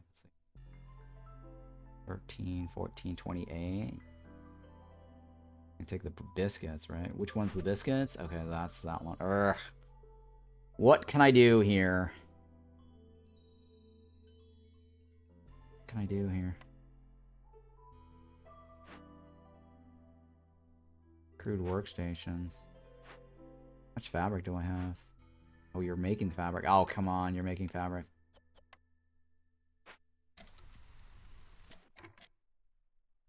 Oh, man. Let's see, I've not turned anything in thus far, right? 1, 2, 3, 4, 5. Okay, so that means 1, 2. Okay, hang on. 1, 2, 3, 4, 5, 6, 7, 8, 9. 3 on my own. Well, technically, maybe 4, because I might not be able to get to this. Or this, right? That's gonna be a problem. How long are you gonna take? 2 minutes? Should I open something else instead?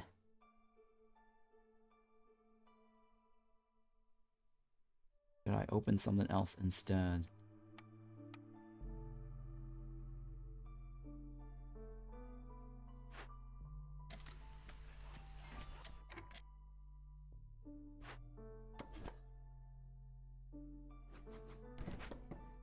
Like, I don't know.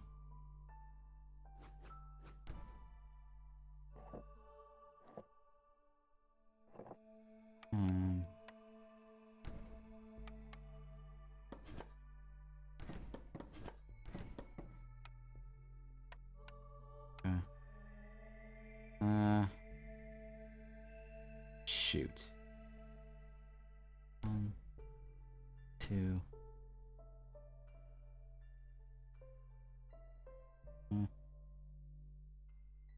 1, 2. Where do I want the other one? Buckle your shoe.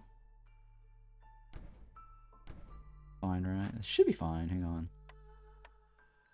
Yeah, it does fit. Okay, cool. Actually, no, I only need 8, right?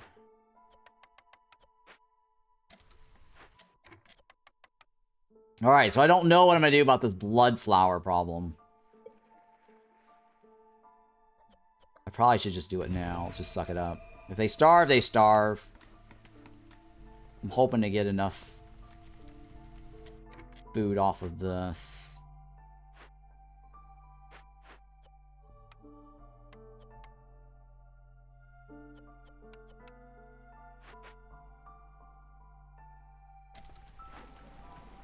I don't have much time.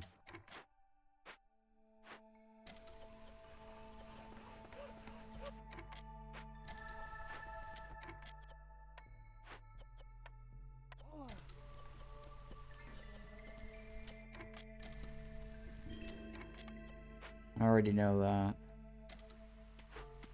I think somebody's gonna die, which is okay. If somebody starves and dies, we'll make some money, right?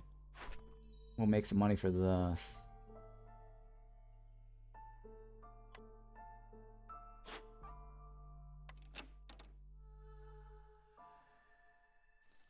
I don't know if it's a good idea to open another glade, though. Wow, we have a blood flower going on.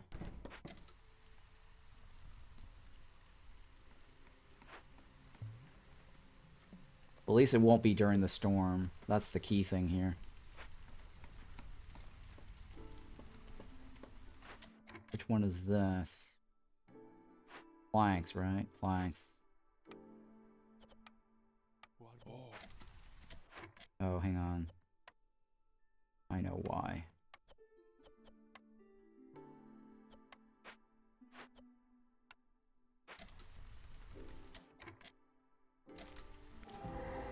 Alright, this is what kind of water? Alright, so it's not bad. I could probably do the left easily. Yeah, I can do the left easily. Oh, that gets me bars, huh? That's very nice. The one on the right doesn't give me any points, which is unfortunate.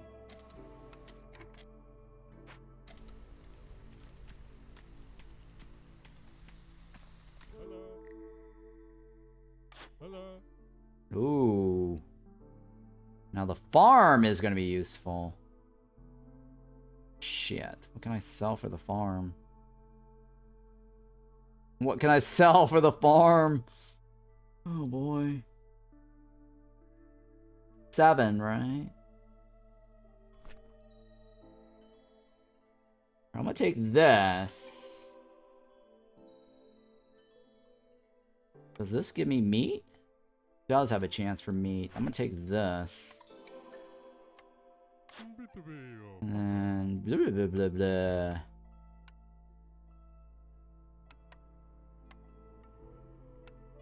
Blah blah blah blah. Something year old. Alright, so let's see here. Brewery. Like a building materials, ales. Hello. Jesus Christ. I need 15 coins, right?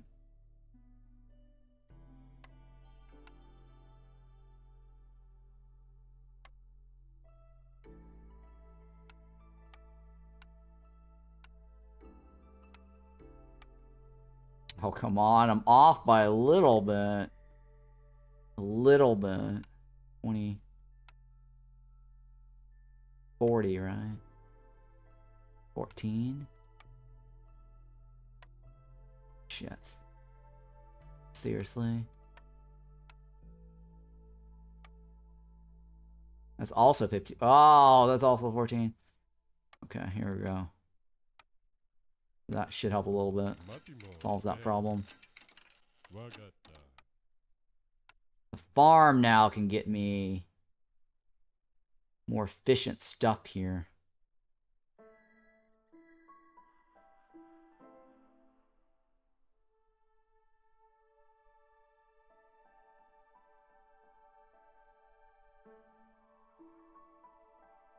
Oh, I can't. Oh my god, the radius is so bad. Alright, it's fine, whatever.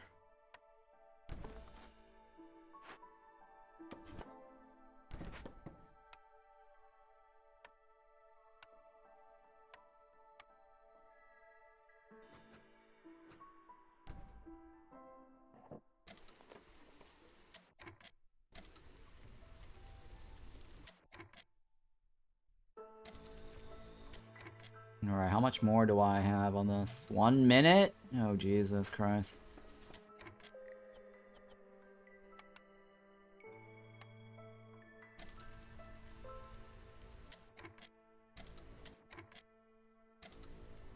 Oh, the storm water. Oh, we'll get the storm water in a little bit. I'm not too worried about that.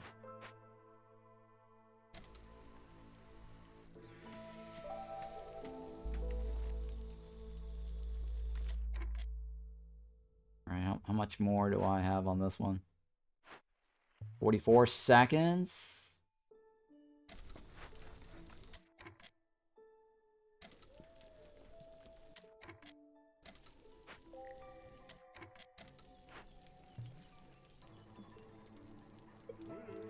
Yep, see you later. Hang on.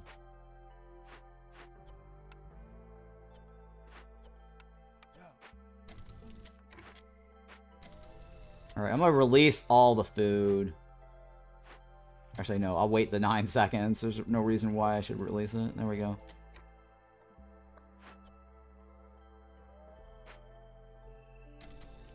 Yep, that should be fine, right? And you, go ahead and... I wish I could do, like, priority on this, you know what I mean? It's like you can't prioritize this. They always take left to right, which is the most annoying thing ever.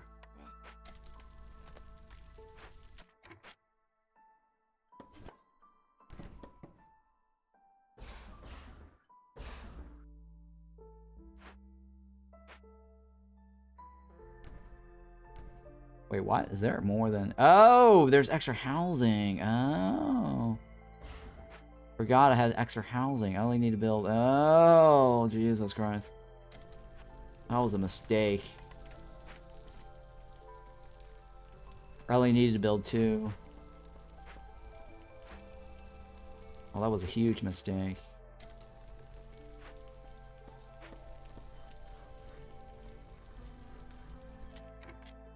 Alright, so now I need a building. The brewery. I need the brewery. Already got the flour. Already... I can get the Coates building, right? Alright, wow. We got the brewery, huh? That's a nice bit there.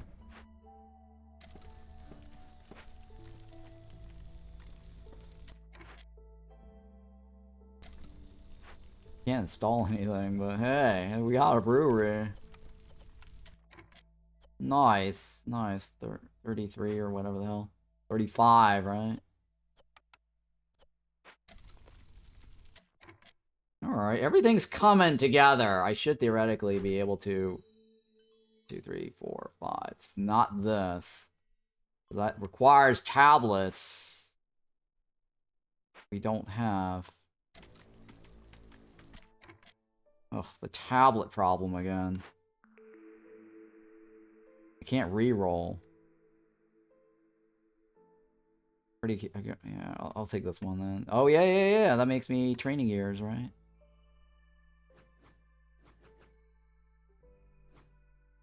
Training gears.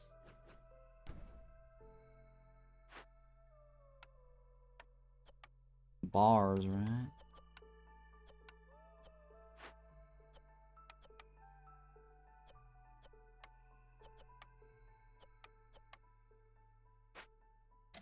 Okay.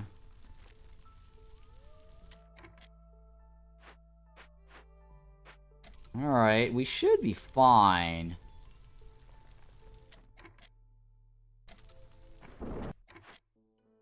We get the training gears. This doesn't do any training stuff, right? Yeah, well, that's okay. We'll take that anyways, though.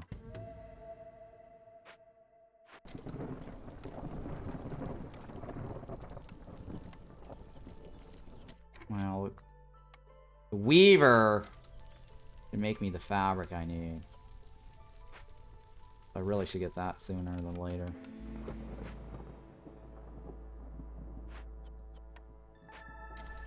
And then the beavers are not going to be happy, right? shit. The beavers are not gonna be happy. I need more people to die. Oh no. Alright, so lizards. We need to get rid of some people here. Oh, come on.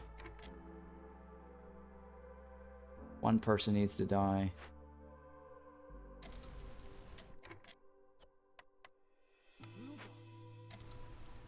I need to keep the beavers. Otherwise, we're gonna be screwed.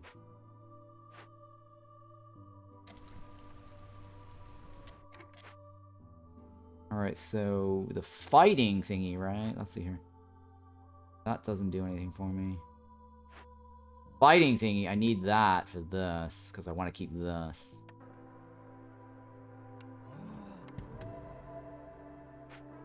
And then the tools. Am I going to get tools? I'm going to get 6 off of this. 6 off of this. So that's only 12. That's not going to be enough.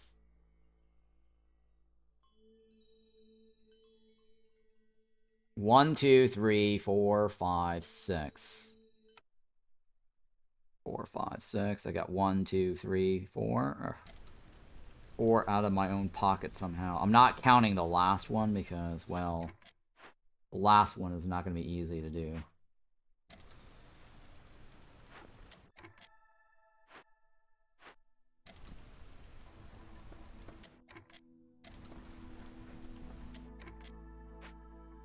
Alright, I gotta keep the beavers, right?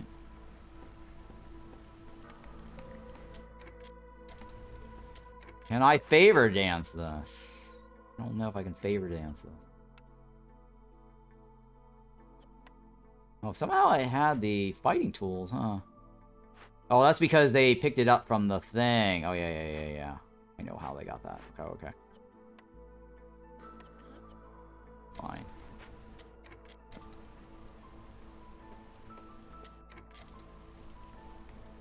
I might still be able to save the humans.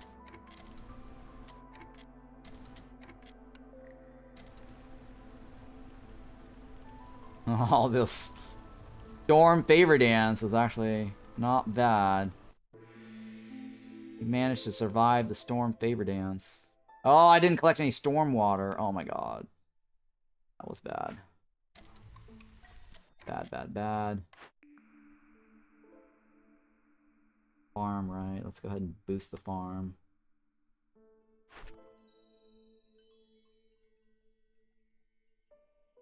Do I want more people? Okay. Oh, yeah. I'll take the left. Take the left. This moves my bar. I get the money. I can solve that. Okay, yeah. Let's do that. Right, because we're going to solve this. Now beavers. I need to get beavers to 28. So I should be able to get beavers to 28 if I complete this, right? Because this gets me biscuits. Biscuits helps the beavers.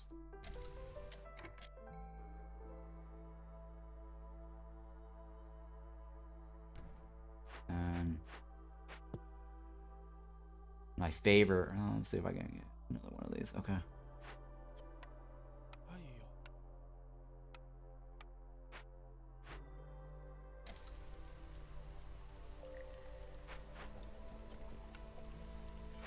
Alright, so stormwater, pack of building materials.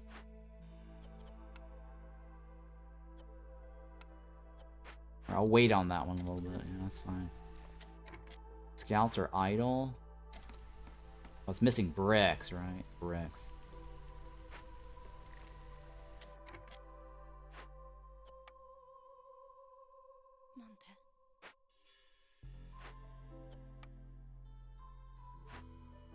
Oh, wait. We need the farm.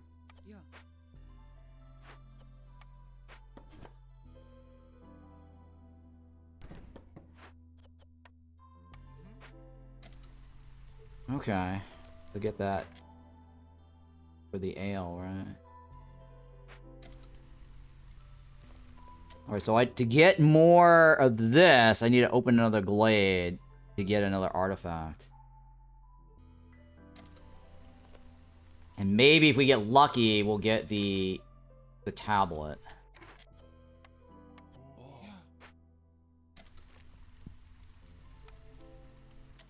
And then that guy needs a home.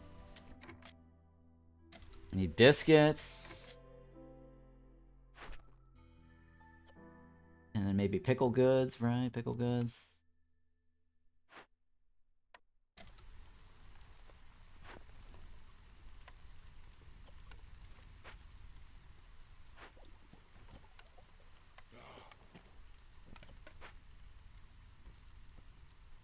And then if he gets that brewery...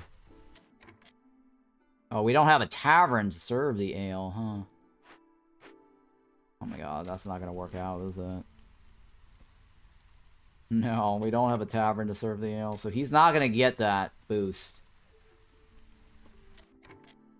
But that's okay, we'll get some pickle goods, right?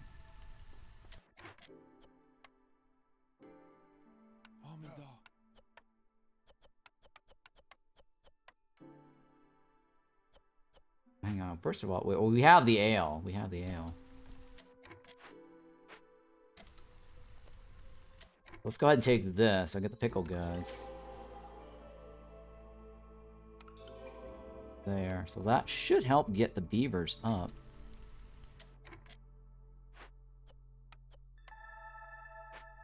Soon, soon. Oh, I can't favor consumptions. Oh no, no favor consumptions. Beaver, oh, the lizards are gonna eat some of that. The humans are gonna eat some of that. Oh my god. Oh my god. Hamadan. Help me, Ron.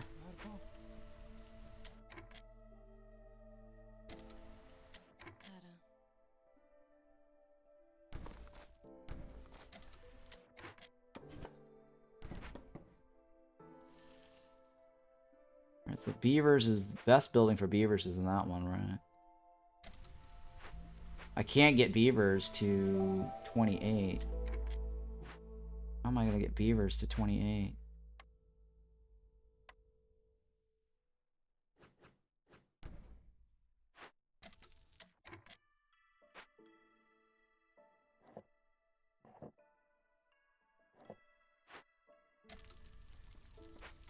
I'm gonna get beavers to 28. That's gonna give me, what, 8? That gets me 5. Maybe. Maybe. I'm lucky. Well, it was not lucky if I'm skilled. If I'm skilled enough. Where's my other woodcutters camp?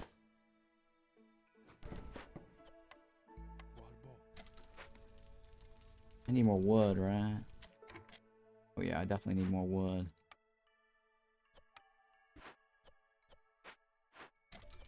Alright, well let's do this temporarily until I get more wood.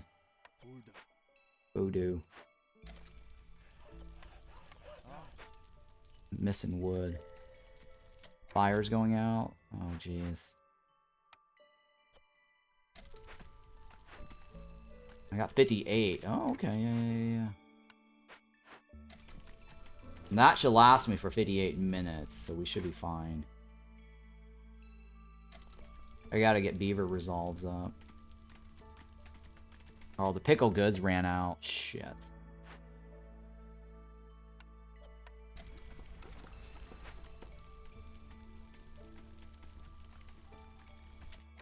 What do we have here? Kiln?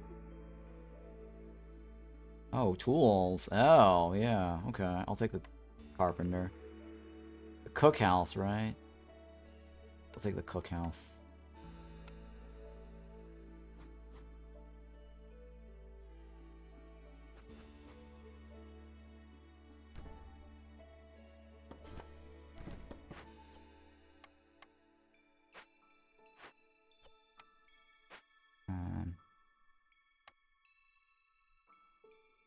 Hang on, I don't need this anymore.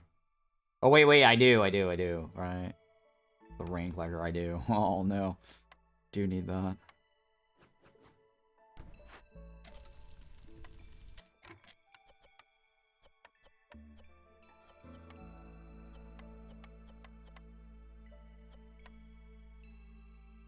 Yeah, that's fine. Either or. Hang on. First priority on that one, right?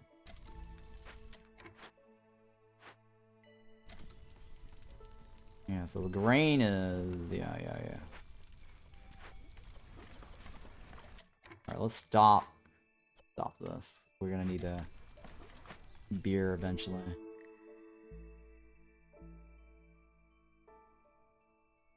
Hang on, you're here. What can I sell you? That 20 is not bad, actually. That could get me that 0.5 movement. Well, I mean, do I really need anything off of that? I need beavers up. Let's see here. Coats? Nothing here for the beavers.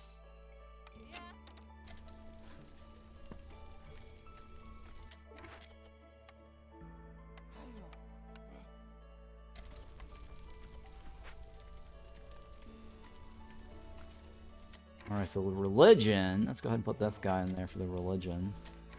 Put that guy in there. And then... 1, 2, right? I only need 2 on that side. So I gotta figure out how to get the beavers up.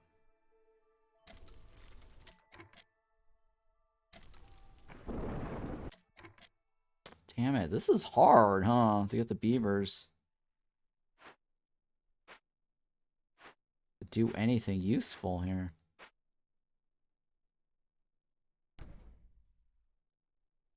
I can't do the... Or you know what? I'm just gonna do a bunch of these. To get beavers resolve up, right? Need like 5 of these to actually make a difference.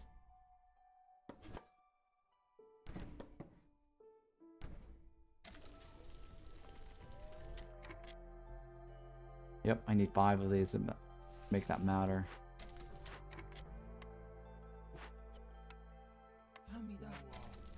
How many people do we have? I need to kill people off. That's what I need. That's the only way this is gonna work. I gotta lower my hostility.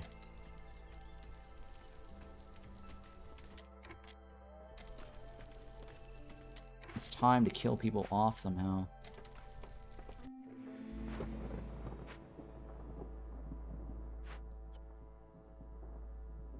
Yeah, I'm gonna have to kill people off. If they leave, they leave. I'm not gonna cry over some of this.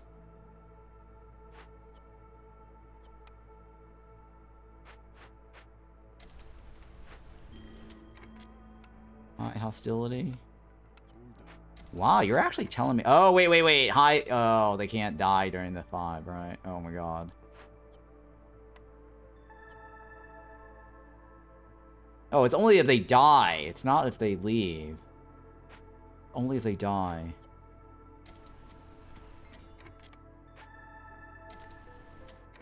But it doesn't matter, right? We just want... Yeah, we want them to die so we get some money.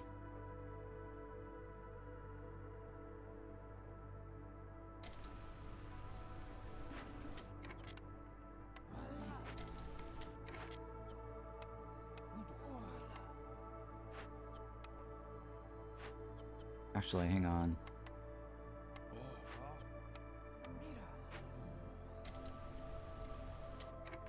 We want... We want to keep humans. That's the thing. I want to keep humans. Man, lizards are...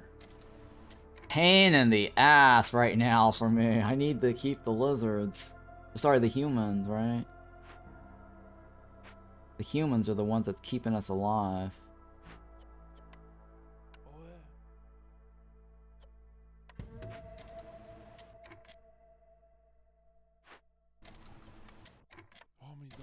Ramadan.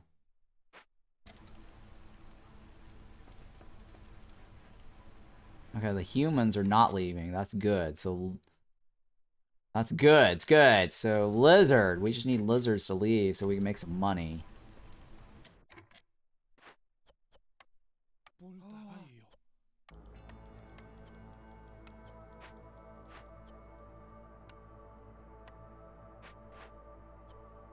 Alright, so how do we get this going here? Alright, I don't want to get rid of my bricks, right? Oh man, I don't have a whole lot of choices here, do I? Oh, Jesus.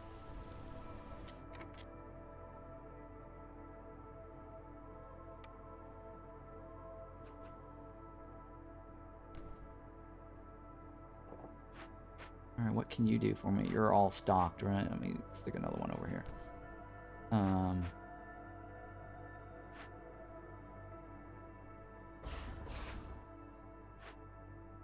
One more.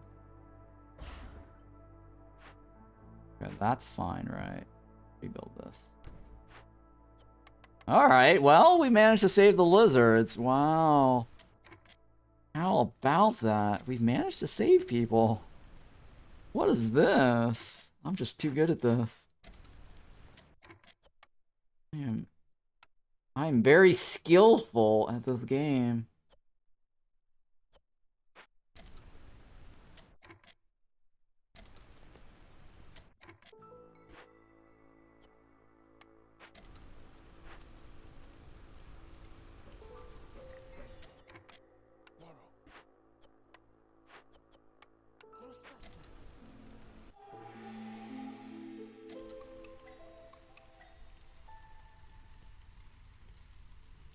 All right, Beaver Resolve. You're going somewhere. You're going places.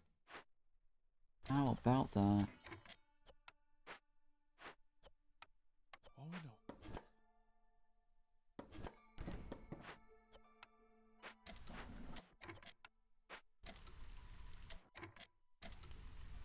What else can I do? I need to get to 28 somehow, right? They need to eat the biscuits. Eat the biscuits. Oh, veggies. Sure, I'll take the veggies. I don't want to turn anything in right now, right?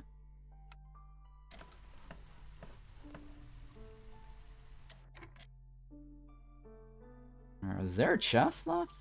There is a chest. I have 6, right? I need 9. 9 to make the one on the right work. None of these are 9. Okay, so I need 9 tools.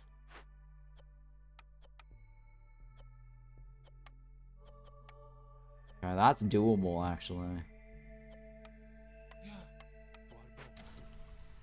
Alright, so let's see here. 1, 2, 3, 4. I need 2.5. I need 2.5.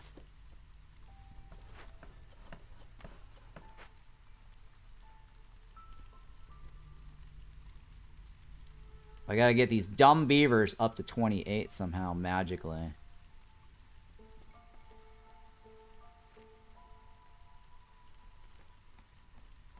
Okay, we're almost there. And the pack of building materials is almost there as well.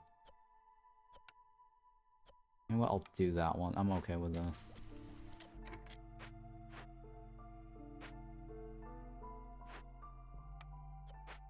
And you're making clothes, right? Or you will be making clothes. Oh, there we go. Oh no, we need more biscuits. We need more biscuits.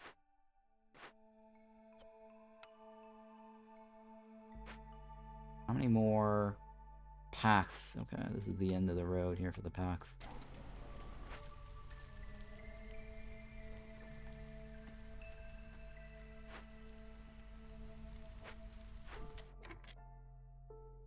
Shit, that's 16, right? Wondering if which one of these are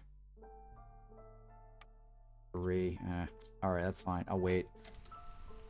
That's fine. That's fine. Might not need this then.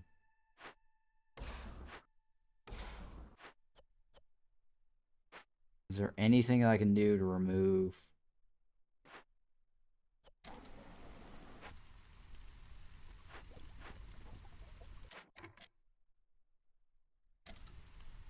The pack is done. Beaver Resolve's done. Let's go ahead and take this. I get a lumber mill back. don't need anything else, right? There's really nothing else I need. So I'm not going to turn anything in to maintain the resolve for the impatience, right? So I got to come up with 4, 2, 3, 2 on my own. These beavers are terrible. Oh, finally, you're getting somewhere, beavers. Beavers might actually contribute.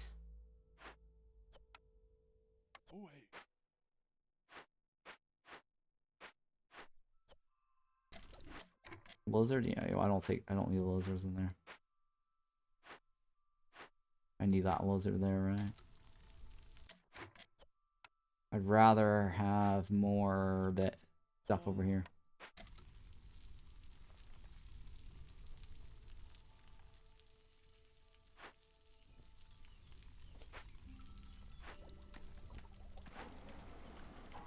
Alright, beavers, you're finally doing something for us. Nice. Kiln? Oh, human home. Alright, I'll take the human home. That might be better than nothing.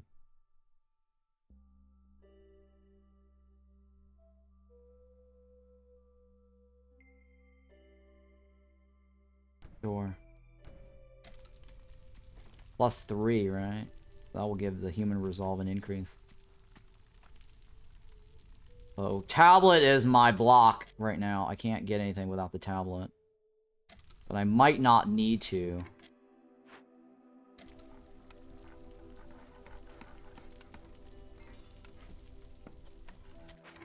Might not need to.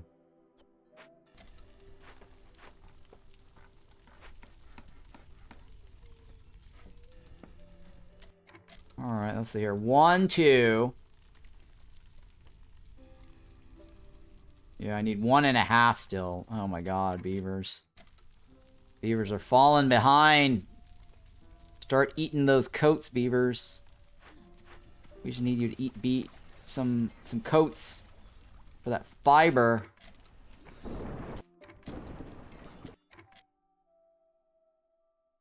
Yeah, I wish I had more humans. What are you bringing me? Ooh, coats.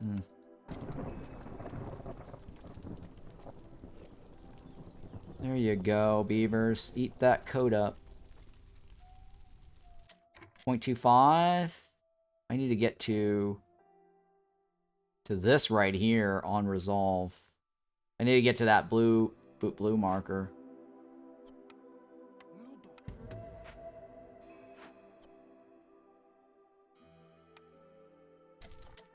Wait, why are they not making this? Oh, 15. Ah. That's why. Well, that's not gonna help me, is it?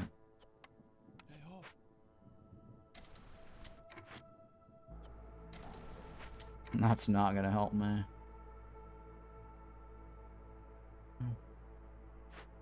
Oh, where? Oh, where can my baby be?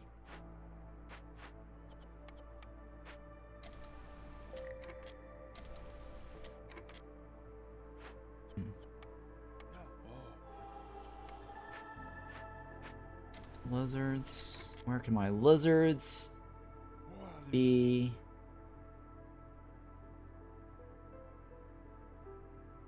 Let's take you off. Oh, barely. Nothing. No, damn it. What can I do? What can I do? Well, it's time for the lizards to die. So I can get some hostility increase. Or sorry, impatient increase, right? Hostility reductions is what I meant to say.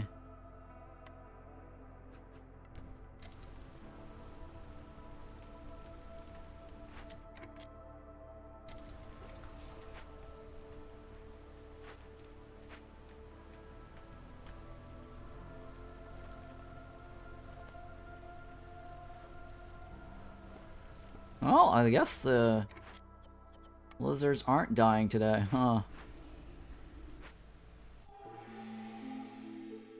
Well, no death for the lizards today. Amulet, I'll take it.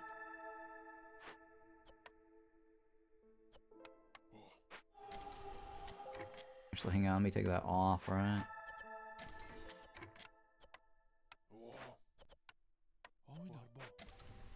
See if I can get that beaver up another notch there.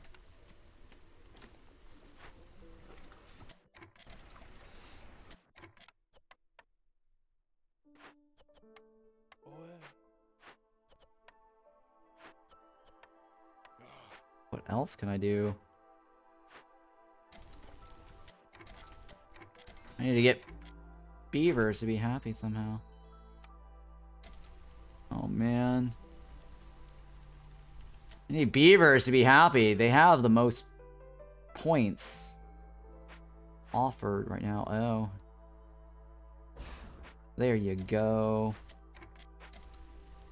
Whew, that was close. I guess I'll throw you in there.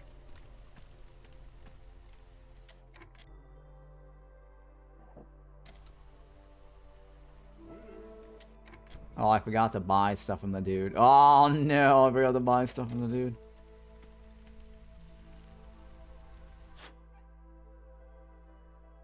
Shoot. Beavers, can you get me that little push here? Push here.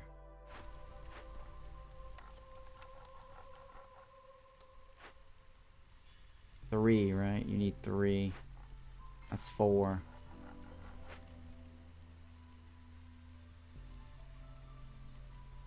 Alright, well... I don't think I'm gonna get the ancient tablet, so I'm pretty sure that is not a thing. What can I do here? I need 1 more point. If I take this off, I move the other guy up. I might be able to do... Might be able to...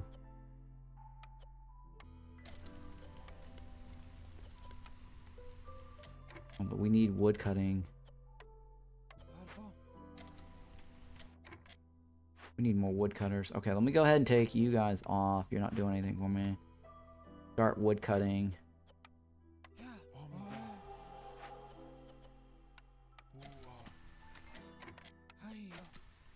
We might be able to switch this to 22. This guy can give me the last remaining point, right?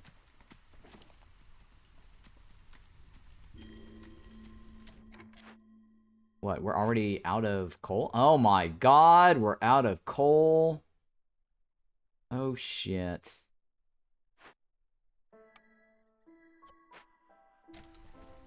Oh shit.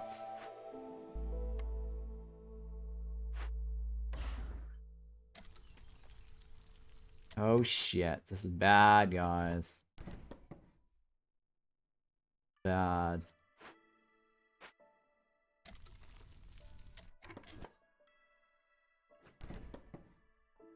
I didn't even see that. The coal ran out. Man, the Citadel upgrade makes a huge difference, because normally that would last for quite some time.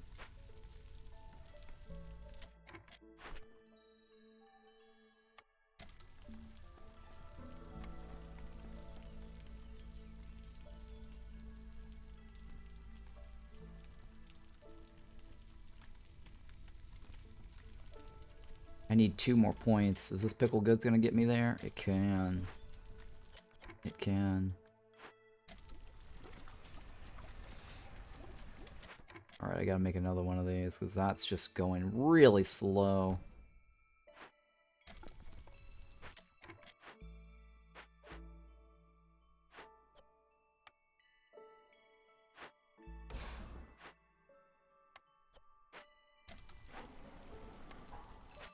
Alright, what else can I do here?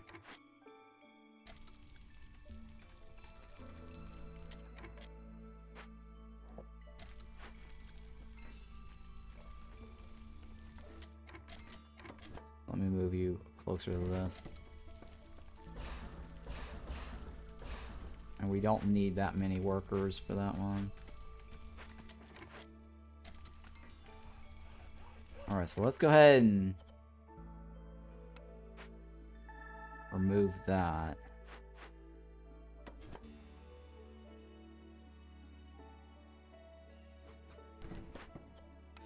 And then we're gonna see if we can get that lizard to keep us going here. Oh no.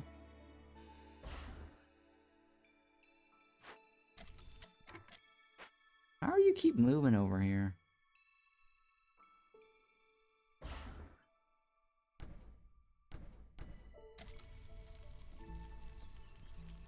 Actually, I only need one, right? How big is this? You know what? It's fine. Yeah, I only need one. We'll just throw it over here. That's fine.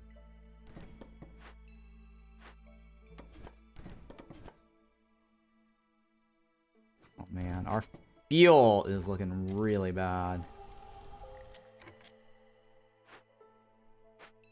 What can I do about the fuel problem?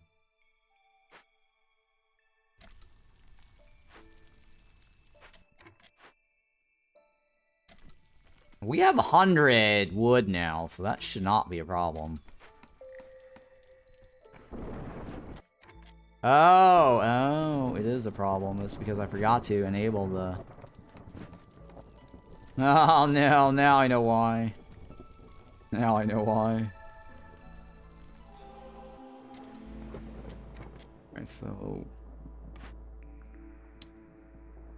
What do we want? Beaver homes, right? Dumb beavers.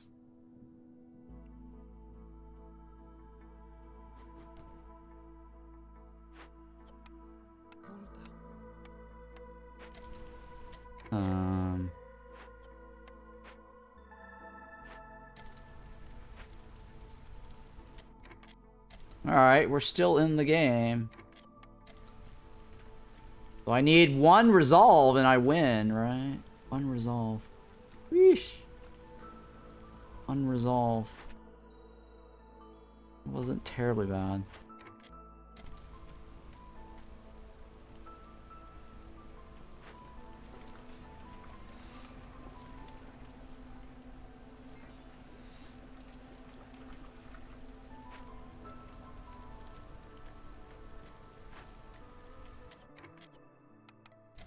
Actually, we should mix it up with skewers now, right? Because then we can get the lizards to move.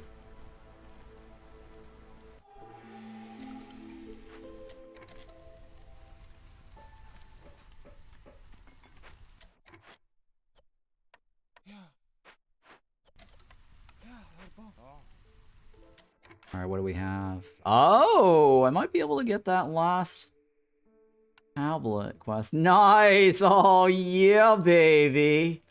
Oh, baby, thank you. Thank you. Alright, hang on. Let's see here. Before I end all this, I need to figure out... Okay, I'm gonna need to discover 10 glades. Alright, I got the trades. Reputation points, villagers... I can't win with that. Don't let the queen's impatience grow above 6 in a single game. It's already gone up above 6. So I can't... Don't let the patient grow 4 in a single... That's not gonna happen. Win a game with a dangerous glade event open, so I need to leave a glade dangerous open. Okay, alright, so let's see here. Can I need a tavern, right? I need a tavern.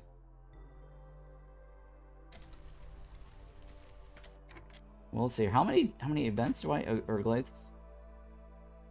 So I need to open 5 glades at the same time.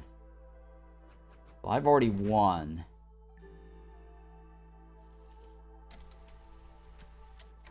I just need to open a bunch of glades. 1, 2.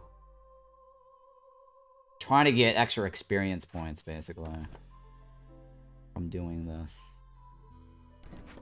1, 2, 3,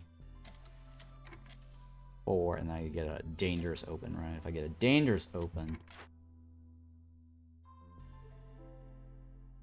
think there are other ones similar to this. Win a game with 1 dangerous. Is there? I think there's like a win a game with 3 or 4 open, right?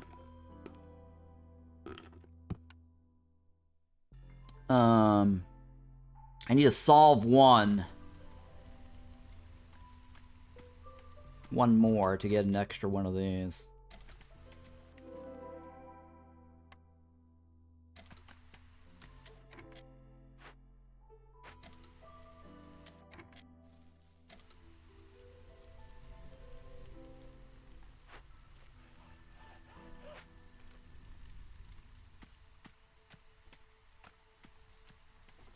I don't need this.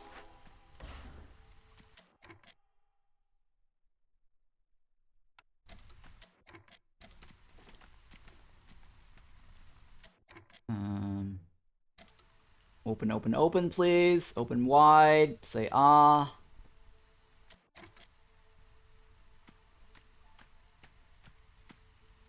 Come on, say ah.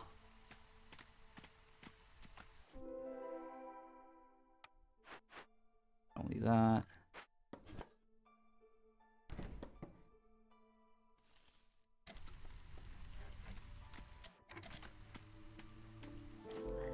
Ooh, a nice little box here. It's a Layla. What is this? Oh, yeah, I'll buy that. You work faster on Glade events, right? How many tablets do I need? Need 2, right? Well, I could sell 2 of these.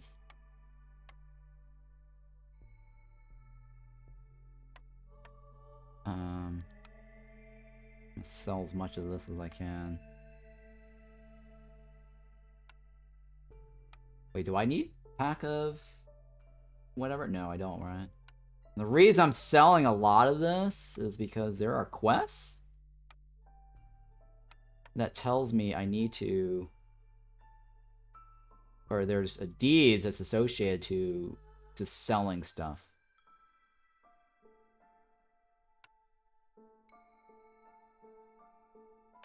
I just want to sell stuff.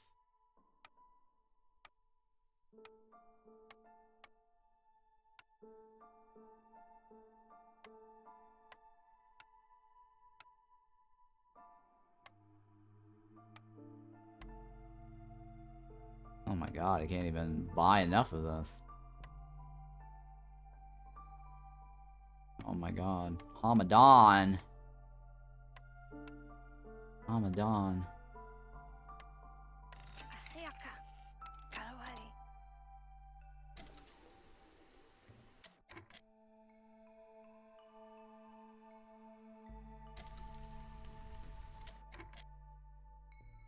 Alright, so what else can I open up? Let's do that. There's like Discover Glade quest, I believe.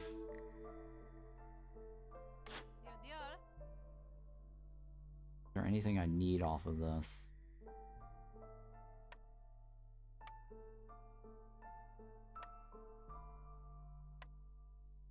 Alright. Blah, blah, blah, blah. What do I do? What do I give? What do I give?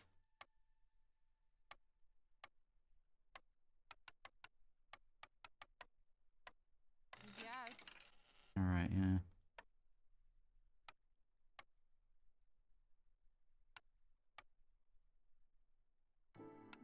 Stay here.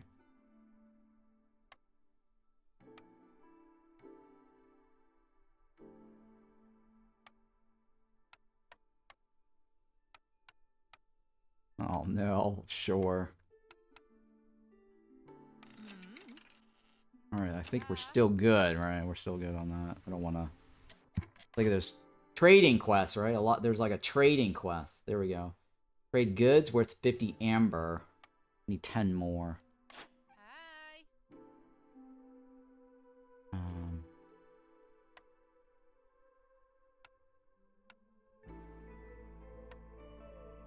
Here, where else? What else? Well, you know what? Let's keep going. I wanna... Basically. Try to get all my trades in.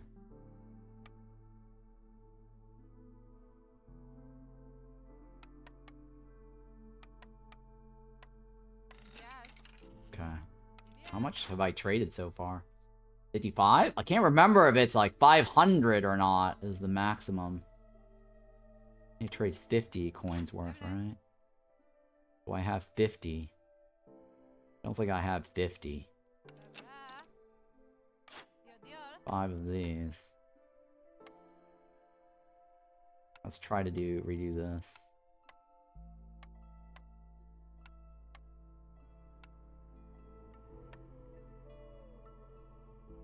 No, that's not a whole lot, is it? No.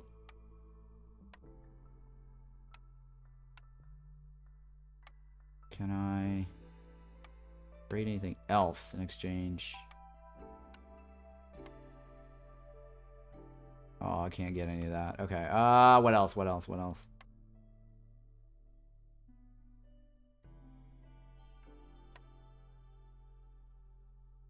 We don't need pack of crops, right?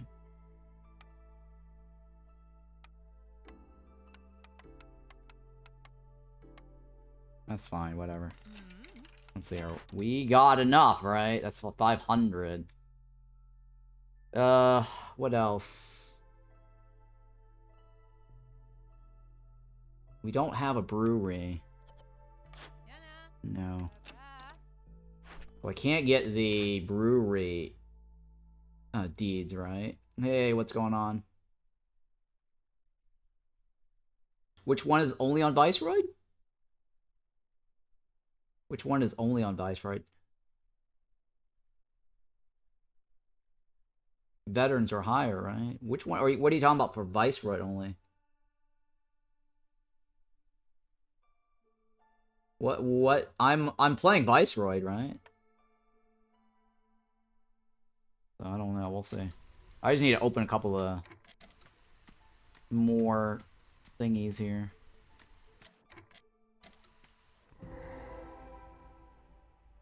What just opened up? Okay, the dangerous one, right?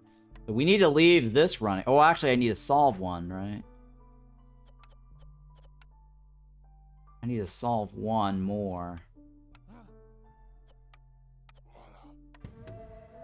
So that I can...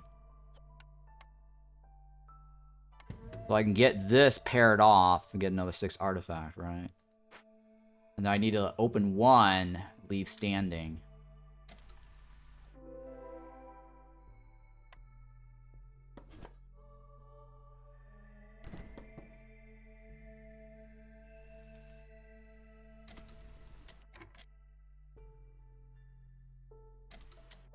I guess I'll leave that last until the other one's complete, right? Because I don't want two dangerous running at the same time.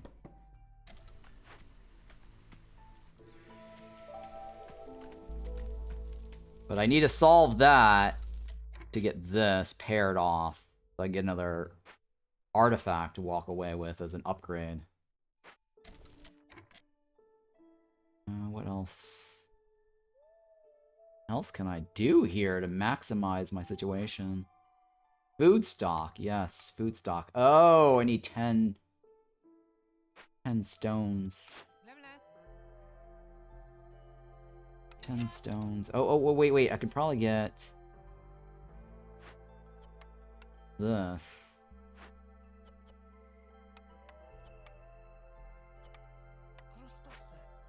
That should help me, right? Because then I can walk away with food stock.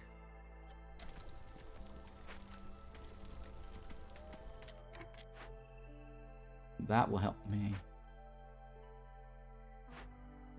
Not food stock. You don't do anything for me. What else can I do here? Nothing, right? What's this one? Nope, nope, nope.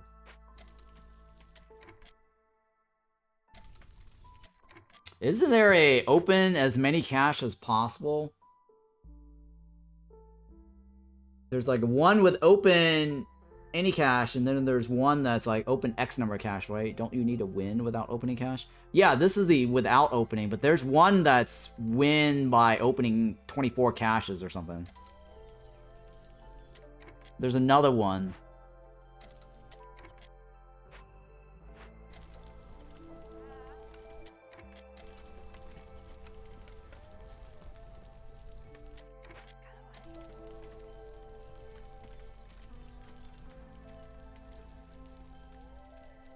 This one I don't need, right?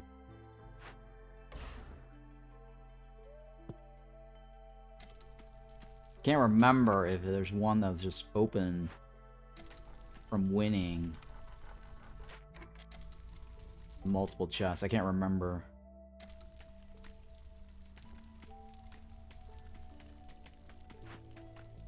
And I need to leave a bunch of glades open too before winning. I can't remember if there's one that's like leave 4 running versus leave 1, right? Yeah. I can't remember that one either, but let's go ahead and work our way towards that one.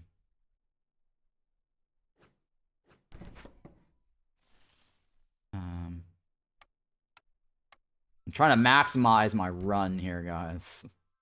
Everything needs to be maximized on my first run.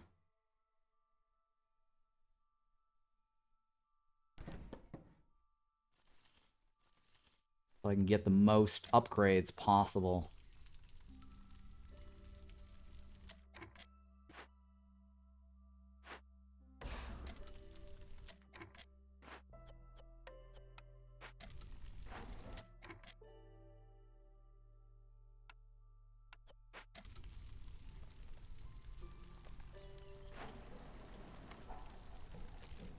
Oh man, all that time. That guy was just delivering all that, huh?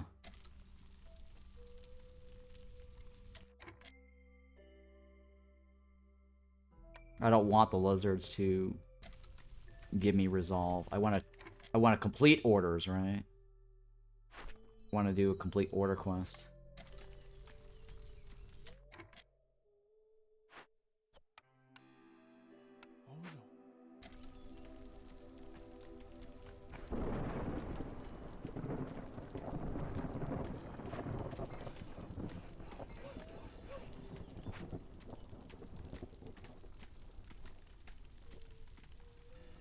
I think we completed this, right?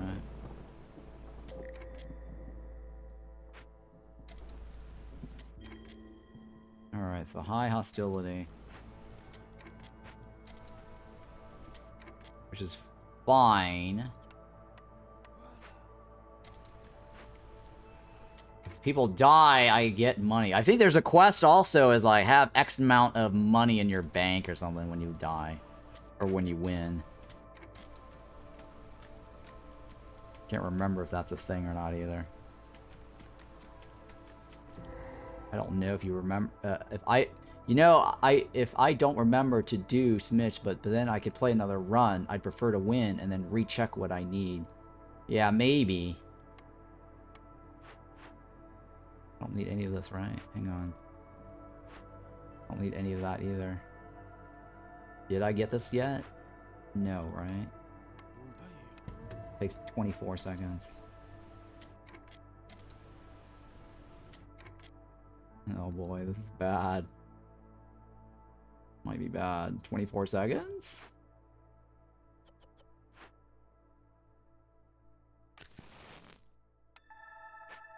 Might not. Oh no! They're gonna leave, right? That might... I don't think that's gonna create a problem, is it? I don't think it's gonna create a problem, I don't think.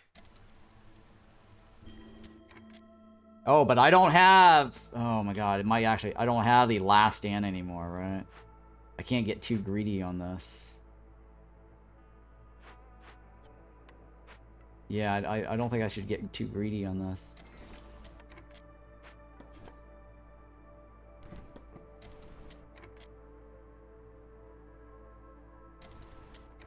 Hmm. I don't think I can get this in time, guys.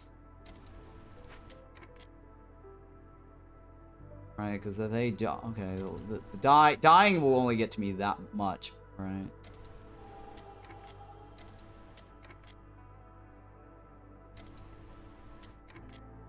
One person leaving gets me to here. Another person leaves gets here, right?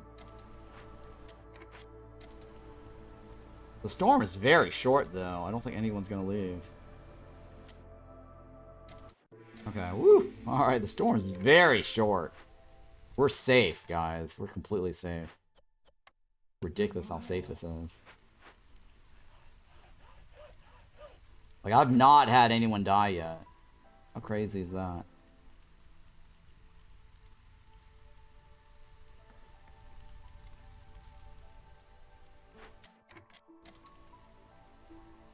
So what I want is to get this food stock.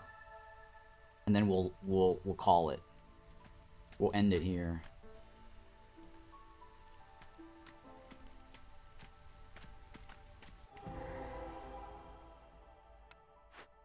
Yeah, we're good, right? We're good.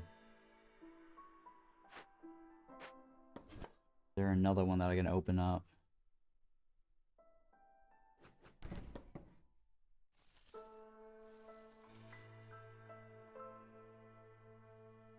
I'm trying to open as many as I can, because I'm pretty sure there is a quest that's associated to open glades. I just want to get all my glades knocked out.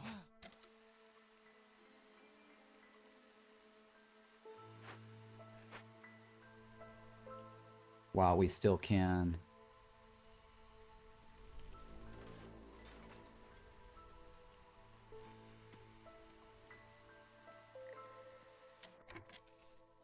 Fire's going out? Oh, shit. Fire's going out.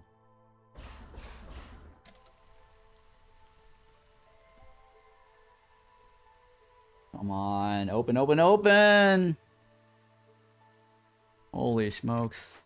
We're still waiting on the food stock anyways. Oh, goodness.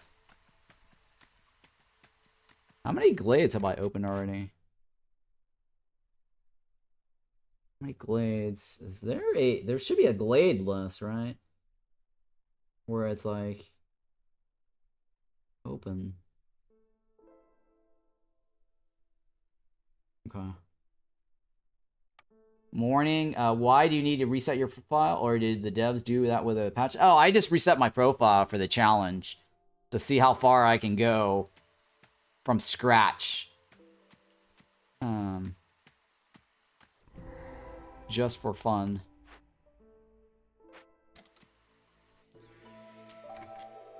For the challenge.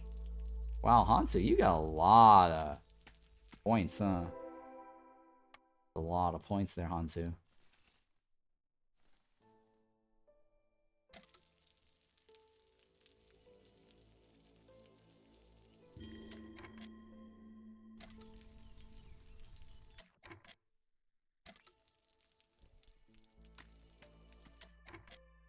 Let's see if I can add another one of these.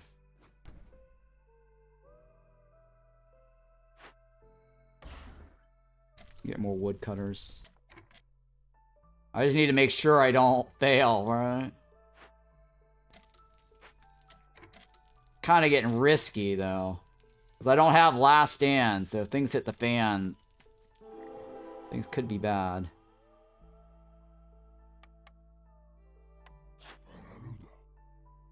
Nothing. Alright, well, let's try trading some of this.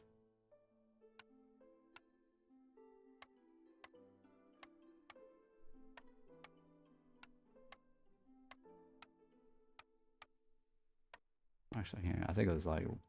didn't need to do that, but... I don't think I have enough. Oh, no, I don't have enough. It's okay. I don't have enough.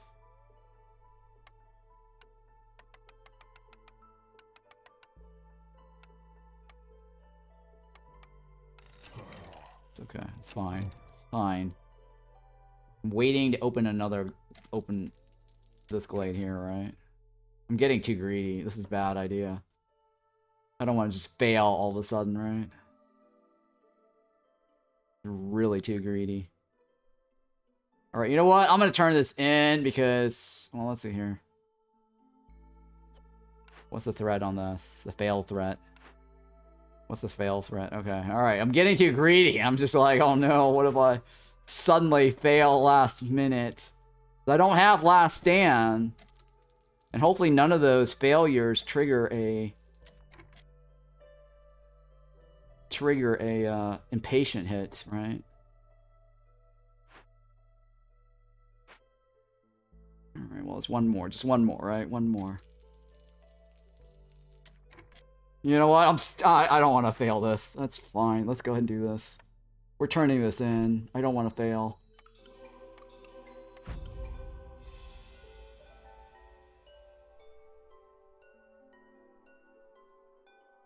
Bam! We got all tons of stuff. Oh, reached level 3 too. Nice.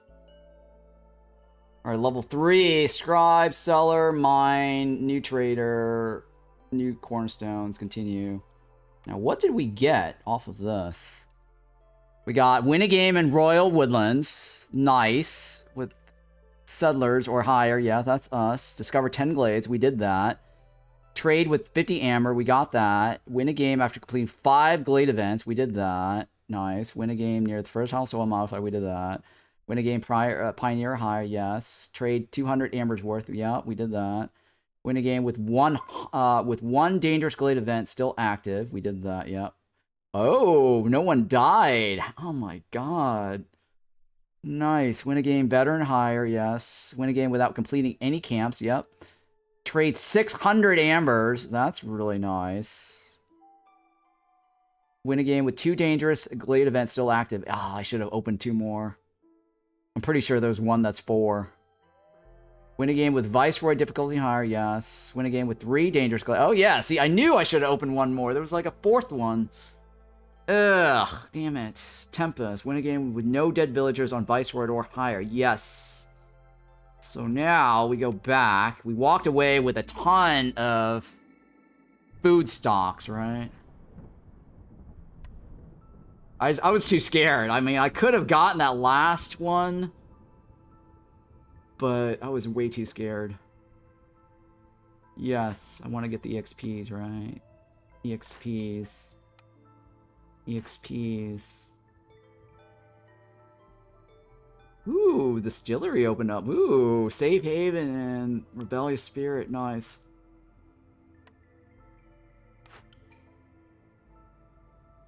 Okay. More experience points. Yeah, comfort. Yeah, okay. 50 points. Yeah, baby. Thank you. Win a game with no one dying? Yeah. Wow, I can't believe we got that one, huh? We're now at rank level 4 for upgrades. We unlocked the Harpies on our first run, too. First town run. Win a game on veteran difficulty or higher. Yes, I'll take it. Sure. Win a game completing camps without camps, right? Yeah, we got that. We got the trade goods. I think there's one that's 1,000, right? It's like 1,000. I should have kept trading. I really should have kept trading. Another point there, Viceroy. Oh, hey, we unlocked the hooded horse guy.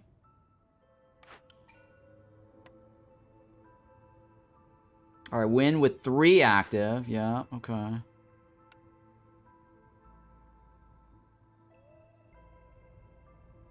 Oh yeah, no one died on Viceroy. Yeah, nice. Oh, damn. Oh,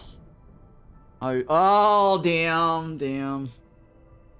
Well, I couldn't have gotten that one, though, right? Because there was only 9 orders in the game anyways. You didn't have enough for the 1k, of course.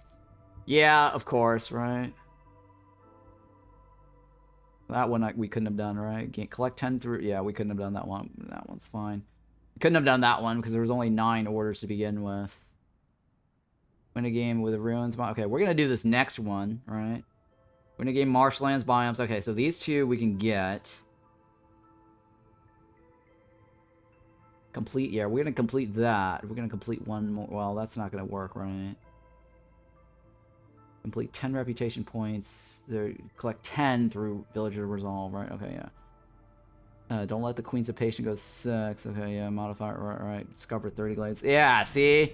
I should have kept going. I should have just totally kept going. Just to get this, as many as I can. I knew that was a thing.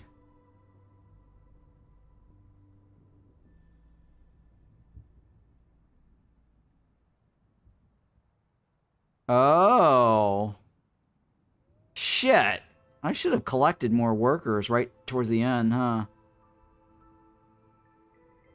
Yeah, I should have collected more workers right till the end. Well, that only gives me decoration, so it's not that big of a deal.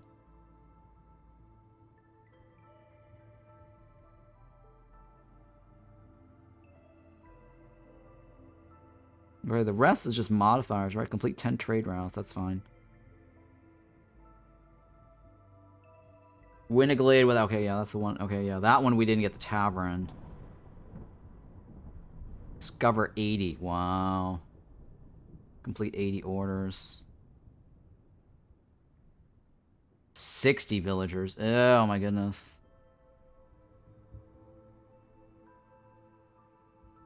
What else? 30 trade routes?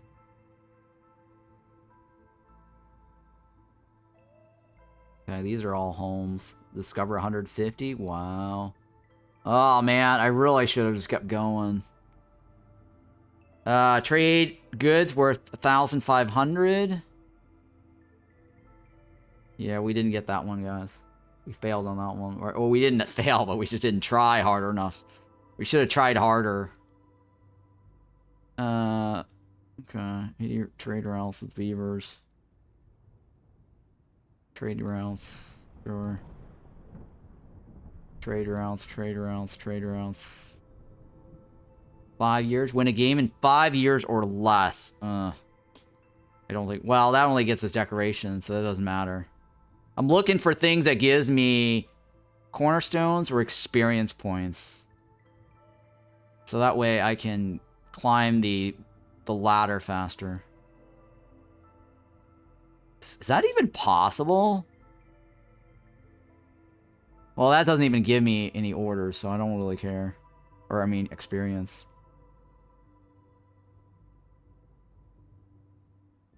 Oh. Take care of 10 runes. What is... Win a game after... Oh, okay, yeah, I know what that is. Win a game without taking any embarkation bonus on Viceroy difficulty or higher. Interesting. Oh my god, I should have just not taken anything earlier. I could have gotten 50 points.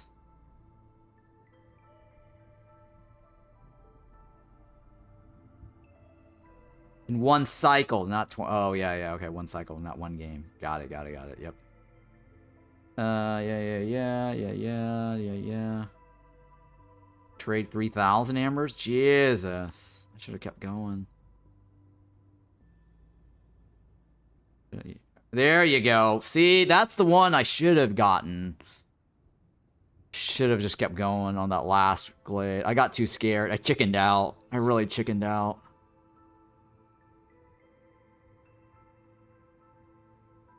Oh, that one, huh? I'll have to think about that next time. I should have, yeah.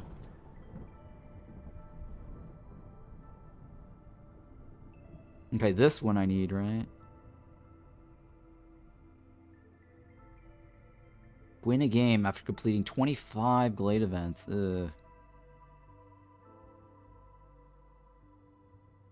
Okay.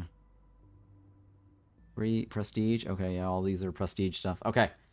So, we've managed to knock out our first run. So let's go ahead and evaluate here. What can we do with our upgrades? Well, this is going to be fun, all right? Got 101.